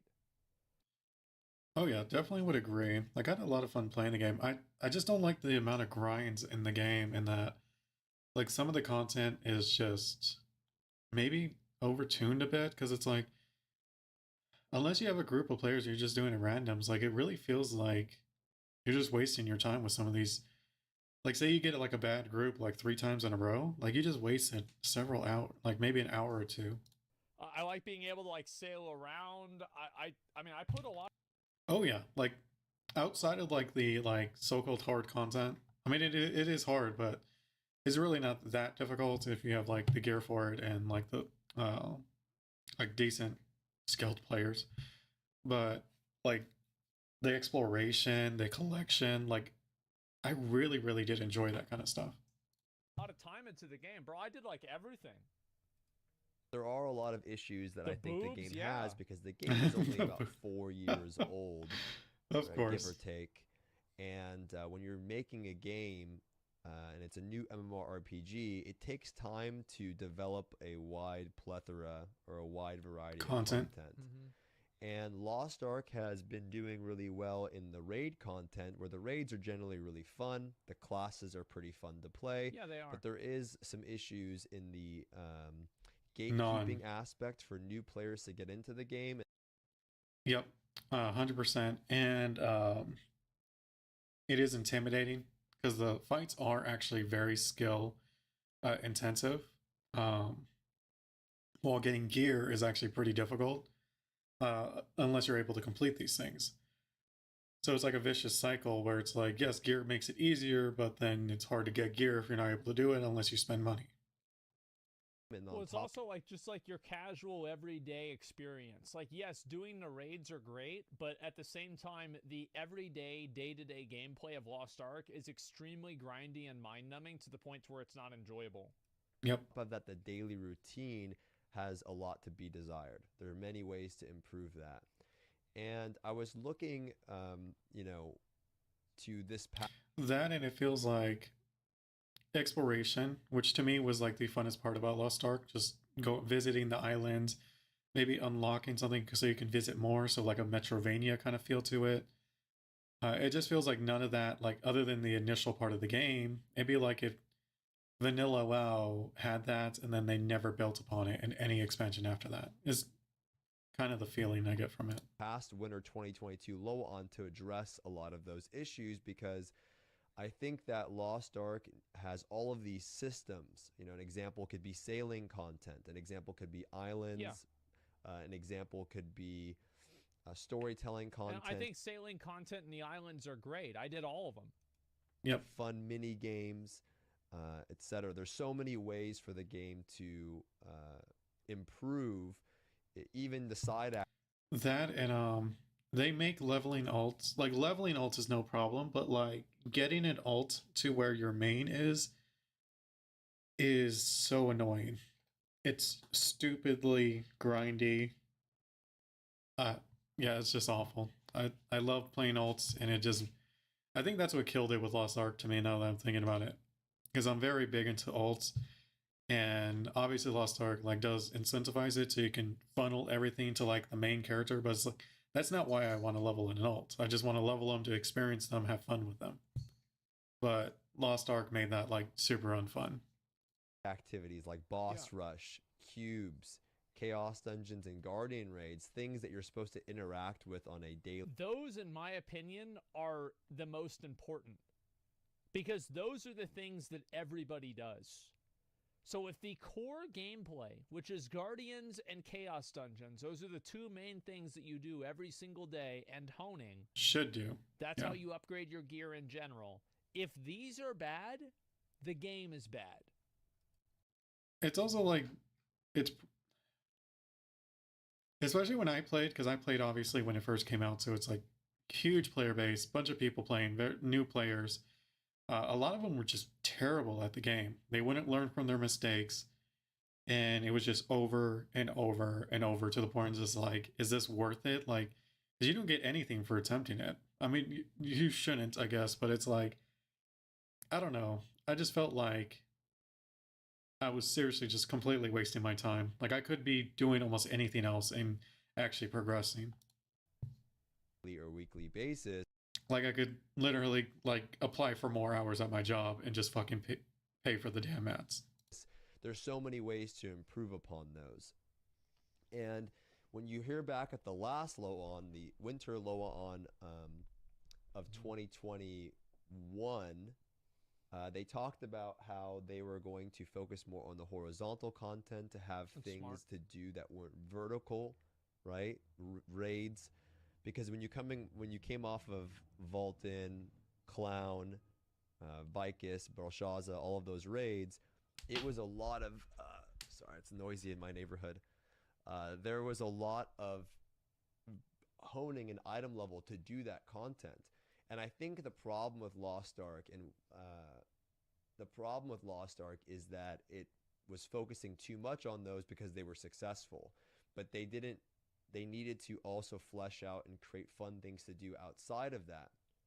Well, it's also like, how do you get there? If you get there by just repeating the same activity, like, I honestly think the alt system with Lost Ark is so dumb. I don't understand why I have to make more than one character. And even from my point of view, where it's like I like doing that, I don't know, like it just felt like really bad trying to get an alt like to where your main is. I feel like any game that you have to do things on multiple alts every single time in order to get it, it's like the same as like WoW or whatever. Like with Final Fantasy, it is such a fucking relief that like I do the boss, I didn't get the mount, I just go and do it again. Like, I just go do it again on this character. I don't have to make a new character just to do this. Like, I like playing this character. Let me just keep playing this character. And when you really think about it, I was... What's also good with Final Fantasy, and back to what I was saying, is like it appeals to both ends, like Asmon's end where he doesn't like making ults. My end where I do like making ults is that you can farm up gear, or at least like the currency for gear on the like so-called main, and use that on your ults if you wanted to. When you really think about it, the last Winter Low on, they said they were going to work on those things. Yeah. And they... Well, not feeling like you're hurting your main by doing it. Let me say it that way. Because obviously you can do the same in Lost Ark, like send all your stuff from your main. But at the same time, it feels like you're punishing your main to try to help out your ult. They started doing it with the MOD and the islands, storytelling stuff that anyone could enjoy. And that's actually very good. Some of the island storylines are amazing, and they're incredibly well done, and they're probably some of the best content in the game narrative-wise. But with that, they were also releasing raids and, Abyss Dungeons, Triangle. Those things add to your daily routine for a player, giving them more homework. And when you add in the side activities that are fun to do, when you really get into the game, you find that you don't have a lot of time to enjoy those things. And I know what people are going to say. They're going to say, well, you don't have to do all of these things. But the thing with Lost Ark, it makes you feel like you do, which is, I think, one of the... Like, it just feels bad. Like, you feel like you messed up. It's like, so you had, like, guests coming over, and you kept telling yourself to clean up, and then when they come over, you realize you didn't clean them up. It's like, oh my god, what's wrong with me? I think that, like, not having to do something, this is the same problem that things like Torghast had in WoW. Yep. Is that if you put an advantage in the game, and then you blame your players for trying to seek that advantage, exactly, that's stupid as fuck, man. Like, you can't just put something in the game and be like, hey, go after this carrot, but if you go after it, then you're stupid for going after the carrot. Well, then don't put the carrot there. Oops, sorry. You can do whatever you... My overall opinion is that all player behavior is the developer's fault. So if players are doing something that's, like, degenerate, it's the developer's fault. If players are exploiting something, it's the developer's fault. Because the developer is God. And if you make a system, then you can't blame players for trying to maximize it. Yeah, I think the only time that's not true is when it's an obvious bug and you're just trying to take advantage of it. I mean, I'm not saying it's like the player's fault, but it's not really the fault of the devs because they're like, it's not like they did that intentionally. I mean, in a sense, it is their fault because they messed up. But at the same time, it's like, as the player, you know what you're doing is wrong. So, it's your choice. No one's making you do that. The problem with that is that the game is designed, right? The game is designed for you to do those activities, right? It creates an environment that makes you feel like you have to do that. And that's a design problem. That's not a player problem. right? If you want Exactly. players to do those other activities, you need to make a system that allows them to feel like they can do that. It's not really like make them feel like they're doing. Just make it fun. Like just make it where it's not a mandatory thing, where it's like only like what's the word I'm looking for? Where it's like, okay, I got to do it because this is like one of the ways to make such and such that I need for leveling up my gear. If there's different ways of getting that, stuff, then it's not that big of a problem because it's like, well, instead of doing this, I'm going to go do this instead. There's a saying. Well, that's what the issue is. It's that people feel like they have to keep running chaos dungeons because it provides a tangible benefit to their character. Yep. And people care about character progression. If they didn't, they wouldn't be playing Lost Ark. Exactly. But if they made it where you can get those things doing other stuff that you may have liked more, like the islands and the, traveling on your ship, then it's, that's better. Lost Ark has, and I think they do have it to a degree, but it's like extremely simple and honestly gets boring after like a day or two. Some of the best character progression in any MMO. Like you have massive, tremendous, huge vertical progression in Lost Ark. You do all kinds of different crazy shit and it all comes together and you can make the character really good. I think that's amazing. Yeah, Lost Ark, I think that's like, unfortunately, like a Korean MMO style. Like MapleStory was very similar in that the power gains you could get in game, whether purchasing or just playing it at a ton or being super efficient, is just insane. Like you could in MapleStory be the same level as someone, like level wise, but if your gear was good enough, you could literally do like 20 players damage. Like get 20 people and you by yourself at the same level could do that same level of damage with the right enough gear, which I think is what Lost Ark kind of gets to the point, gets that level 2, where you just keep, getting stronger and stronger and stronger to the point that you're just like soloing things that usually takes a group. Called FOMO in the West, where it's like fear, like you have a fear that you have to do these things. And yes, you can choose whether you want to go into that or not, but it's also on the developers, the people that design the game, to make it in a way that you don't feel that. Yeah, exactly. It's the developer's fault because people feel like they're compelled to keep up with this stuff. I know there's some people saying like not really. Once you get your set, it's minimizing your item level. So let's talk about it.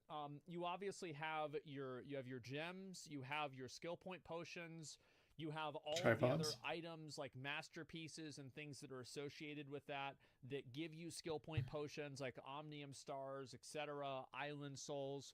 So all of these things fit together as well. Then you also have your cards. So your cards you can use that can make your character more powerful or give you different advantages for different situations like Lost One Cliff, Light of Salvation, or you just use the fucking like the healing thing or like the health thing. You have your tripods as well. You have your bracelets. Yeah, this is a new thing. I don't really know that very well yet. I'm going to have to look into it. Yes, you have your credit card. You have your rapport as well. Your credit card? Sometimes will unlock certain things that are useful. And of course, I think it's true. Rapports unlock either a skill point potion or different masterpieces that unlock skill point potions. So like rapport becomes valuable as well. And then you have your ability stones. I thought the rapport system was pretty interesting. Until you like get into it and it's like insanely grindy. Then you have your engravings and like all of this stuff, and then you level up your set bonuses with the clown raid stuff. Like there's a lot that you do to make your character more powerful. And I think that in general, Lost Ark has done a pretty good job to make me feel good about accomplishing those things. I don't have to level this 60 That's true. Again every single time a new raid comes out. And if I want to play another character, I can just put it in the training arena and I can get the character up to 59 immediately. Yeah, I mean, getting max level in Lost Ark actually isn't that big of a deal. You can do it in a few hours. I mean, maybe like 6 hours, but it's still like, it's not that big of a deal. It's after that. So I think Lost Ark does a great job at those things. And I feel like right now, Lost Ark, has so many ways to improve to make it feel like a more complete MMO. And I don't think the solution is just adding new classes, adding new raids. That's gonna. It needs content in the game now. Like it needs like soloable content, like things you can just do on your own or with a group, like maybe give the option. Because it's like for group content, they're already set. There's a insane amount of group content to the game. And yes, there is some solo content, but it's like it just feels honestly kind of boring after you're done with the islands and stuff. We don't need more classes in the game. It's enough. We need more content. Bring people into the game for a little bit, but the daily routine is something that you interact with every single day, and that's that or there should be rewards for people who are like actually really geared, trying to help low level like new players. Like I don't know, like Final Fantasy kind of does it, not to like a big degree, but at least there is some rewards for doing it. You get like extra materials, or what was it, the currency for stuff, just by being in a group of that has a new player in it. It's going to stick with you more than just the raid or the new class. They may come back for 2 weeks for a new class, but they're not going to stay when they find out their daily routine feels monotonous. Yeah. And my biggest complaint about the game, because a lot of those dailies are actually kind of fun at first, but like after like a few days, it's just like, man, more than not much change, is that when a new player gets into the game, you may add in these new card systems. The card system is terrible, by the way. It's an awful system that alienates new players into the game. It takes too long to get them. And I think it's upsetting to me that Smilegate is so El Cheapo. We use the phrase El Cheapo. They're so cheap that they give out one selectable card pack. You need 90 of them. You know, you need 90 of them to get Light of Salvation 30. Why do you give one? Right? I actually don't think the cards are that bad. I think it's not that I don't think the cards are bad. I think it's more like I just didn't give a damn about them. Because to me, I saw them as like a trading card thing. So I'm like, this is obviously just trying to get money out of me. I'm not going to try to care about this. If I get them, great, cool. But I'm not going to worry about it. Which obviously is like a bad thing because it's like that's a progression of its own. So you want players to care about it. I really don't. I don't think the cards are that bad. I don't think they're great, but you don't need Light of Salvation for anything. You do not need Light of Salvation for any content in the game as far as I know. A good, successful, healthy game.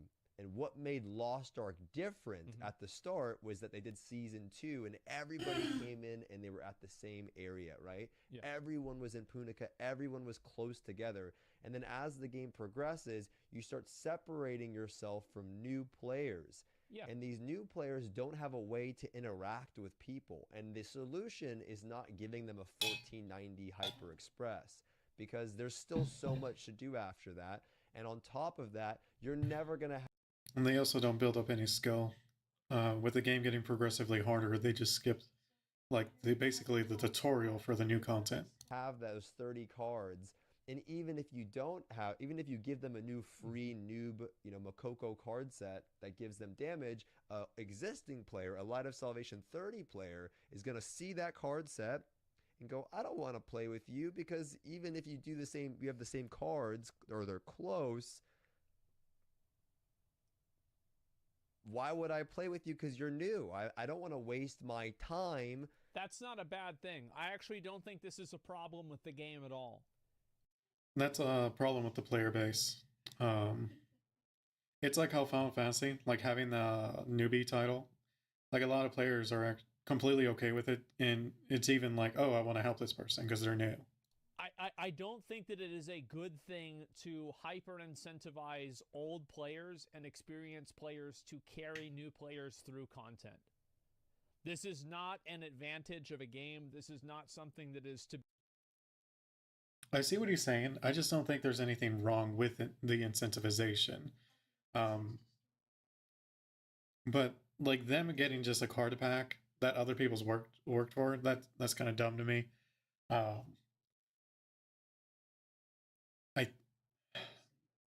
Trying to think here. I don't know. Like, I don't think there's any real solution because it's like, it is a problem because if you have the barrier to entry to reach the seasoned players too high or too like difficult, then the new players are going to feel like it's hopeless. and they're just going to stop playing be chased after. because they're chasing this bar that's like, while they're chasing it, is moving. You know, it's not like they're going to stop releasing content while you're working your way up. This is not anything positive. For new players, it's a bad thing. I think that what they should do instead is facilitate better ways for new players to experience the content with each other. I have homework. I'm not sure what he means by that. It has a group finder that is based on your item level. I'm pretty sure it's based on your item level. I could be off by that, which is basically what he just said, which is obviously not working. Work to do. I need to finish these raids to get this gold, Yeah, people don't wanna because finish it is a lot of vertical. It's hard to Well, this is the same with every game, right? I mean, even in progress Final your Fantasy, character. It's not sorry. Even with Final Fantasy, at a lot of cases, you have people that are talking about like, oh, well, this is a fast clear raid. Like people that they're not joining in this group to do a progression raid. This isn't a blind prog run. This is a, we want to clear this as fast as possible run. But what he's saying is that a lot of the hardcore players feel even more pressed for time because they have to repeat their behavior 6 different times because they're trying to maintain 6 characters and do Legion dailies on every character or Legion weeklies on every character. It's insane. But it's also like with the fast carries and stuff, like if you had incentives, like, whatever currency it drops, because Final Fantasy is known for it's like you get a currency along with whatever loot drops. Say that currency was doubled if you had someone there who had never done it before. Like, why not? Like, then you get fast carries, and then it's like, maybe we'll just bring one noob with us just to carry so we can get that double loot or double currency. I'll be right back. I need to use the bathroom. Give me a... I mean, it could be an issue. I just don't see... I don't see how, even if it's not a positive, it wouldn't be a negative either. Second. It's 18 Legion raids per week. It's not compared to Final Fantasy. Yeah, and I think that point is very good. That because they have so many responsibilities in Lost Ark, people feel even more compelled to min-max because it's a time... And there's no real cap. Like, you just keep pushing your character more and more and more up that power ladder. So it's like, with Final Fantasy, you do hit a cap, like, pretty easily. Like, it's not too difficult to, like, get best gear, like, best in slot. So, but Lost Ark, it's an insane grind to get that. Like, how many of you guys have itemized your time in Lost Ark and thought to yourself, it's better for me to do X than Y, or it's better for me to spend... It's also that case, people do that, especially in games like Lost Ark, where you can literally buy power. So it's like, okay, well, I can do this, or just spend like $3. Spend $10 and play for 10 hours. On the How many of counter. you guys have done that? Because I've done that many times. Like with items and also with buying stuff. Just a minute. Back in like 2 minutes. Which is surprising, because I mean, he's a millionaire. Sorry. But then again, Asmon, like, with the money he has, is still like pretty stingy. Not stingy, but like, careful, maybe? I'm not sure the right word for it. Basically, he just doesn't feel like, he doesn't want to waste it.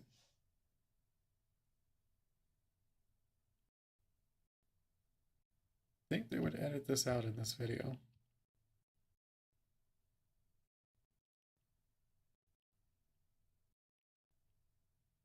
They almost always edit this out.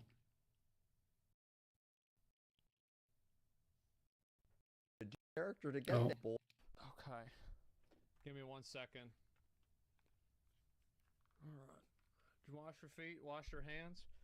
Wash your Bro, feet. can y'all stop? Yeah, I'm 2 kilograms lighter. Something like that. Alright, let's keep going. We're going to watch the rest of this. Easy. You need to have these characters if you want to do Boldyke or, Theamine or, Kazaros raid. You need to progress your character to get there, Yeah, and of it's not course. easy to do. And in order to do that without spending money, you got to play the game, right? And so I think the solution to that is to get these people to play together, right? Is not helping them go up in item level. It does help, but the real solution is including activities in the game that allow new players to interact with existing players.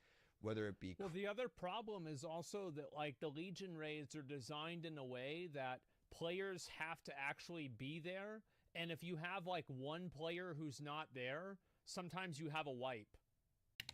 Yeah, they have too many. I remember running into that quite a bit, where if one player doesn't really know the mechanics or isn't doing them properly,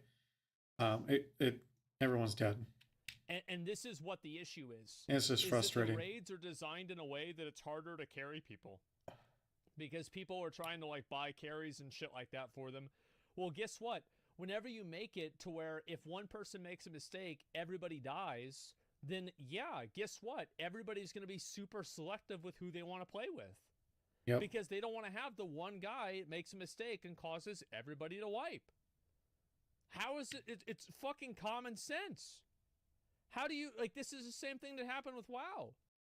Yeah, those kind of mechanics should only be in like intended group content with like guilds or friends. Like basically, like WoW's mythic rating. Like that is not intended as a pickup group or LFG kind of thing situation. Those kind of mechanics where one person messes up, kills everyone, should only be in those types of situations. Because that way it's like, okay, well, if he keeps messing up, he gets replaced. You know what I mean? Or gets kicked out of the guild or whatever it is. But with a solo player, you don't really have that choice of kicking them and replacing them. It's like we can't have fun. Well, that's the thing. And it's like, who the fuck wipes? Yeah, a lot of people do. And the reason why raids like Nax, for example, and like Classic WoW and Classic Wrath now are so popular is because that's not the way it works. One person dies, they die, it's fine. That's why I think Vaulton is such a good raid. Yes, obviously having everybody alive makes it a lot fucking easier, but you can solo that boss if you want to. And I'm not saying that every boss should be soloable, but I think that the design of making a bunch of content and a bunch of challenges that it's like, oh, well, if you do this wrong. Basically, the whole group is punished when you have a bad player. But the problem is that bad player is a stranger. So it's like this stranger is now the reason why you're being punished. And there's nothing you can do because you're not that stranger. You learning to fight better is not helping the stranger. And you can try to help them, but it's not a guarantee it will work. Everybody dies. This is boring. And it makes it to where people want to exclude anybody who hasn't done it 10 times. Yeah, exactly. Crafting, profession. It's like, I think Old War was like that. Or it could be like a different raid I'm thinking of, where if you didn't have the achievements, you wouldn't be allowed in. New island events that come up that are rewarding for both people, right? Where you go to an island and it actually gives you useful stuff, useful materials, but you don't care what their engravings are or what their cards are. It's just you need people there. You need to be surrounded by a lot of people. And by doing that... Well, there are islands like that, like the Spider Island and the other ones where like everybody is like capped at a certain item level. Yeah, this does exist in Lost Ark. May not seem cool to the existing player, but for a new player to feel like they have a use case, they're useful in the community, is a great way to keep players in the game, engaged in the game, rather than feeling disconnected from the game. Right? And so there's so many things like that. And that's why I think PvE is just so more popular than PvP. Because in PvP, like it's very easy to feel useless, especially if like there are healers in a game. You know, you're fighting something, you're damaging it, and then it starts healing. You know, so the healer is like healing them up. Feels like you just like you're not doing anything, right? And then maybe you lose, and during that fight, all the damage you did was healed. While in PvE, bosses don't really heal. I mean, maybe they have some mechanics like that, but it's actually like they're pretty rare. I think most of the time they're not like received that well either. This is just an example. So it's like, even if you're not that good of a player, you know, okay, but I was doing damage the whole time, or I was doing damage before I died. So you're still contributing to the fight. I think of good game design. There's so many things of that. And what upset me about this Winter Low On is not that Gold River isn't there anymore. He comes on stage for 5 minutes, like whatever, right? Okay. It's not that I don't like the three, expertise, domination, and endurance, or crit swiftness, or specialty. It's not that I don't like those guys. It's that Gold River would approach these issues head on and talk about them. And these guys maybe are nervous to talk about them, or the approach has changed, but that's what made Lost Ark popular. Coming from MapleStory and Lineage and all these other games in Korea, Lost Ark felt different, right? And Yeah, that's true. Almost every other MMO studio had a gag order of sorts, I guess. Like you literally heard nothing from the development team. Community liked that. That's your biggest selling point. That's what makes Final Fantasy popular. That's what makes other games popular. That's true. When the people feel like they feel like the developers are playing the game. Like a good example of this is like Final Fantasy. Like you have combo attacks where it's like you hit 1, 2, and then 3, and like 1 lights up, then 2 lights up, then 3 lights up. Right? It's like one of these things. And if you do a ranged attack, the way it used to work is that the ranged attack would break that combo. So if you were at 1, 2, and then you did range attack, you had to go back down to 1, 2 again. But then the developers played the game and they're like, this kind of sucks. Let's just go ahead and let this not interrupt the combos. And it just made the game better. Simple as that. So I think that's why people like it, is because they want to feel like the developers are playing the same game. So if the players are having an issue, they can expect that it will be solved because the developers will be having the same issue. The directors care. And you can't just say that we've been playing, these guys said that we've been working on the game for 10 years and everyone cares. Okay, show us that you care by addressing the concerns. You can say that you care all you want, and I believe that you care, but you can't be scared to talk about the issues that the game has. And you need to focus on those issues rather. I mean, it's not that you think they don't care. It's also it's a case where you start to think that they don't even understand. This is why it's bad. Why don't they understand? Why aren't they changing it? It's you start second guessing they're out of touch, which is really not what you want your fan base to think about you. Rather than focusing on the other stuff. Okay, you don't want to reduce the homework. Fine, but talk about. I think that's a huge issue. Having to level up alts to do the same activities over and over and over. I don't care how they do things in Korea. I'm not in Korea. There's a Western version of the game that is not in Korea. Yeah. Make the Western version better. Different. Instead of just being like, that's if the Koreans like it, then also, fine. To me, it shows major disconnect in the game that you say it's the bare minimum, because you're adding more to the bare minimum. Mm-hmm. You're not making it. And then last thing that I want to say, just from a game design philosophy, and I don't want anyone to get upset with me, it doesn't make sense to do the exact same activity twice in a row, right? Why do I? He's right. He's 100% right about this. You should not have to do 2 Guardian raids, because if you are min-maxing on Guardian raids, logically you will want to do the highest level Guardian 2 times. So doing the most efficient thing, especially when they're putting you in random groups, if you're a soloish player, doing it twice just means you have to now get lucky twice with a group that at least knows a bit what they're doing. Because there are some Guardian raids where it's if people aren't really doing what they're supposed to, the fight becomes way, way harder.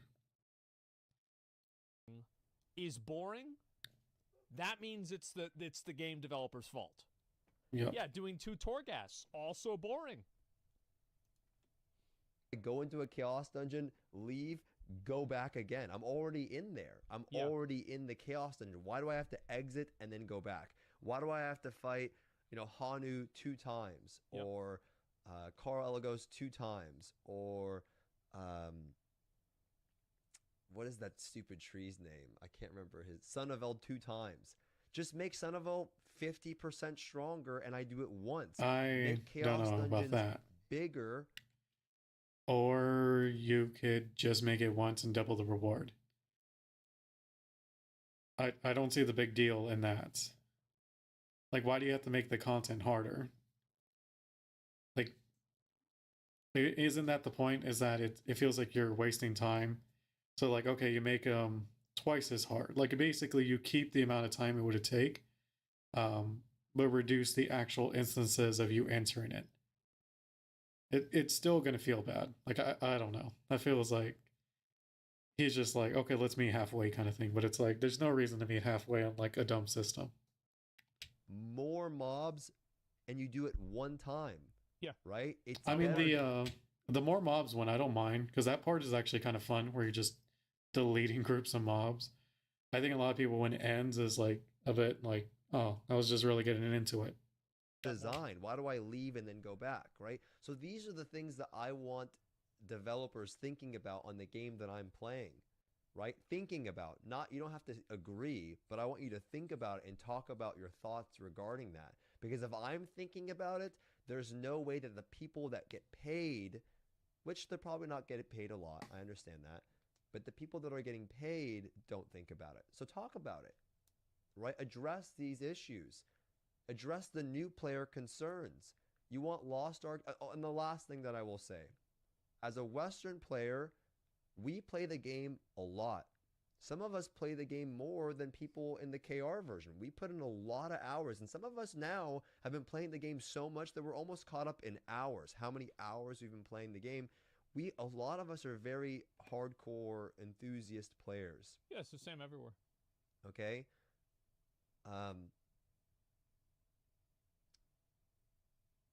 I think he was saying that just to like get it out of the way. Like, look, we're not like pussies. Like, we play the game, we put in the hours. Like, this isn't a case where Westerners are like not good at games or not willing to invest time. I think that's basically what he was trying to like say. To not spend 5 minutes to talk about the other versions of the game. Don't sit up there and say it's a global game. How could you say it's a global game when you don't even spend 5 minutes talking about the global versions? That's a good point. Yep. What he's saying here is a very good point. Lost Ark respects your time. I think no, if it Lost doesn't. Ark respected your time more than like WoW and BFA did, or like WoW and Shadowlands did, sure. Like, and there are a lot of ways that Lost Ark does unironically support and respect your time. Like, if you get all of your skill point potions, you have that on your entire account. You never have to do it again. That part, yeah, is good. There are a lot of cases where that is true, but there are also a lot of cases where that is not true. The issue is that the ways that it respects your time are one time only, and the ways that it does not respect your time are day-to-day grinds. So the day-to-day grinds are just pointless, mind-numbing, and time-consuming for no reason, but the one-time content is actually pretty good. Okay, and then that you mentioned, it takes 5... It also could be... It is pretty good because it was a one-time thing. 5 minutes, just some word, like just a word, guys. This is just...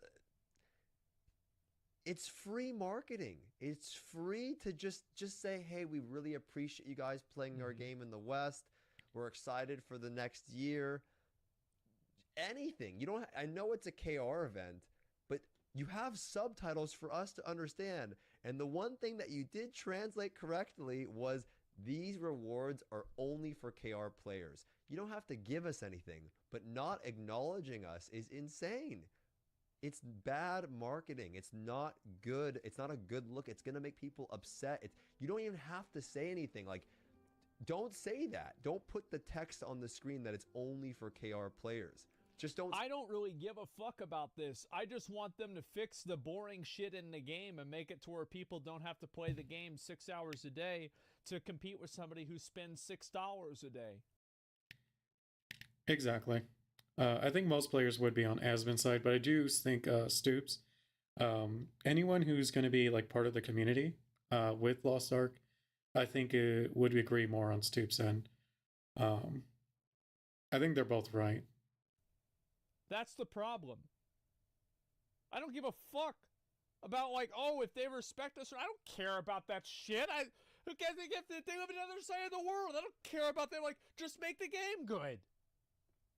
We don't need to have a fucking get together where we all jerk each other off. Let's just go ahead and make the game good. Say anything. It's better than saying that. So I can see what he's saying. Like, it's and I think that the Lost Ark Western players do feel very neglected.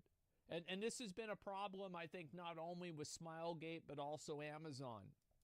Upsetting to me, because why I started playing the game was because of the old approach that Smilegate had at Winter Loveon. That's what got me playing the game. Not that. That was not,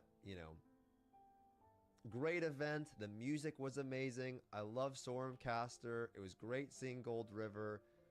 The new content plans, I love it. I personally like the MOD. I like AOS. The MOBA Lost Ark, we need more of that because anyone can do that. And just because... I don't know if that's something that they should really focus on, because, like, whatever the Lost Ark version of League of Legends is never going to be better than League of Legends. Or bigger. Like, yeah, it's nice that they have this thing that people who like the game can play this, and it's kind of like other games.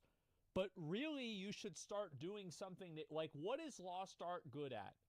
Lost Ark is really good at putting you in combat with a giant fucking dragon, having you kill that dragon, and look fucking badass doing it.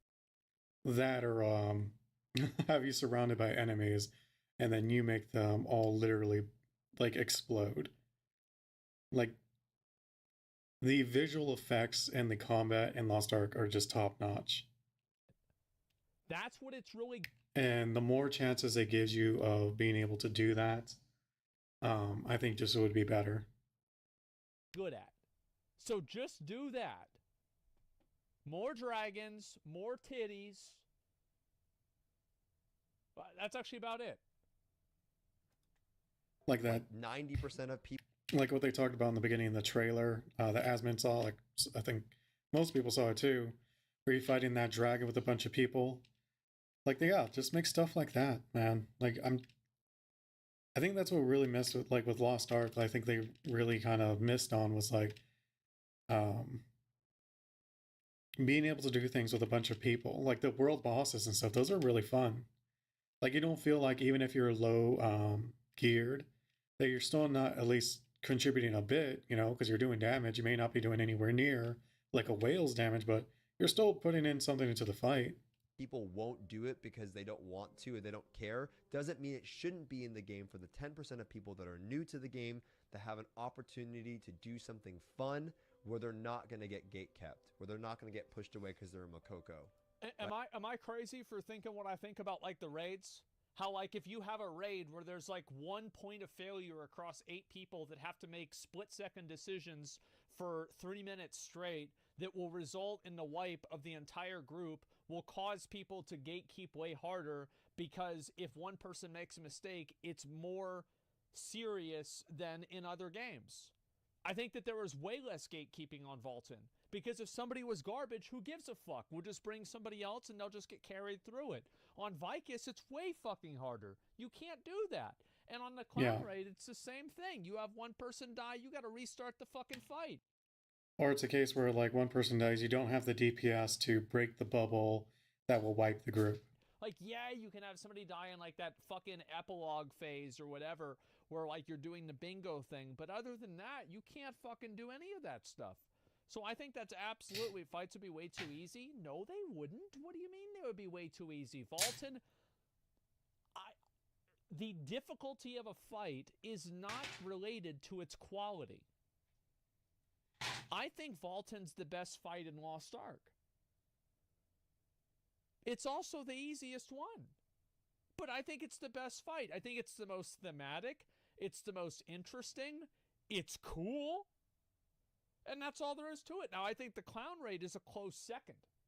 I do. But also with the Clown Raid, you only have to worry about 4 people and not 8. We need more of that, but you need to talk about the problems that people are experiencing. Ignoring them, not a good look. And upsetting for me as a Western player to not be acknowledged at all during the presentation. Who's supposed to acknowledge us? Think about it this way. If you're a Korean viewer listening to this right now, Think about it this way.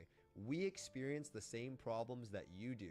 Probably worse. We have bots too, right? Insane amount of bots.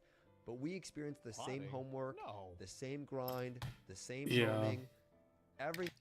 That's also another thing. Like, yes, they make buying materials a bit cheaper with botting. It also makes any like of your gains feel just less.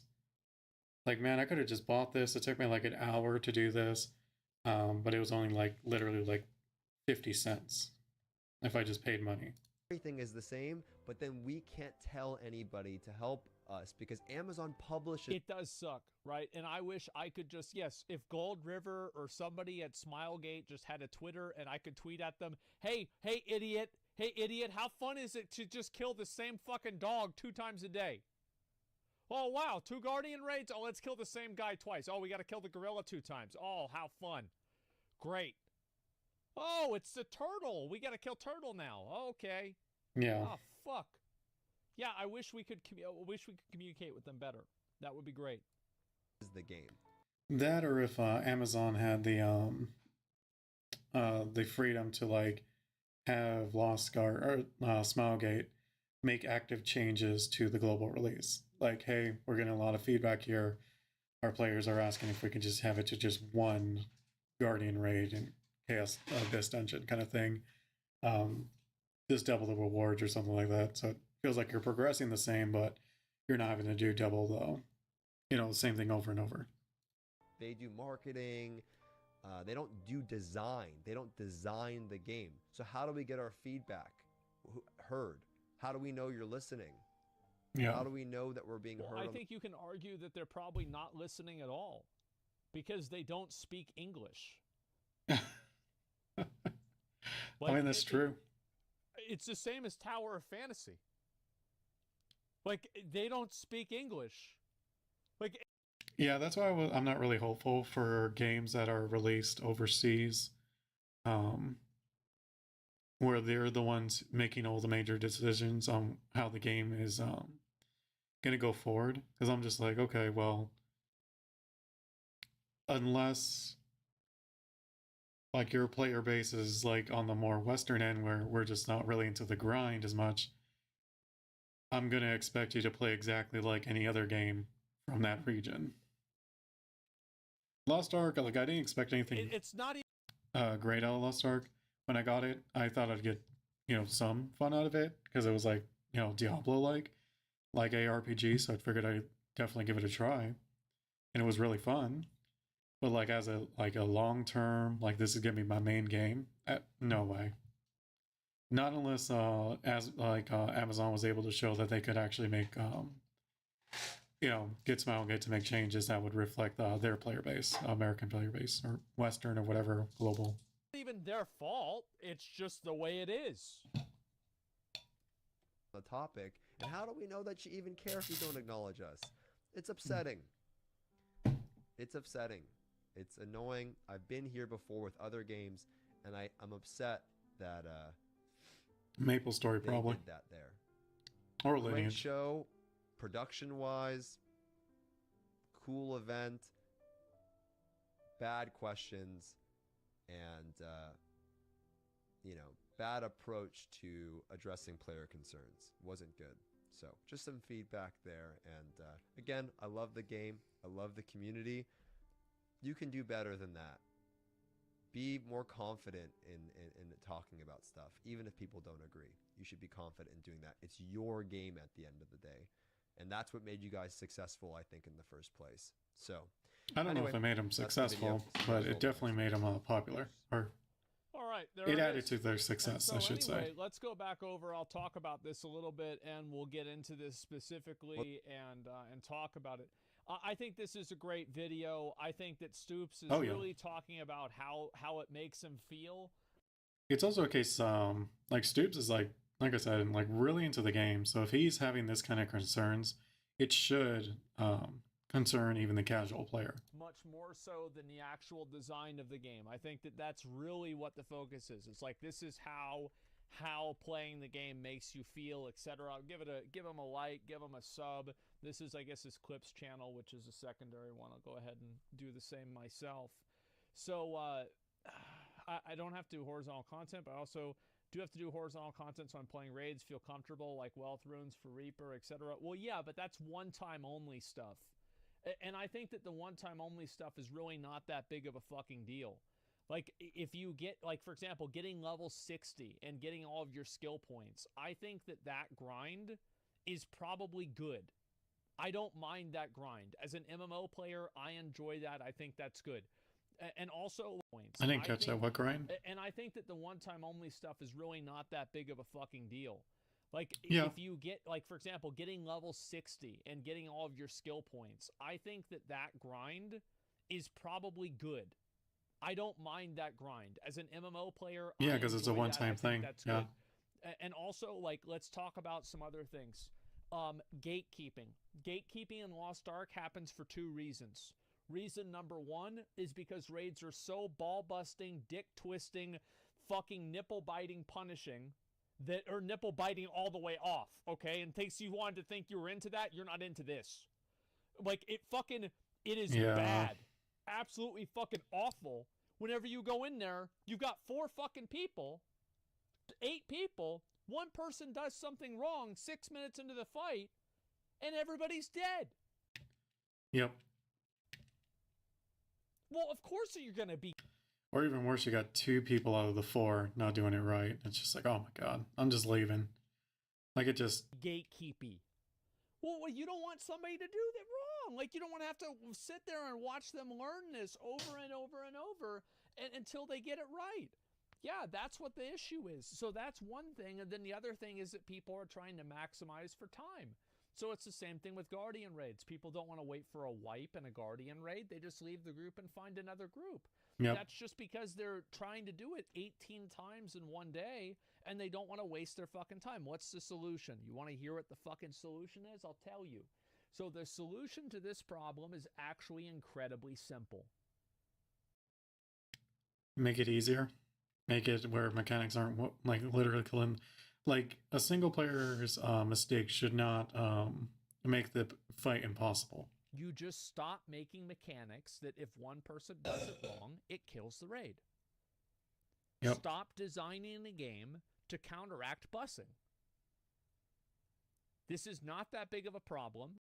Yeah, especially in a game where you can literally just buy power. I don't see any reason why they should be having mechanics that decentivize busing, where you're carrying people. Like, why? Like, if they could pay you for the carry, they could probably just pay for the gear too, but they want to play the game. There's nothing wrong with that. It doesn't matter. If people want to spend gold to get carried through the content, who gives a fuck? Save that stuff for hell mode.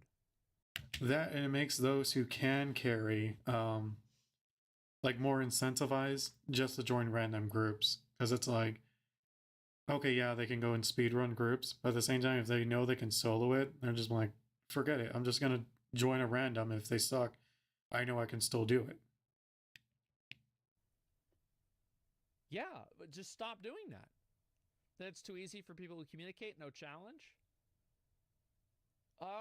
Is it too easy? So you're saying it's too easy if you don't have mechanics that if one person does it wrong, then the whole raid wipes? I don't really think that's true. Yeah, I don't think that's true at all.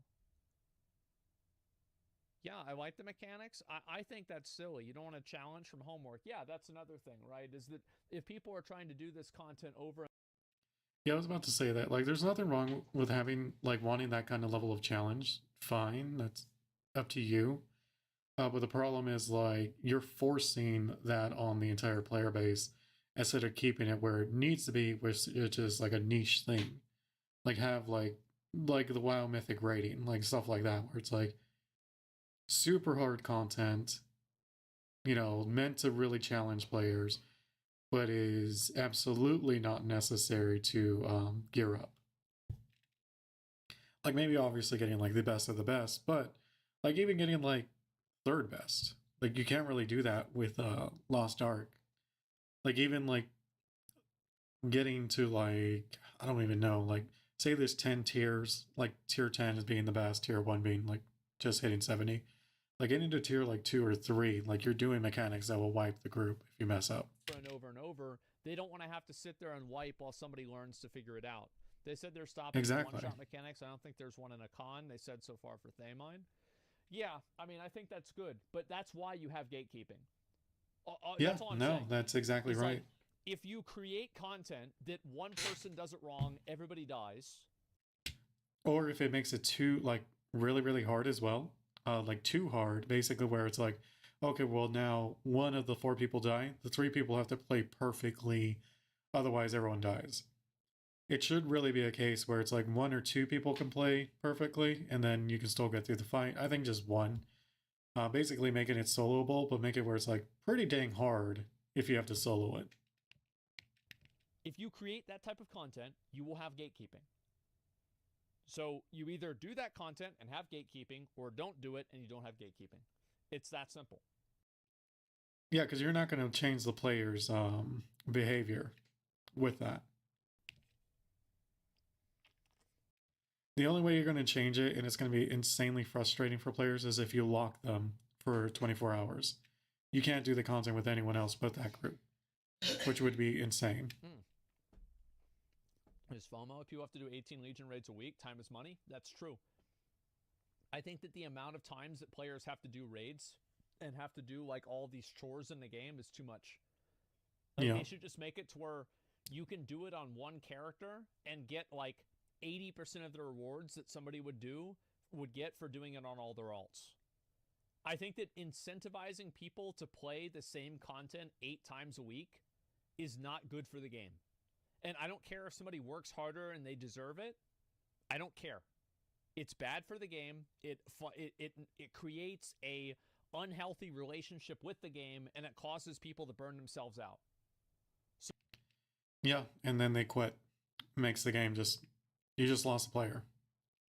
So stop doing it. Why design the game in a way that players want to focus on burning themselves out? Also promotes botting. Yes, it is. Yeah, the botting scene is just way too, like, I don't think I think about it now, it's like, I'm not going to get into Lost Ark unless I hear any news on them curtailing the bots. If they never do it, then I guess I'll never play. Mythic Plus caps out, right? The gear caps out. You can do Mythic Plus, and after you get the gear from Mythic Plus, you're done. You don't have to keep doing it. Also, you don't need... It would be like if WoW take away like the Mythic Plus or Mythic rating from the 0 to like 10, and it went from normal raids to Mythic Plus 10. Normal dungeons to Mythic Plus 10 dungeons. And then you have the same with like the rating. Imagine if they took away normal and heroic and they just had Mythic. Like, how many people would want to be involved in endgame? I think the opposite. I think make all materials non-roster bound. Yeah, I don't think you should have things be roster bound at all. Like the game's roster bound and not character bound? Wouldn't it be the opposite if you wanted to do this? Make them all character bound, and that way you wouldn't feel like you had to play a bunch of alts just to like make your main more powerful? I don't know. I was actually thinking that when he said like 80% of the total of like all the characters that you normally would be playing on alts, just earn it once on that character. But I think after, like, if that's the case, that's fine. Like, I actually prefer that. But also make a character bound so you can go on your ults. You still want to play your ults to level them up. You know what I'm saying? Like, you're not playing them to level your main, but you can level them to level them up. Games designed around bot farms making money from whales, but the problem is, like in Korea, that's not the way it works because they all have real ID for logging onto the internet, so they don't have a botting problem over there hardly at all. Yeah, from what I heard, it's mostly the global. Vaulton are not challenging. That's what I'm saying. Well, yeah, but there's like a mode of doing Vaulton that is challenging. There's like hell mode for Vaulton. So like, why not save if one person does it wrong, the entire raid wipes? Why not save those mechanics for the actual hard modes of the fight, then make the entire fight work that way? I think, again, you're designing the game around preventing bussing, and that's okay. If you want to do that, that's fine. But you're going to have gatekeeping. You're going to have massive, like, hardcore, unapologetic gatekeeping in the game. Super toxic. And it will only get worse. Yep. That's just what's going to happen. Like, it's common sense. It's just like human psychology. I don't know what else to say. Yeah, it only makes sense. So it's like, can't really do anything about it. That was Dear Lost Ark and Smilegate. And this is why I like watching videos with Asmon's opinions on here. Because it's like, Soups talked a little about it, but honestly, he wasn't really addressing any of the core issues with it. And what a lot of casual players have issues with, like newer players. But obviously, I mean, he's like, you know, pretty hardcore into it. Like, I don't see how he would, other than like the one time he was new. So it's, I mean, it makes sense, but I think similar to like Asmon, because I've played multiple MMOs, like it's easier to see like these kind of issues. So very cool video. All right, so next video we're going to look at is the Diablo 4 interview, creating a foundation for seasons. You know what? I'm going to leave this for maybe another day. WoW's most hated story. I kind of wanted to see that, and then, oh man, that's a long video. Let's see how I feel after this one. So, what happened in Shadowlands that actually matters to And of course, this is by Bellular. playing Dragonflight? Well, the short answer is not very much right now, but there's lots of stuff. And honestly, I don't think like the overall arcing story of Shadowlands was that bad. I mean, it was bad, but it wasn't like awful. It was really what the details in the story, like the way they treated the characters. It was just awful. It really couldn't hurt to know with today's sponsor. Audible, the place to get your audiobook fix, especially if you're into Warcraft, which I think you might be. I think Audible's like a great service. Like I've used it before, but sometimes I feel like they're a bit expensive. You can get War of the Ancients free. Try Audible free for 30 cool. days at audible.com/Bellular or text Bellular to 500 500. War of the Ancients is a foundational Warcraft book. Tells the story of the War of the Ancients, which is one of the most impactful events in the canon, and it's one that Dragonflight has got a very direct connection to. It was during that war that Neltharion betrayed his kin, almost annihilated the Blue Flight, sending Malygos half mad. Obviously that led to the Nexus War and Wrath of the Lich King. I've had Audible for years, and with life being pretty busy, it's great to still be able to read in this way. It's great when I'm taking a walk, driving, leveling up in WoW. Everything that you get with the credits are yours forever, even if you cancel the subscription, which is just brilliant. So get your first audiobook. I don't think I read the book.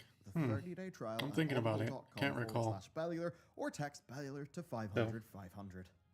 The biggest give that a try. revelation in Shadowlands was that these guys aren't actually demons. They're actually gargoyle-looking death spies for this guy. And then not actually that guy, but instead this guy, whose name is Denathrius, but people tend to call him Daddy because they're all deviants. The good news is that he was actually pretty cool, and he'll be back, along with his intergalactic network of spies, at some point. As for what their deal is, they basically help the Legion out so that this guy would die, and in the process of dying, blue screen this robot, sending everyone to Uber Hell so that this guy could get really strong, steal some keys from his family, and then take over Azeroth with a big universe computer thing that was somehow connected to Icecrown Citadel. Yeah. Importantly, Denathrius' lads also have spies in the realm of life, which they consider the most dangerous realm, and there's also this definitely a good guy from Legion, who might be a plant, making him a triple agent and a future plot device. Next, the fact that the Titans weren't actually the creators of everything. Yeah, I don't get it. They should just kill every Dreadlord on sight. I think they've proven to be like a race that just... I know, I guess it's technically racist, but it's like, man, they have done some really awful stuff to a point it's like not even worth trusting them. But have kind of been like the good you would get out of them is not worth the bad that is more than likely going to happen. Trying to take credit.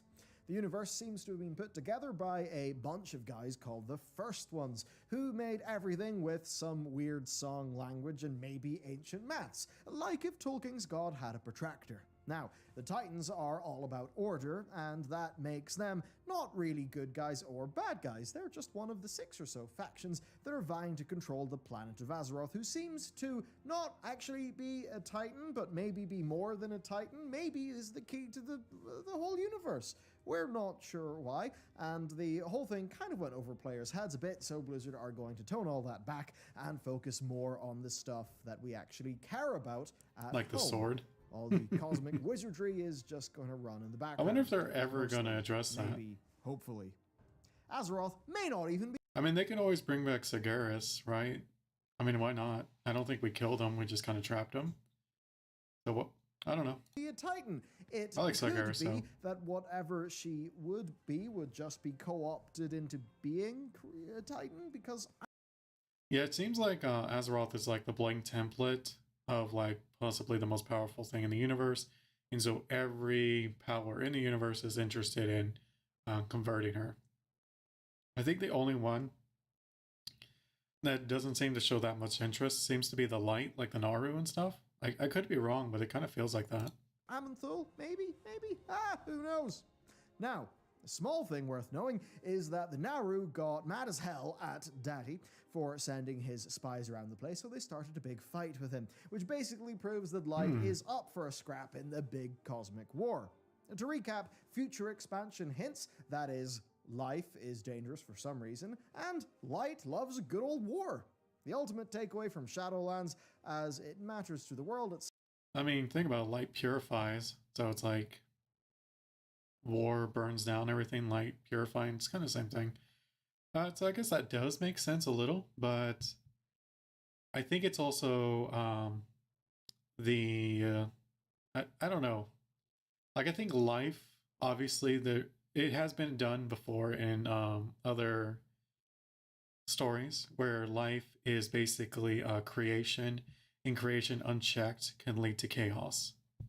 Itself is basically, there's a big storm coming, and it's beyond anything that we've ever seen. It's something that these first ones figured out would probably come to, I don't know, eat the universe.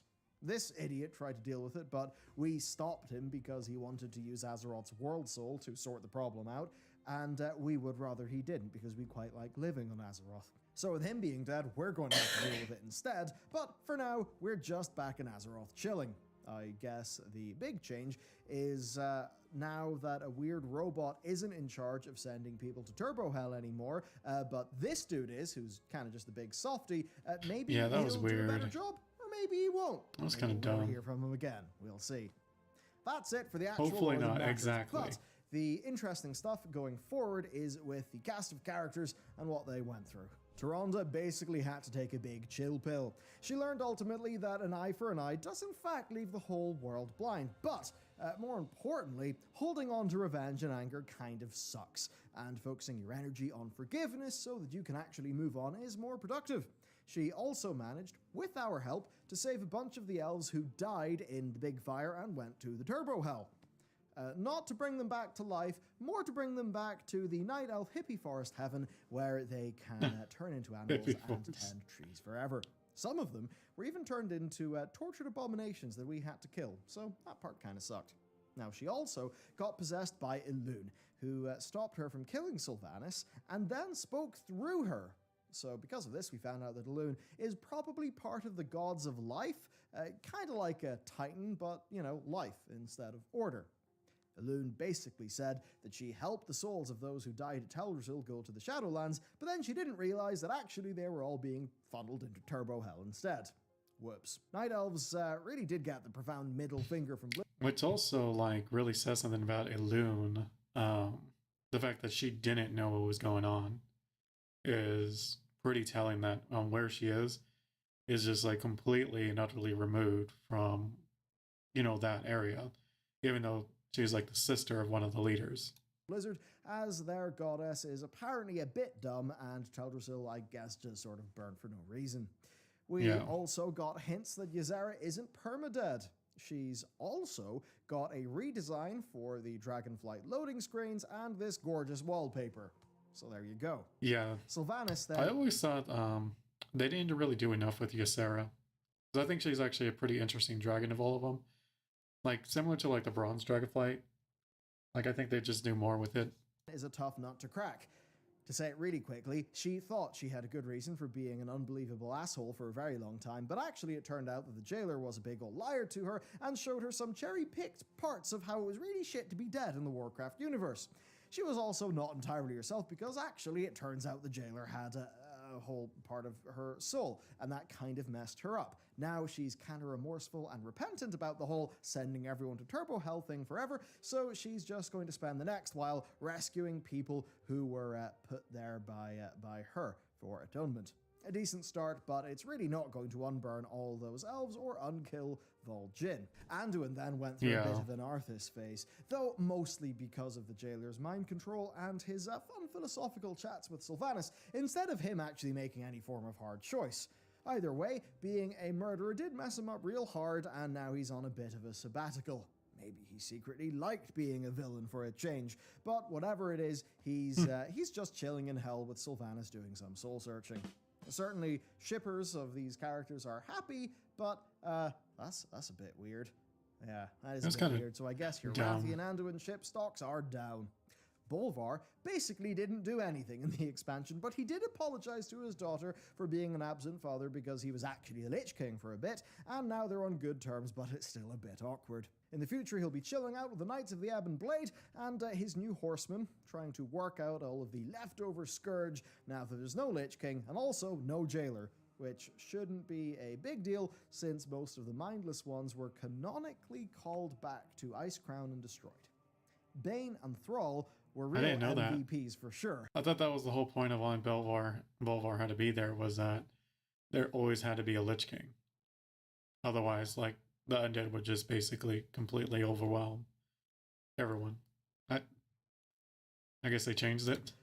Bane kept his specific piece of the floor warm for the entire of the expansion, and then Thrall threw an axe at Helya, who didn't show up again. So that's those characters.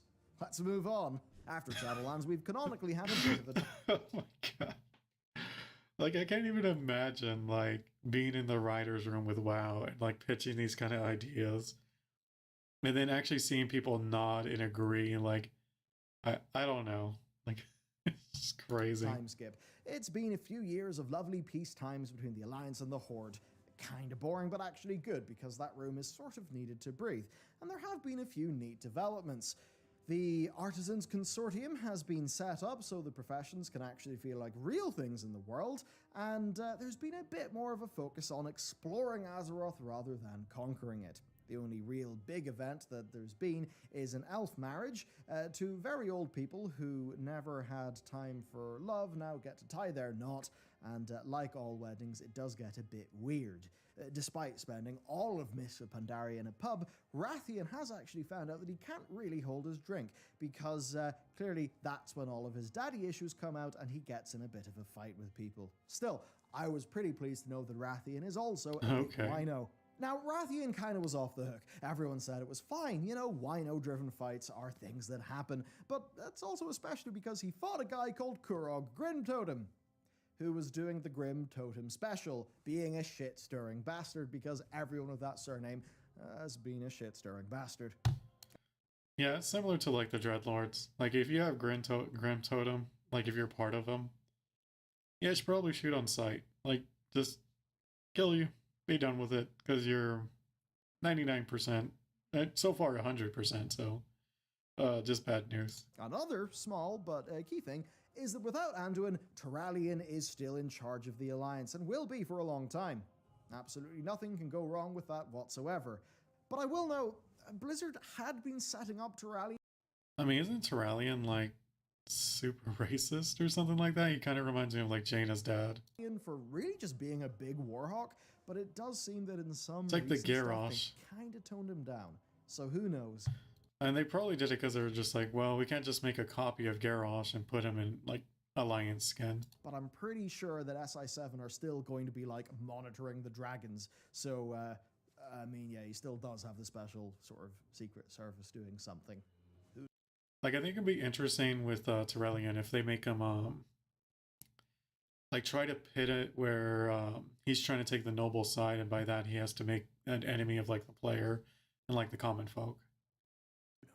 The actual expansion lead-in itself is pretty simple. This fella, Koranos, woke up because Azeroth is finally healing after all the shit she's been through, and he turned on the big lighthouse that calls the dragons home.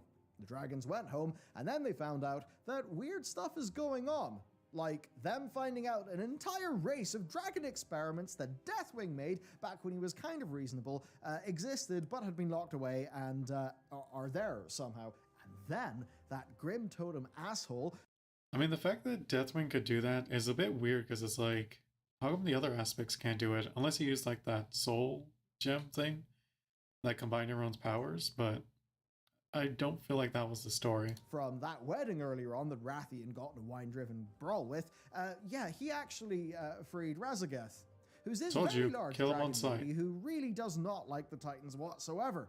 She was actually the reason the Deathwing gave in to old god corruption, revealing a huge ancient war between our kind of dragon and this elemental kind of dragon, and blowing entirely open our idea of what could have happened in Azeroth's long ago history that we don't really know about. Just after this went down, Rathian and Abyssian asked the Alliance and the Horde to come and check out their cool new island.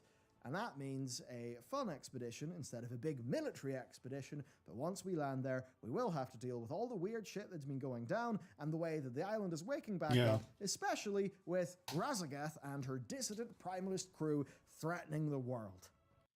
Yeah, I think they really did a good job with the introduction of Dragonflight. Okay, or the Dragon Isles. That, more or less, is you caught up. Anduin is gone for a bit. The future looks rough, but we'll sort that out later. A few elves got married, and the dragons are throwing a very bizarre housewarming that actually involves a ton of old family drama that we get to be stuck in the middle of. I mean, it's a pretty concise video. WoW's most hated story in a nutshell. He's not wrong. I thought he was going to go more into why it was hated, but you know, if you're just trying to see like, okay, well, what actually happened? Pretty much that. Yeah. I think it's a bit weird. Like I said, like I've said on the Jesse Cox video, is that the jailer, like, even though he knew about all this and he knew like everything, like the fact that we were supposed to kill the dude from Legion, what's his name? Argos or something like that, that would, you know, mess up the Arbiter. It's like, okay, so you did have that for us to do, but you don't think we'll do the same to you. Like that part just kind of like, dude, we've beaten everything. Why would you think you're different? Especially since you supposedly have everything like in control. Like, it's just crazy. Good video though. Yeah, I would say that was like one of the most concise ways you can put everything together. So, last video I want to see today is Ashes of Creations 2023.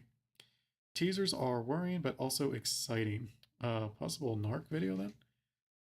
It could be like Lazy Peon as well. I know he's really into it. I am as well. I'm not gonna lie. Like a lot of things with Ashes of Creation, like I'm gonna try it almost no matter what. But it does. Some of the systems, I'm just like, I don't know if this is going to be a game that I'm actually going to really enjoy, or going to run into frustrating things, like experiences. All right, let's watch this. This is a new video about Narc. It's about Ashes of Creation. I called it. Here we go. So obviously they've got a few teasers for the end of the year live stream, and we're going to take a look at this right now, okay? Here we go. Hey, what up, boys? So it's that time of the month again where I clickbait you all out the wazoo with an arbitrary video about literal thin air. Huh? What do you mean every single one of my videos are exactly this? Actually, the video where I break down the live stream is the only video where I have content, so that's technically incorrect. This month, we're in for a bit of a surprise because it seems we're actually in for a bit of a chill stream due to the teasers and hints given to us in Discord, of which I will be relaying to you today. But before we get into that, our patrons and I would love for you to grab yourself a Coca-Cola because it seems we've been robbed of our end-of-year mind-blowing stream, and that's okay. I'm not sad or angry or upset or worried or anxious or concerned or distressed or losing faith for the project. It's okay for I mean, didn't they release the content with like the Archer not too long ago? Like I feel like it makes sense that they're not releasing more right now.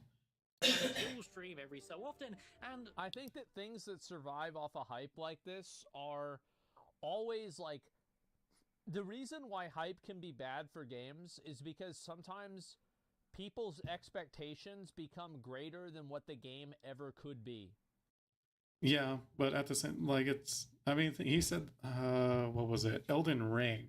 Like, honestly, people had crazy expectations on that one, and yet they hit everything and then some. So I think that's what the issue is that, like, people expect every single monthly update to be as breathtaking as the Archer. seasons update or the gathering update or the combat update with the Archer. Like, not every single one is going to be like that. It's just, yeah, no, that makes complete sense. that's just the truth. You're not going to knock it out of the park every single time. That's not the way that game development or anything development for anything goes. Yeah, because it's also a case where it's like a lot of the development is boring stuff. Let's be fair, or spoilery. Maybe they're doing questing, working on the story itself, where they can't really show that kind of stuff. So it's up and down, right? like they can show you combat and gathering because it doesn't matter. Time, right? Yeah. So let's discuss this today in less than 10 minutes. Editing Narc here. It seems I failed again. I just can't seem to keep these videos less than 10 minutes. My thin air just... What is going on behind him? Like, The anime thing. I mean, really, like, what is this? Hold up, yeah, what is... Oh my god. appears to be too content dense. Sorry about that. Now, with all that bollocks out of the way, he's a weed. Let us begin. Shall we? Oh my god. Okay. So maybe he's thinking that, you know what, maybe this whole Ashes of Creation thing, the ceiling on this thing is just way too low. I think we've really got to expand our horizons. And get so the Genshin now players. He's like testing the waters to see if he can farm weebs. He's like, okay, you know what? Let's see how far we can get this. so right out the gate, let's just go straight. Yeah, it's because, like, I mean, really, there's a new weeb game that comes out like every week. Ashes of Yeah. Creation won't be out for 7 more years. So, I mean, he's got to have something Jesus, to do in 7. the meantime. Yeah, out there and true. reveal all the Discord messages at once so you can be overwhelmed with disappointment, post a comment about how the game's never releasing, and then go back to huffing the copium and preaching your MMO will finally be fixed in the next patch. Don't worry guys, they're finally listening this time, I swear. Okay, now everyone got that out of their system, let's discuss this upcoming stream and see if we can set some expectations going into it. As per the teaser this month, they told us we will be having a discussion with the devs and meeting a few of the team over at Intrepid. This sparked interest for the highly anticipated studio tour. That's pretty However, cool. they Little Dust further Devil. confirmed on Discord that this is not going to be the studio tour. It is merely a glimpse at the studio in the background whilst we talk to these devs. This did continue much discussion and excitement for certain dates and announcements to be revealed. However, they further clarified that they don't have any plans for major announcements this month. As much as we're excited for it, the Alpha 2 date is... I hope that I hope that Ashes of Creation doesn't end up it doesn't end up falling into the trap of people that are so excited about it that they create fan fiction for the outcome of the game that it could never live up to. I feel like the only time that a game just got absolutely No Man's Sky. hyped out of this fucking world, and it But also, that's also because the developer kept promising and promising and promising things that were just like unrealistic for an indie company to achieve. Even in like AAA, would have been hard pressed to achieve the things that that guy was promising. So, I mean, let me think. Like, other than that, though, what games really fell for that? I think ESO a bit. Wildstar. What else? What else? What else? Let me see what he says. I can't think of anything else. That lived up to the hype was Elden Ring. Oh, what lived up to it? Yeah, definitely. Like, that was the only time that's, like, ever happened. Likely not coming, which is indeed disappointing. I agree. Christmas. I think a lot of Final Fantasy fans, like that's usually the case. At least with me personally, like I've not been disappointed in a Final Fantasy game other than like maybe the Lightning one. It's not that I was disappointed with the game itself. I just didn't like particular characters. Would have been the perfect time Kind to of killed the announce game it, for me. but as they've said in the past, to avoid the delay situation they had last time with Alpha 1, they will not be giving us a date until it is 100% ready. And That's that smart. is the correct thing to do. Yeah. If you want further information on dates and a timeline for this MMO's future development, I highly recommend you watch the last video, as it not only has a banger of an intro, but it also highlights a lot of important information about this open development Intrepid are focused on. Ideally, this end-of-year live stream would be... I do think that they should be pretty measured with how much they let people play the game.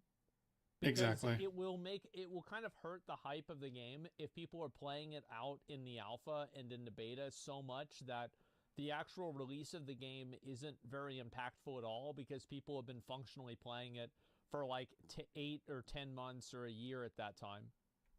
rivaling last year's insane Unreal Engine 5. That's why most demos, like they give you like a very limited access to the game.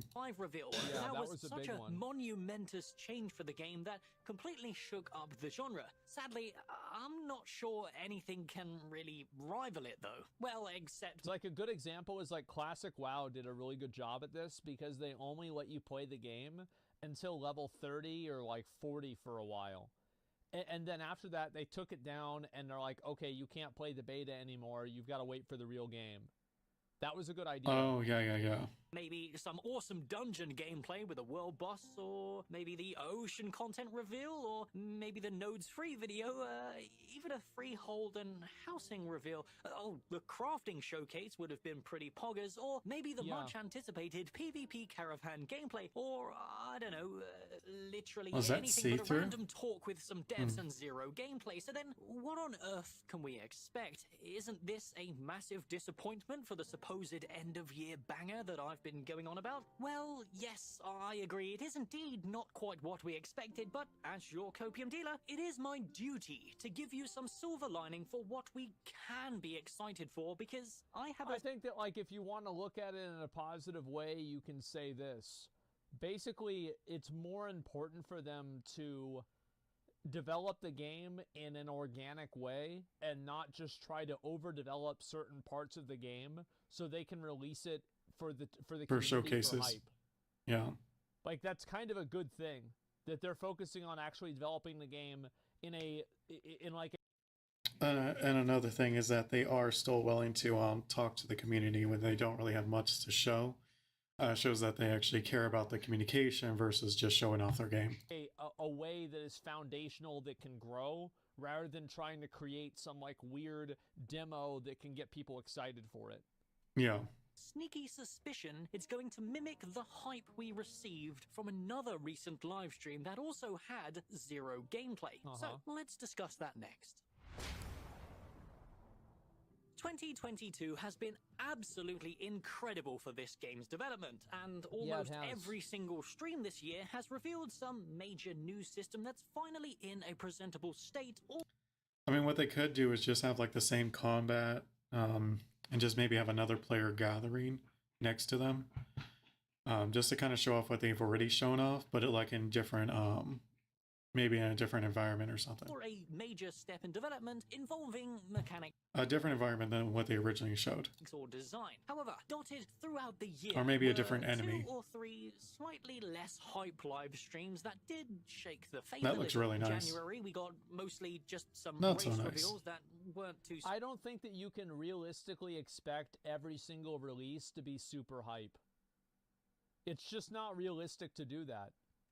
special and zero gameplay. February, we got a whole live stream discussing fucking mounts, which wasn't too bad considering the content, as it was basically a deep dive also into look pretty the cool. animal husbandry system, a system a lot of people are actually excited about. March, though, was when it started to ramp up a little with a first look at their character creator. However, this yeah, I think the character creator was probably one of the most interesting ones, and probably one of the best ones, because the way that they were talking about the character creator and how it looked and like what the Yeah, it definitely gave me like BDO vibes, but the fact that you can also have that kind of level of customization on like the races that aren't just human was actually really cool. customization options were, it was absolutely amazing.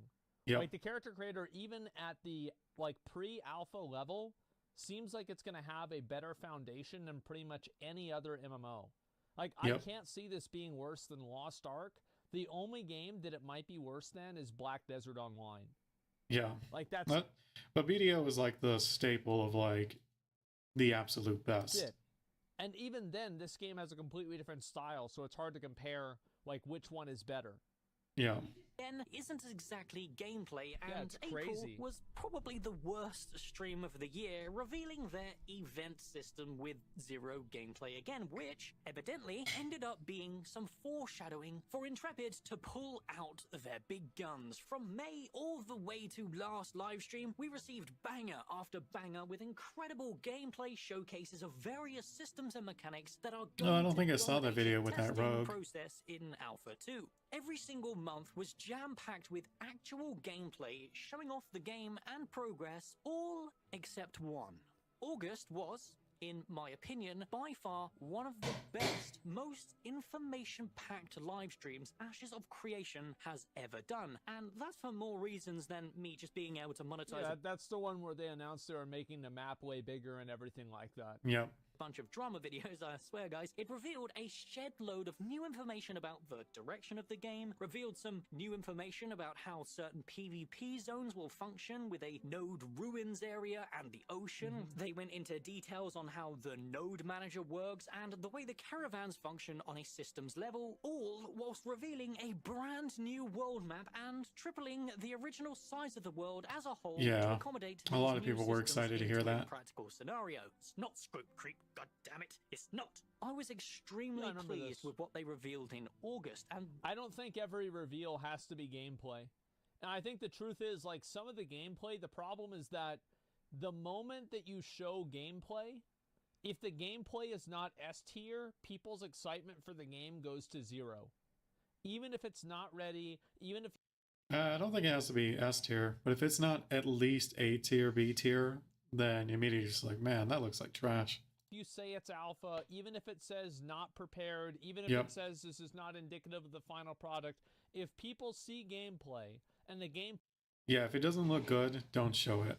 doesn't look good, then they're going to think the game sucks. That's all there is Yep. to it, because people that's how people develop impressions of video games. Like, whether First it's wrong or impressions not, are a it's thing. not going to change. That's just the facts. For a reason. all this came with absolutely zero gameplay to back it Yeah. up. Not a single complaint was filed that month. And trust me, as the gatekeeper of this game, I'd know. And I'm confident our little chat with the devs this month will give us the same kind of vibes as that one.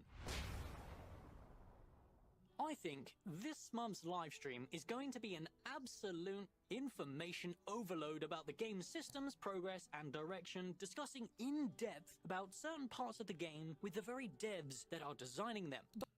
Even if it's not, like, you know, they're gonna go into like more detail possibly on like things already announced, like the gathering system, the node system, questing, whatever it may be. Like, even if they go more in depth in terms of how that stuff is gonna work, that's still, like, to me at least, it's equivalent to like a gameplay thing. Like, you're learning more about the game, which is always good. But I think the systems are important to talk about, but what's more important to talking about the systems is getting players' hands on them and actually seeing how they evolve with people interacting with the systems in real time. Yeah, but we're probably not going to see that anytime soon, to be fair. It's also going to be hard for them to kind of show that, because from what I understand with this game, they're really going to be focused on like the player base making decisions for the game. like affecting the game. I think that's really what the issue is. Like, that has to happen. We'll conclude today's video not by hyping up this particular aspect with literal thin air. I'm going to talk about what Oh, I thought this video included like the live stream. Well, that's kind of disappointing. I personally hope we get discussions on, because they are the systems I'm most personally excited about. First of all, the goddamn oceans are one of the most exciting parts of this game for me. Not only is the ocean practical for many reasons like PvP, trading and travel, but I am a massive One Piece fanboy, and ever since I first experienced an ocean in an MMORPG like Black Desert Online, I've been searching for a game to really play that pirate fantasy. Sea of Thieves is obviously the best one out there right now. However, it's not set in a massively multiplayer world with I'm not really excited about the ocean, I'll be honest. Like, that was super boring in Sea of Thieves. Like, I played it for, like, I don't know, 2 hours, and I was just like, okay, I'm done. and exploration like an I mean, probably because they didn't really have much around it. So I don't know. Like, I haven't played Black Desert. Well, I played a little, but like, I found out early on, like, your stuff, like, can break or something like that, or maybe I lost, like, something. Like, I forget what happened, but I was upgrading something, and I just felt like I just wasted all my time, so I just stopped playing. MMO offers. When I did my playthrough of Arcade earlier this year, the ocean content, boat progression, and sea mechanics absolutely blew my mind for what's possible in an MMO. This is and so cool. Arcade is absolutely the gold standard for ocean content. And like, look at that. That's the gold standard, bro. That's the brown standard. This is. I was gonna say it looks like shit. Just the looks of it. I'm not like graphics wise, like whatever, but like just what we saw, like it didn't even look that cool. Awful. Look at the gameplay. It's fucking garbage. Yeah. So it's not that hard for them to be able to improve on this. Experiencing their oceans that made me so excited for Ashes of Creation, because I genuinely think if they can capture the same feeling as Arcade did with the Oh, that's gotta suck. and the PvE mechanics, I think I will probably end up spending most of my time trading on the open seas, and I'm very content with this as a main gameplay loop. But enough fanboying about that. I personally think this is a tall order and would rather have actual gameplay to accommodate the information about this, so instead, I think an in-depth discussion about the class and combat design That was pretty cool how he jumped from one boat to the other. would be a very well received one, going in depth about the weapon progression, the actual weapons themselves, because we still don't have a full list of them, class progression, and how the augment system will work will unfog a lot of confusing parts about Intrepid's design. I think for me, the weapon system doesn't really matter. The only thing that matters is seeing how everything fits together. Because, like, if there's a weapon system, like, how do the bosses work? Do the bosses have immunities to certain types of weapons or certain types of spells? Are you able to, like, is it like... Like, the system as a whole is going to be what kind of decides how, if it's good or not. It's like how they're interacting in the actual gameplay. Like Dark Souls, for example, where certain NPCs are more vulnerable or resistant to different types of like magic effects or physical, or is it something like in New World, for example, where you have things that are more vulnerable but nothing that's less vulnerable anymore, like for example in Expeditions, or is it something like Classic WoW, where if you cast Fireball on Ragnaros, he doesn't take any damage, but if you do that on Ragnaros and Firelands, he takes full damage. So, like, what's the line here that we're drawing, and how does it fit together? How do you upgrade? I didn't even know that. Is it something that you can realistically have 5 of the same thing of, that you can kind of progress linearly at the same time? And like, these are the things.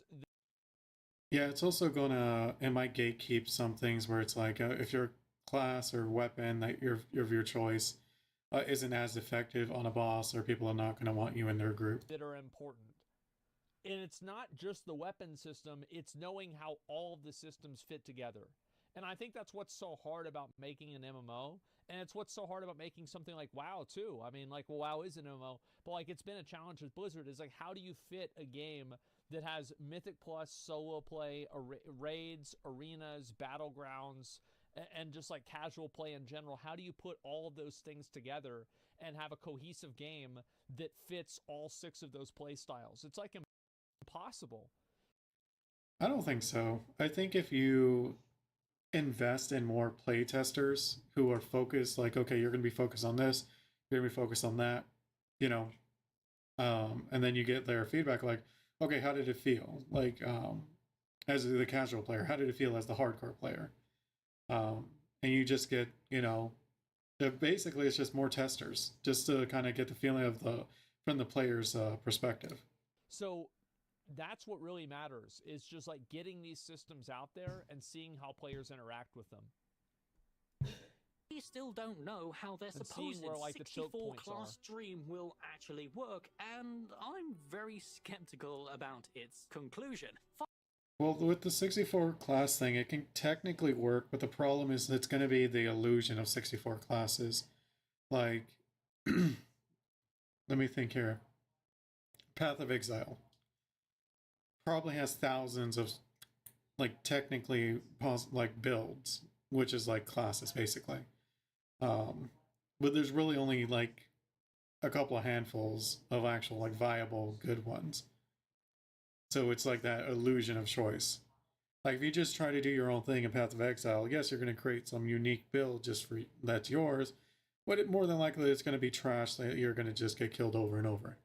Finally, I think following that up with an economy-based design discussion would also be a very highly received one. It's no secret that a sandbox MMO functions slightly different to your average theme park, and in a sandbox, your power tends to come from how much money you have, and having a lot of diverse ways to make money through various fun and interesting systems is the key to making sandbox games so much fun, especially MMORPGs. We haven't Pretty even begun much. to talk about spot test Or the multi-boxing. I have a feeling Ash is going to run into that issue. teases for what's to come in the next few months, and of course, the mandatory reflection on 2022 meme that will undoubtedly take up a large portion of the live stream. And that is cool with the environment, how it changes like that. That's really, really cool. Which leads me on to my question for you. Oh, dang it, it affects the monsters. I didn't even realize that. Do you want to hear about That's insane. this live stream? I want to hear about the end game progression systems. I hit 60, I hit 100, I hit 50, I hit 80, whatever the max level is. Now what? What do I do to get better gear? How long can I keep getting better gear? Why don't I just go to the very end of that progression loop at the very end of it as soon as I start and just get the best gear? Why do I have to go step by step? It's like, because if it's an outdoor content, like, why am I not able to bring 150 people to kill something that's designed for 40? Do you see kind of what I'm saying? Because, like, you've got to assume that there's probably going to be a point where the scaling for bosses, the amount of people that exist in the area will outscale the boss's difficulty. So how do you have outdoor dungeons and a progression cycle without creating things that are just really gimmicky? Like, for example, yeah, because you're going to run into situations that New World did, where you just get these mega hordes that just go in there and just literally steamroll an entire area. Or maybe they don't even kill things, everyone's running to go get the loot because they're chest runs. So it's like, but imagine if you got it through killing. It would be the exact situation. You get like 50 plus players all joining the same group, and they would all just steamroll in. Like, it could be fun, but honestly, I can see it being boring pretty quickly, just like the New World runs were. So if everything's open world, like, what are going to be the limitations to that, if any? Example. And if none, what about these? There's going to be guilds that are just going to literally spam invites to everyone to try to get as much as people as possible. And then they're like, hey, we're going to go do this to get loot. Everyone come over, which more than likely they will. So in Valheim, like, if you go up to the mountain, you can't go to the mountain unless you make the special cloak that gives you frost resistance, for example. And these types of things are kind of gimmicks. So are we going to have something like Brimstone Sands is the same thing with New World, is that you can't go to Brimstone Sands unless you drink the tincture, and you can't run into BWL unless I think it's kind of dumb, but yeah, unless you get attuned, or same with Naxxramas or something like that. So how does this work? I think it makes sense that like if you're gonna do it like a raid and you're gonna get like attuned, which should only be once and never again, if they do it. But I don't know. I think it was a little weird they had to do that before being able to go to the new zone. But I mean, it's not bad because it's a one-time thing. What is the progression system like? What kind of gear can you get? How much better? All right, I'm gonna use the restroom. I'll be back.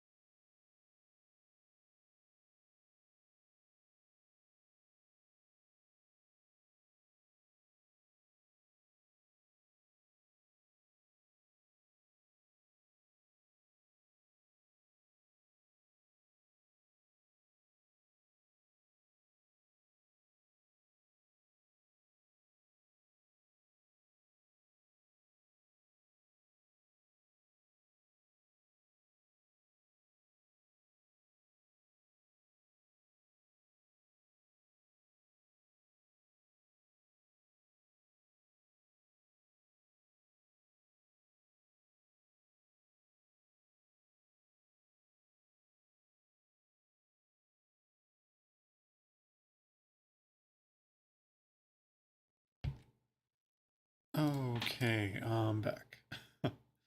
All right, let's. Is the gear at an end game player? Like, let's say I play the game 15 hours a day. I'm in the best guild in the game, and I go up against 3 people that just, are casual players at max level. Can I win? Will I win every time? Will they ever win? Yeah, like to what degree is this power scaling at the max level? I believe is what he was asking. It's like in Lost Ark. If PvP was not scaled down, like everyone's balanced, like no lie, like a whale could probably take on like 100 casual Lost Ark players. How many of them could I kill at the same time theoretically? Like, what is the scope of power difference? Yep. See, like, all of these questions are what really matters, in my opinion, because those questions determine how the game is going to retain players. Oh yeah, 100%. Like WoW, honestly, even with Dragonflight, I think WoW's power scale difference, like in what he's talking about in terms of like a person fresh 70 versus someone who's like in full like arena gear or something like that. Like you're gonna get like 2-shotted. Like it's not even like maybe 1-shotted, honestly. It's that bad. And that's why World PvP and WoW, I mean it's more than what it was, but it's still like really, really bad because it's like, who wants to play that? Like, especially as a fresh 70. It's like, and by the time you get the gear, you're like already over geared for World PvP. So you're just doing it for fun now. I think that's one of the big issues with World PvP and WoW right now, is that your PvP item level isn't affected by your honor gear. It's like whatever gear you have on. Because honor gear only affects your BG and arena. Well, World PvP is just whatever item level you have normally. So it's like, I'm trying to see, like, I'm sorry, I'm like kind of tired now, but it's that thing where it just feels unfair. And you can't really have like a system like that. And it feeling unfair is like one of the worst things you can have in any kind of open world PvP. You just don't want to be obviously be participate in it. curated, pre-planned discussions that are decided before the stream, and they have explicitly stated that they're skipping the Q&A this month for reasons I'm not too sure about. Possibly because they expect the live stream to run overtime, or maybe Intrepid are taking it easy to cap. I mean, I think they've talked about everything that they can talk about. They need to introduce new things. Also, it is the holiday season. And if they say anything that can be construed as bad, like it's not worth being any kind of bad press during the holidays. Like, people are just going to keep asking about the same stuff. That's fine. Like announcements made in like holiday months are taken worse than non-holiday months. I think. MMOs are too complicated in their purest form. I don't think they're that complicated. Like, for example, when you kill somebody, can you ever get their gear? Let me think of some more of them. Are there sea bosses? Like, for example, if can you build like a giant ship and go out and kill a kraken? Or can you build an armada, especially with Asmon with his pull on players? Like, if Asmon wants to, could he build basically a navy fleet and just corner off like a section of the ocean? Like, will that be possible? And if you can go out and kill the Kraken, how hard is the Kraken? And then if you bring 5 ships instead of 1 ship, is the Kraken 5 times easier? Is it half as easy? Is it harder because it scales up with new mechanics and abilities? What happens if people try to bug out the boss with like different types of, like mob tagging functionality? What happens if, like 5 people are fighting a dragon and then the dragon's at 5% health, and then the rest of the guild tags it, and then its health increases because there's more characters on the combat table. Do only those 5 people get it? Do less people get it? Like, you see kind of what I'm saying? Like, there's so many different things, because I'm the kind of person that exploits games. Yeah. No, he's 100% right. Like, if you have it, because what he was basically talking about there, if you bring it to 5%, which is like basically your core members, like the best of the best, and then you bring everyone in for the 5%, that 5% is obviously, if they have it where you get boosted, does it regenerate all its health and get the boost? Or do you just have to deal with that 5% now with everyone involved? And it's going to be super easy, because even if it's a super hard fight, it's just 5%. Like, if you can't do 5%, then what the heck? Why are you even playing? How'd you even get it to 5%? But yeah, no, I mean, there's the problem with the open world aspect with Ashes creation. It is going to be absolutely teeming with opportunities to exploit pretty much across the board. Like, it's going to be insane. So the amount of testing that's going to be needed with this type of game is going to be like World of Warcraft. Yeah, you're going to want some, obviously, testers, but like, you need testers with Ashes of Creations. Like, the game is going to be worse than New World without it. As soon as the alpha comes up, I will immediately figure out things that you can do that you shouldn't be able to do. Absolutely. And if you don't have that stuff down on lock, it ruins the end game. Because, like, for example, if you're able to just like for example, in Dragonflight, at the very beginning, you were able to buy all of the PvP gear because you could just use like the trophies and then buy the gear and then just sell it immediately on the auction house, because they didn't really plan things out, and there was an oversight. But Blizzard was able to fix this problem, but if they hadn't, it would have just completely killed the end game, because you'd have people in full PvP gear on day 1 that spent a bunch of money. So it's just so complex and so hard to figure out how to get all these systems to fit together. And also, like, how do you prevent one guild from just not controlling everything on the server?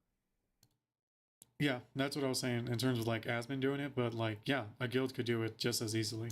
Because like, this is what happens. And even if you limit the amount of players in one guild, what they'll do is they'll create the same guild with like maybe numerals at the end. So like Apocalypse 1, Apocalypse 2, Apocalypse 3, and like so forth and so forth. It's just one big guild just divided up. New World is like a lot of servers in New World have guilds and shell guilds or shell companies, just like real life, that are controlling all of the territories in the entire game.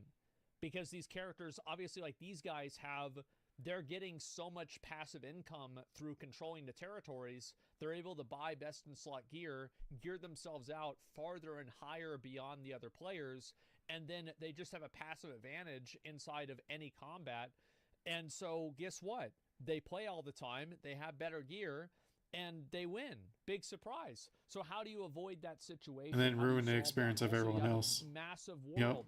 How do you create it to where it's not like, 3 months or 4 months down the line into the release of the game and certain nodes are being relatively unused because they're not efficient with like a resource, they're not efficient with like resource acquisition. Like New World ran into that because there were some areas that were just way better for mining and like gathering while others weren't, and those felt a lot more empty. Why do you have people that go to the node for, let's say, like animal husbandry, if this has just been determined to be an inefficient node? You have to like patch that out.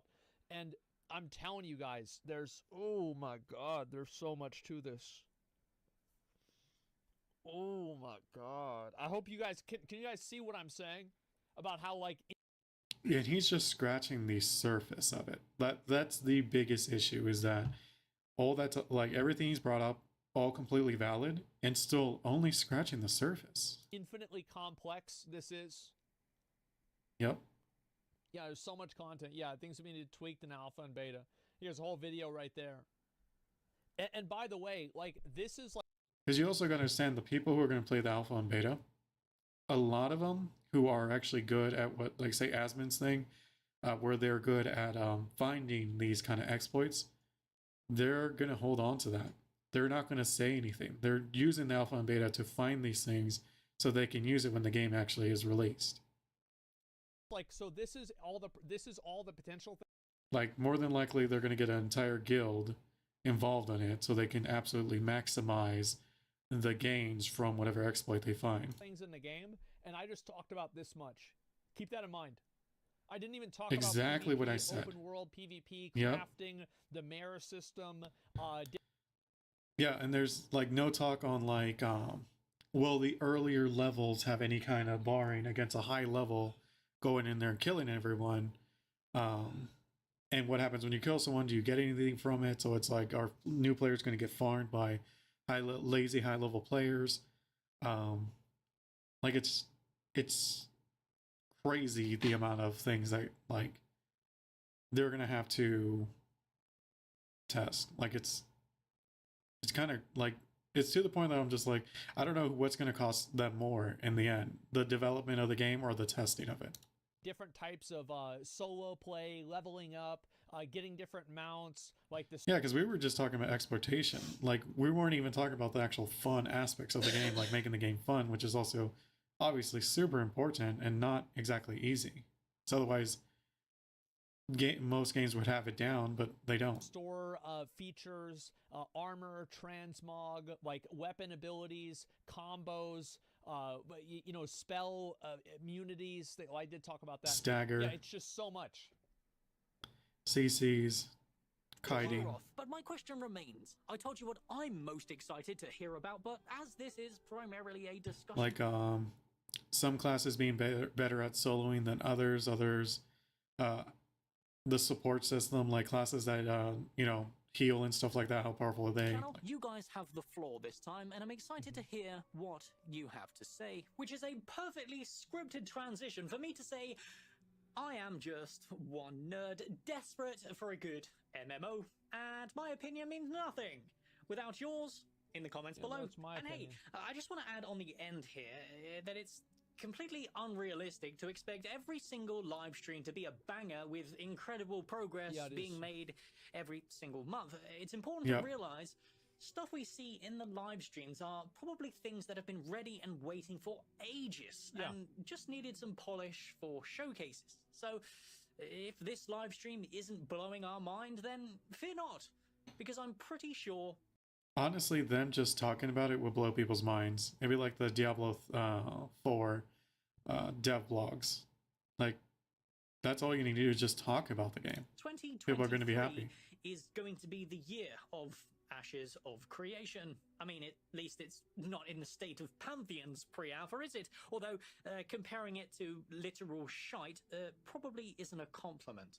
But Narc, stop smoking the pot.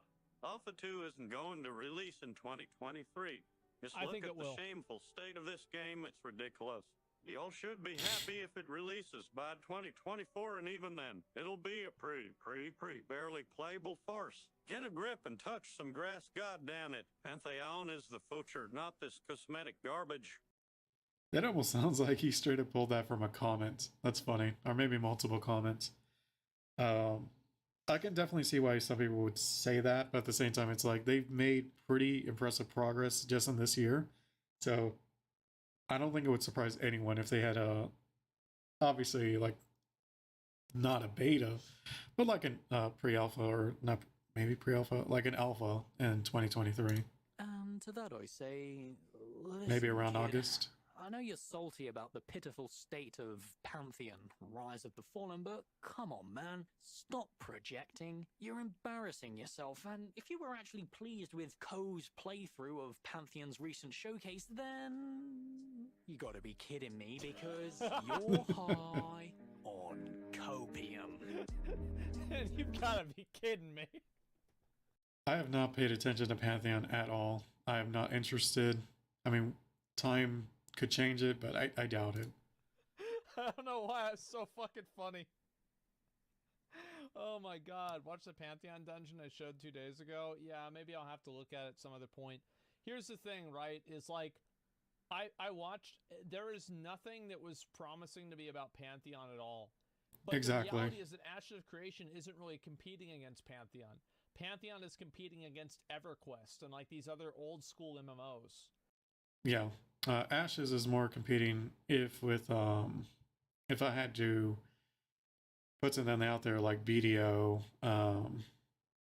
what's another one? The one that's going to be coming out. I don't know if they're going to come out around the same time, but if they do, wow, I can't even think. Arcade 2. Like, a lot of the people that are super hyped about Pantheon are not going to be playing Ashes of Creation, probably.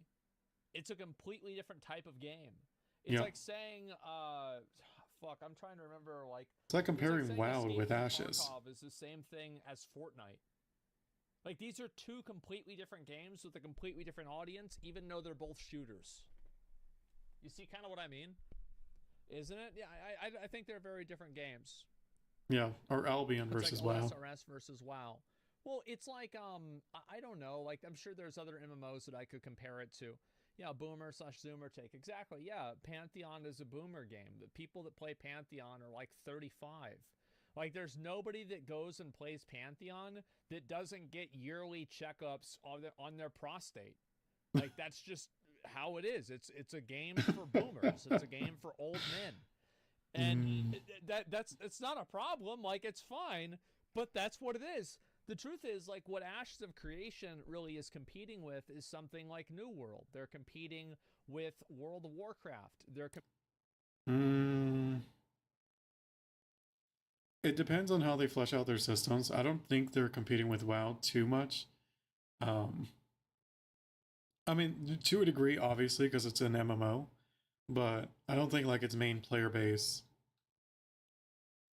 is really, that's like saying Arcade was competing with WoW. And to a degree, you're right in that they're both MMOs, but like the core gameplay they were really different.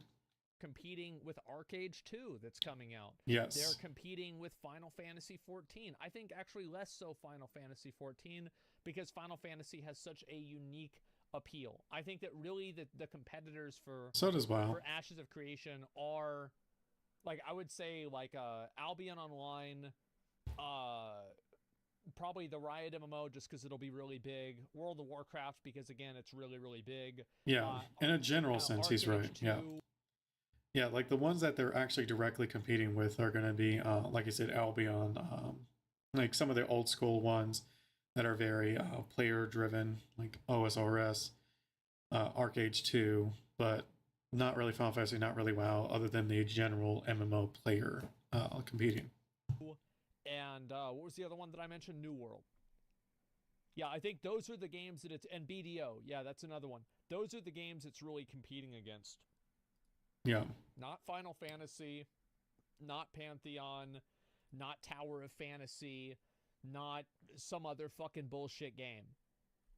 Why not Final Fantasy? Because Final Fantasy's appeal is so much different than what Ashes of Creation's appeal is. Like, of course, some people will go and play Ashes of Creation instead of Final Fantasy, but I don't think the overlap is going to be that big. So, like, for example, is he talking about, like, story-wise? Like, Ashes of Creation is not going to have, like, an in-depth storyline.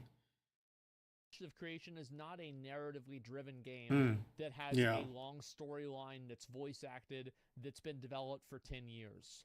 It doesn't have... It's not the weebs like this comment. It has nothing to do with weebs. Graphed raids and a catalog of them that spans for the past 8 years. It just simply doesn't have those things. It doesn't have, bunny girls. Well, it might, actually.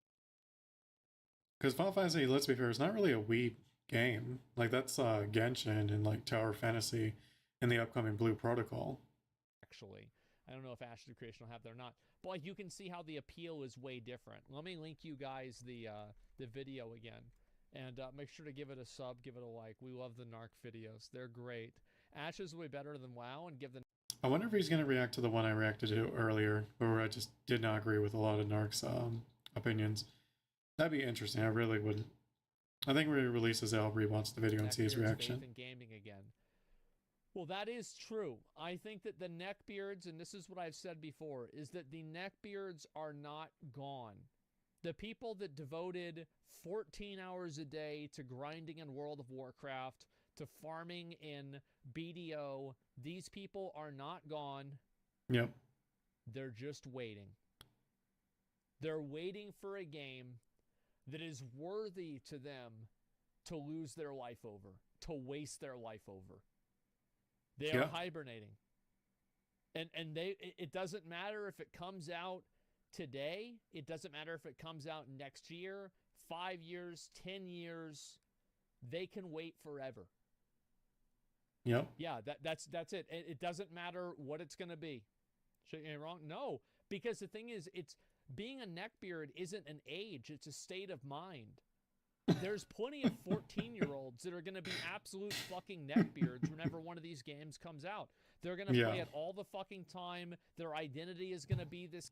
I mean, you had it with, like, Fortnite and Minecraft. Game. They're going to fixate on it. Like, you have a lot of them where they fixated, like, I'm pretty sure that's the word he was going to use, on Minecraft when they were younger. And now that they're older, they're, like, making YouTube videos. They're, like, creating whole worlds. Like, it's pretty crazy. Constantly. But you can't make a game that sucks and then expect people to waste their life on it. Yeah. People are waiting and excited. People are looking forward to something like Sword Art Online because it's so transformative and so amazing that they can play it constantly and ruin their entire life in the pursuit of being better at it and feel like they're not wasting their time. Yeah, that's what I talked about earlier. Is like, you don't want to feel like you're wasting your time, otherwise you really aren't going to want to play anymore. That's what it is. That's what people want. People, they don't want to have a super casual game. They do in a way. Of course they do. But there are also a lot of people that want something hardcore that they can really invest themselves into and for it to matter. Yep. That's what it is. The neckbeards aren't gone. They're just waiting. And you will never get them if your game is not S tier. Yeah, a lot of them are playing, I'm assuming, Classic WoW, just waiting. They just won't play it. In the dark. Or they won't stick around. They'll leave. In the bushes. That's it. How do you define wasting time? Sure, feeling like you're wasting your time. So yep, exactly. Even if you are technically wasting your time, as long as you don't feel like you're wasting your time, that's the crutch. If you feel like you're wasting your time playing a game, you are. If you don't feel like you're wasting your time playing a game, you're not. It's that simple. Yep.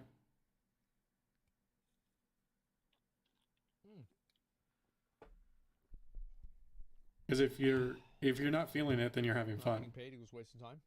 No, I don't agree with that. That's like saying sleeping is a waste of time. It's like saying eating your breakfast is a waste of time because you're not getting paid. Like, for That's example, ridiculous. painting Warhammer figurines.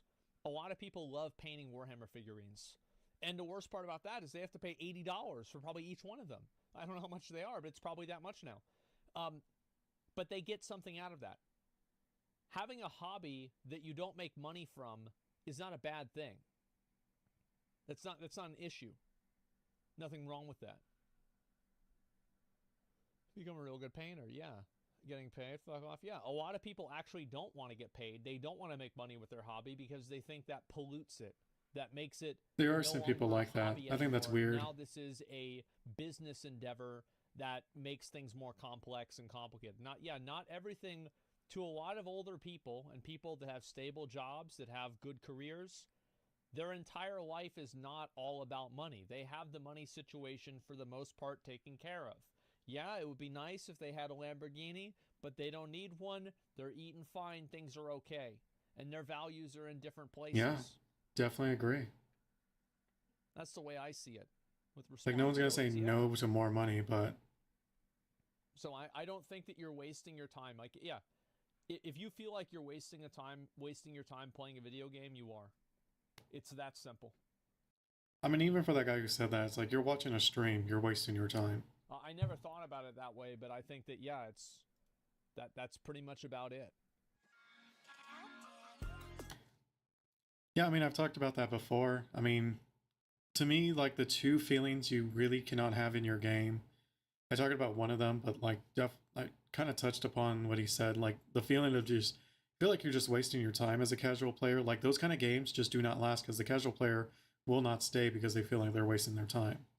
And that's why I was really disagreeing with Narc in his videos, like, oh yeah, just let the casual players do their thing, but keep the hardcore stuff in there. It's like, you can't do that because it feels like they're wasting their time. Lost Ark is just prime example of that. Even though, like, say, for like with Lost Ark, like, you feel like you're wasting your time when you're in a dungeon with people who don't know what they're doing, and they're just causing the group to wipe over and over. So you're just leaving that group, and what if you get the exact same thing over and over? Just feel like you're wasting your time, you're going to quit. And that's also the same thing with the feeling of hopelessness. Like, you, in your capacity as a player, cannot change what is happening to you. When you get ganked over and over, you get spawn locked. Like, they're not letting you do anything. Where your only option is to log out. Like, you can't have that because most people, if it happens maybe once, maybe they'd be able to deal with it. But if it happens more than that, more than likely, they'll never play that game. It happened to a family member who was trying to get into League of Legends. We were playing custom games, and my brother just, who was a much better player, obviously, because one's a new player, the other was like hardcore into the game, would farm him. Like, would go out of his way to just make sure he died no matter what he did. And even though it was a game that I thought, you know, he'd be really into, he never touched again. Because he couldn't do anything. I didn't find out about it until later, and I'm like, almost knocked him out. I'm just like, dude, why would you do that? Like, that is just really a messed up thing to do. But no, I mean, that's someone who would do it to a family. It's like, there are people who just, you know, if they do it to family, you know they're going to do it to other people, like, all the time. I don't know. It's, what was it? There was like a term for it, like, to the point that they actually had a term for it. Where, like, a really experienced player just makes a whole new account so they can just dominate, like, new players. Like, they do it all the time, and they do it in every single game. So that's why they have elos, and that's why if, like, you do too well, you're put in a higher elo, because it's like, it's not really fair to everyone who's in the lower one, because you're just stomping them. You're the only one having fun, basically. And Ashes of Creations really needs to watch that, because Ashes of Creations, and the big thing about it, and why it's like a lot of people are hesitant on it, they're excited, but they're tentative about their excitement, because if they get either of those wrong, where it feels like you're wasting your time or you feel hopeless in terms of what you can do, they're going to lose a massive amount of their player base, because that is the casual experience. And like I said, if you build your game not for the casual place, or at least having some things for them. Like, it should be a majority for the casual, let's be fair. Because they're going to be the majority of your player base. That's just how it is. Your game's going to end up like WildStar. Just plain and simple. Like, if you're catering to the hardcore, you're going to get the hardcore, and you're not going to get the casual player base, who is the lifeblood of an MMO. So, but yeah, definitely a good video. Narc, like I said, I like his videos. Like, that was like the only video I'm just like, oh, okay, so this is how he actually feels about games. I'm just like, dang, okay. But like in general, like, I don't know. I don't think we know enough about Ashes Creations to really say where it's going to be headed. I still haven't given Arcade a try, so, or at least the private server, because obviously the main one is down, but it's hard to say. I think I'm going to end it here, though. Yeah, I'm just like, my mind's like thinking of things, discarding them, and it's like really late, so it's like I'm just all over the place. All right, well, yeah, so I'm going to call it. See you. Oh, yeah, Merry Christmas.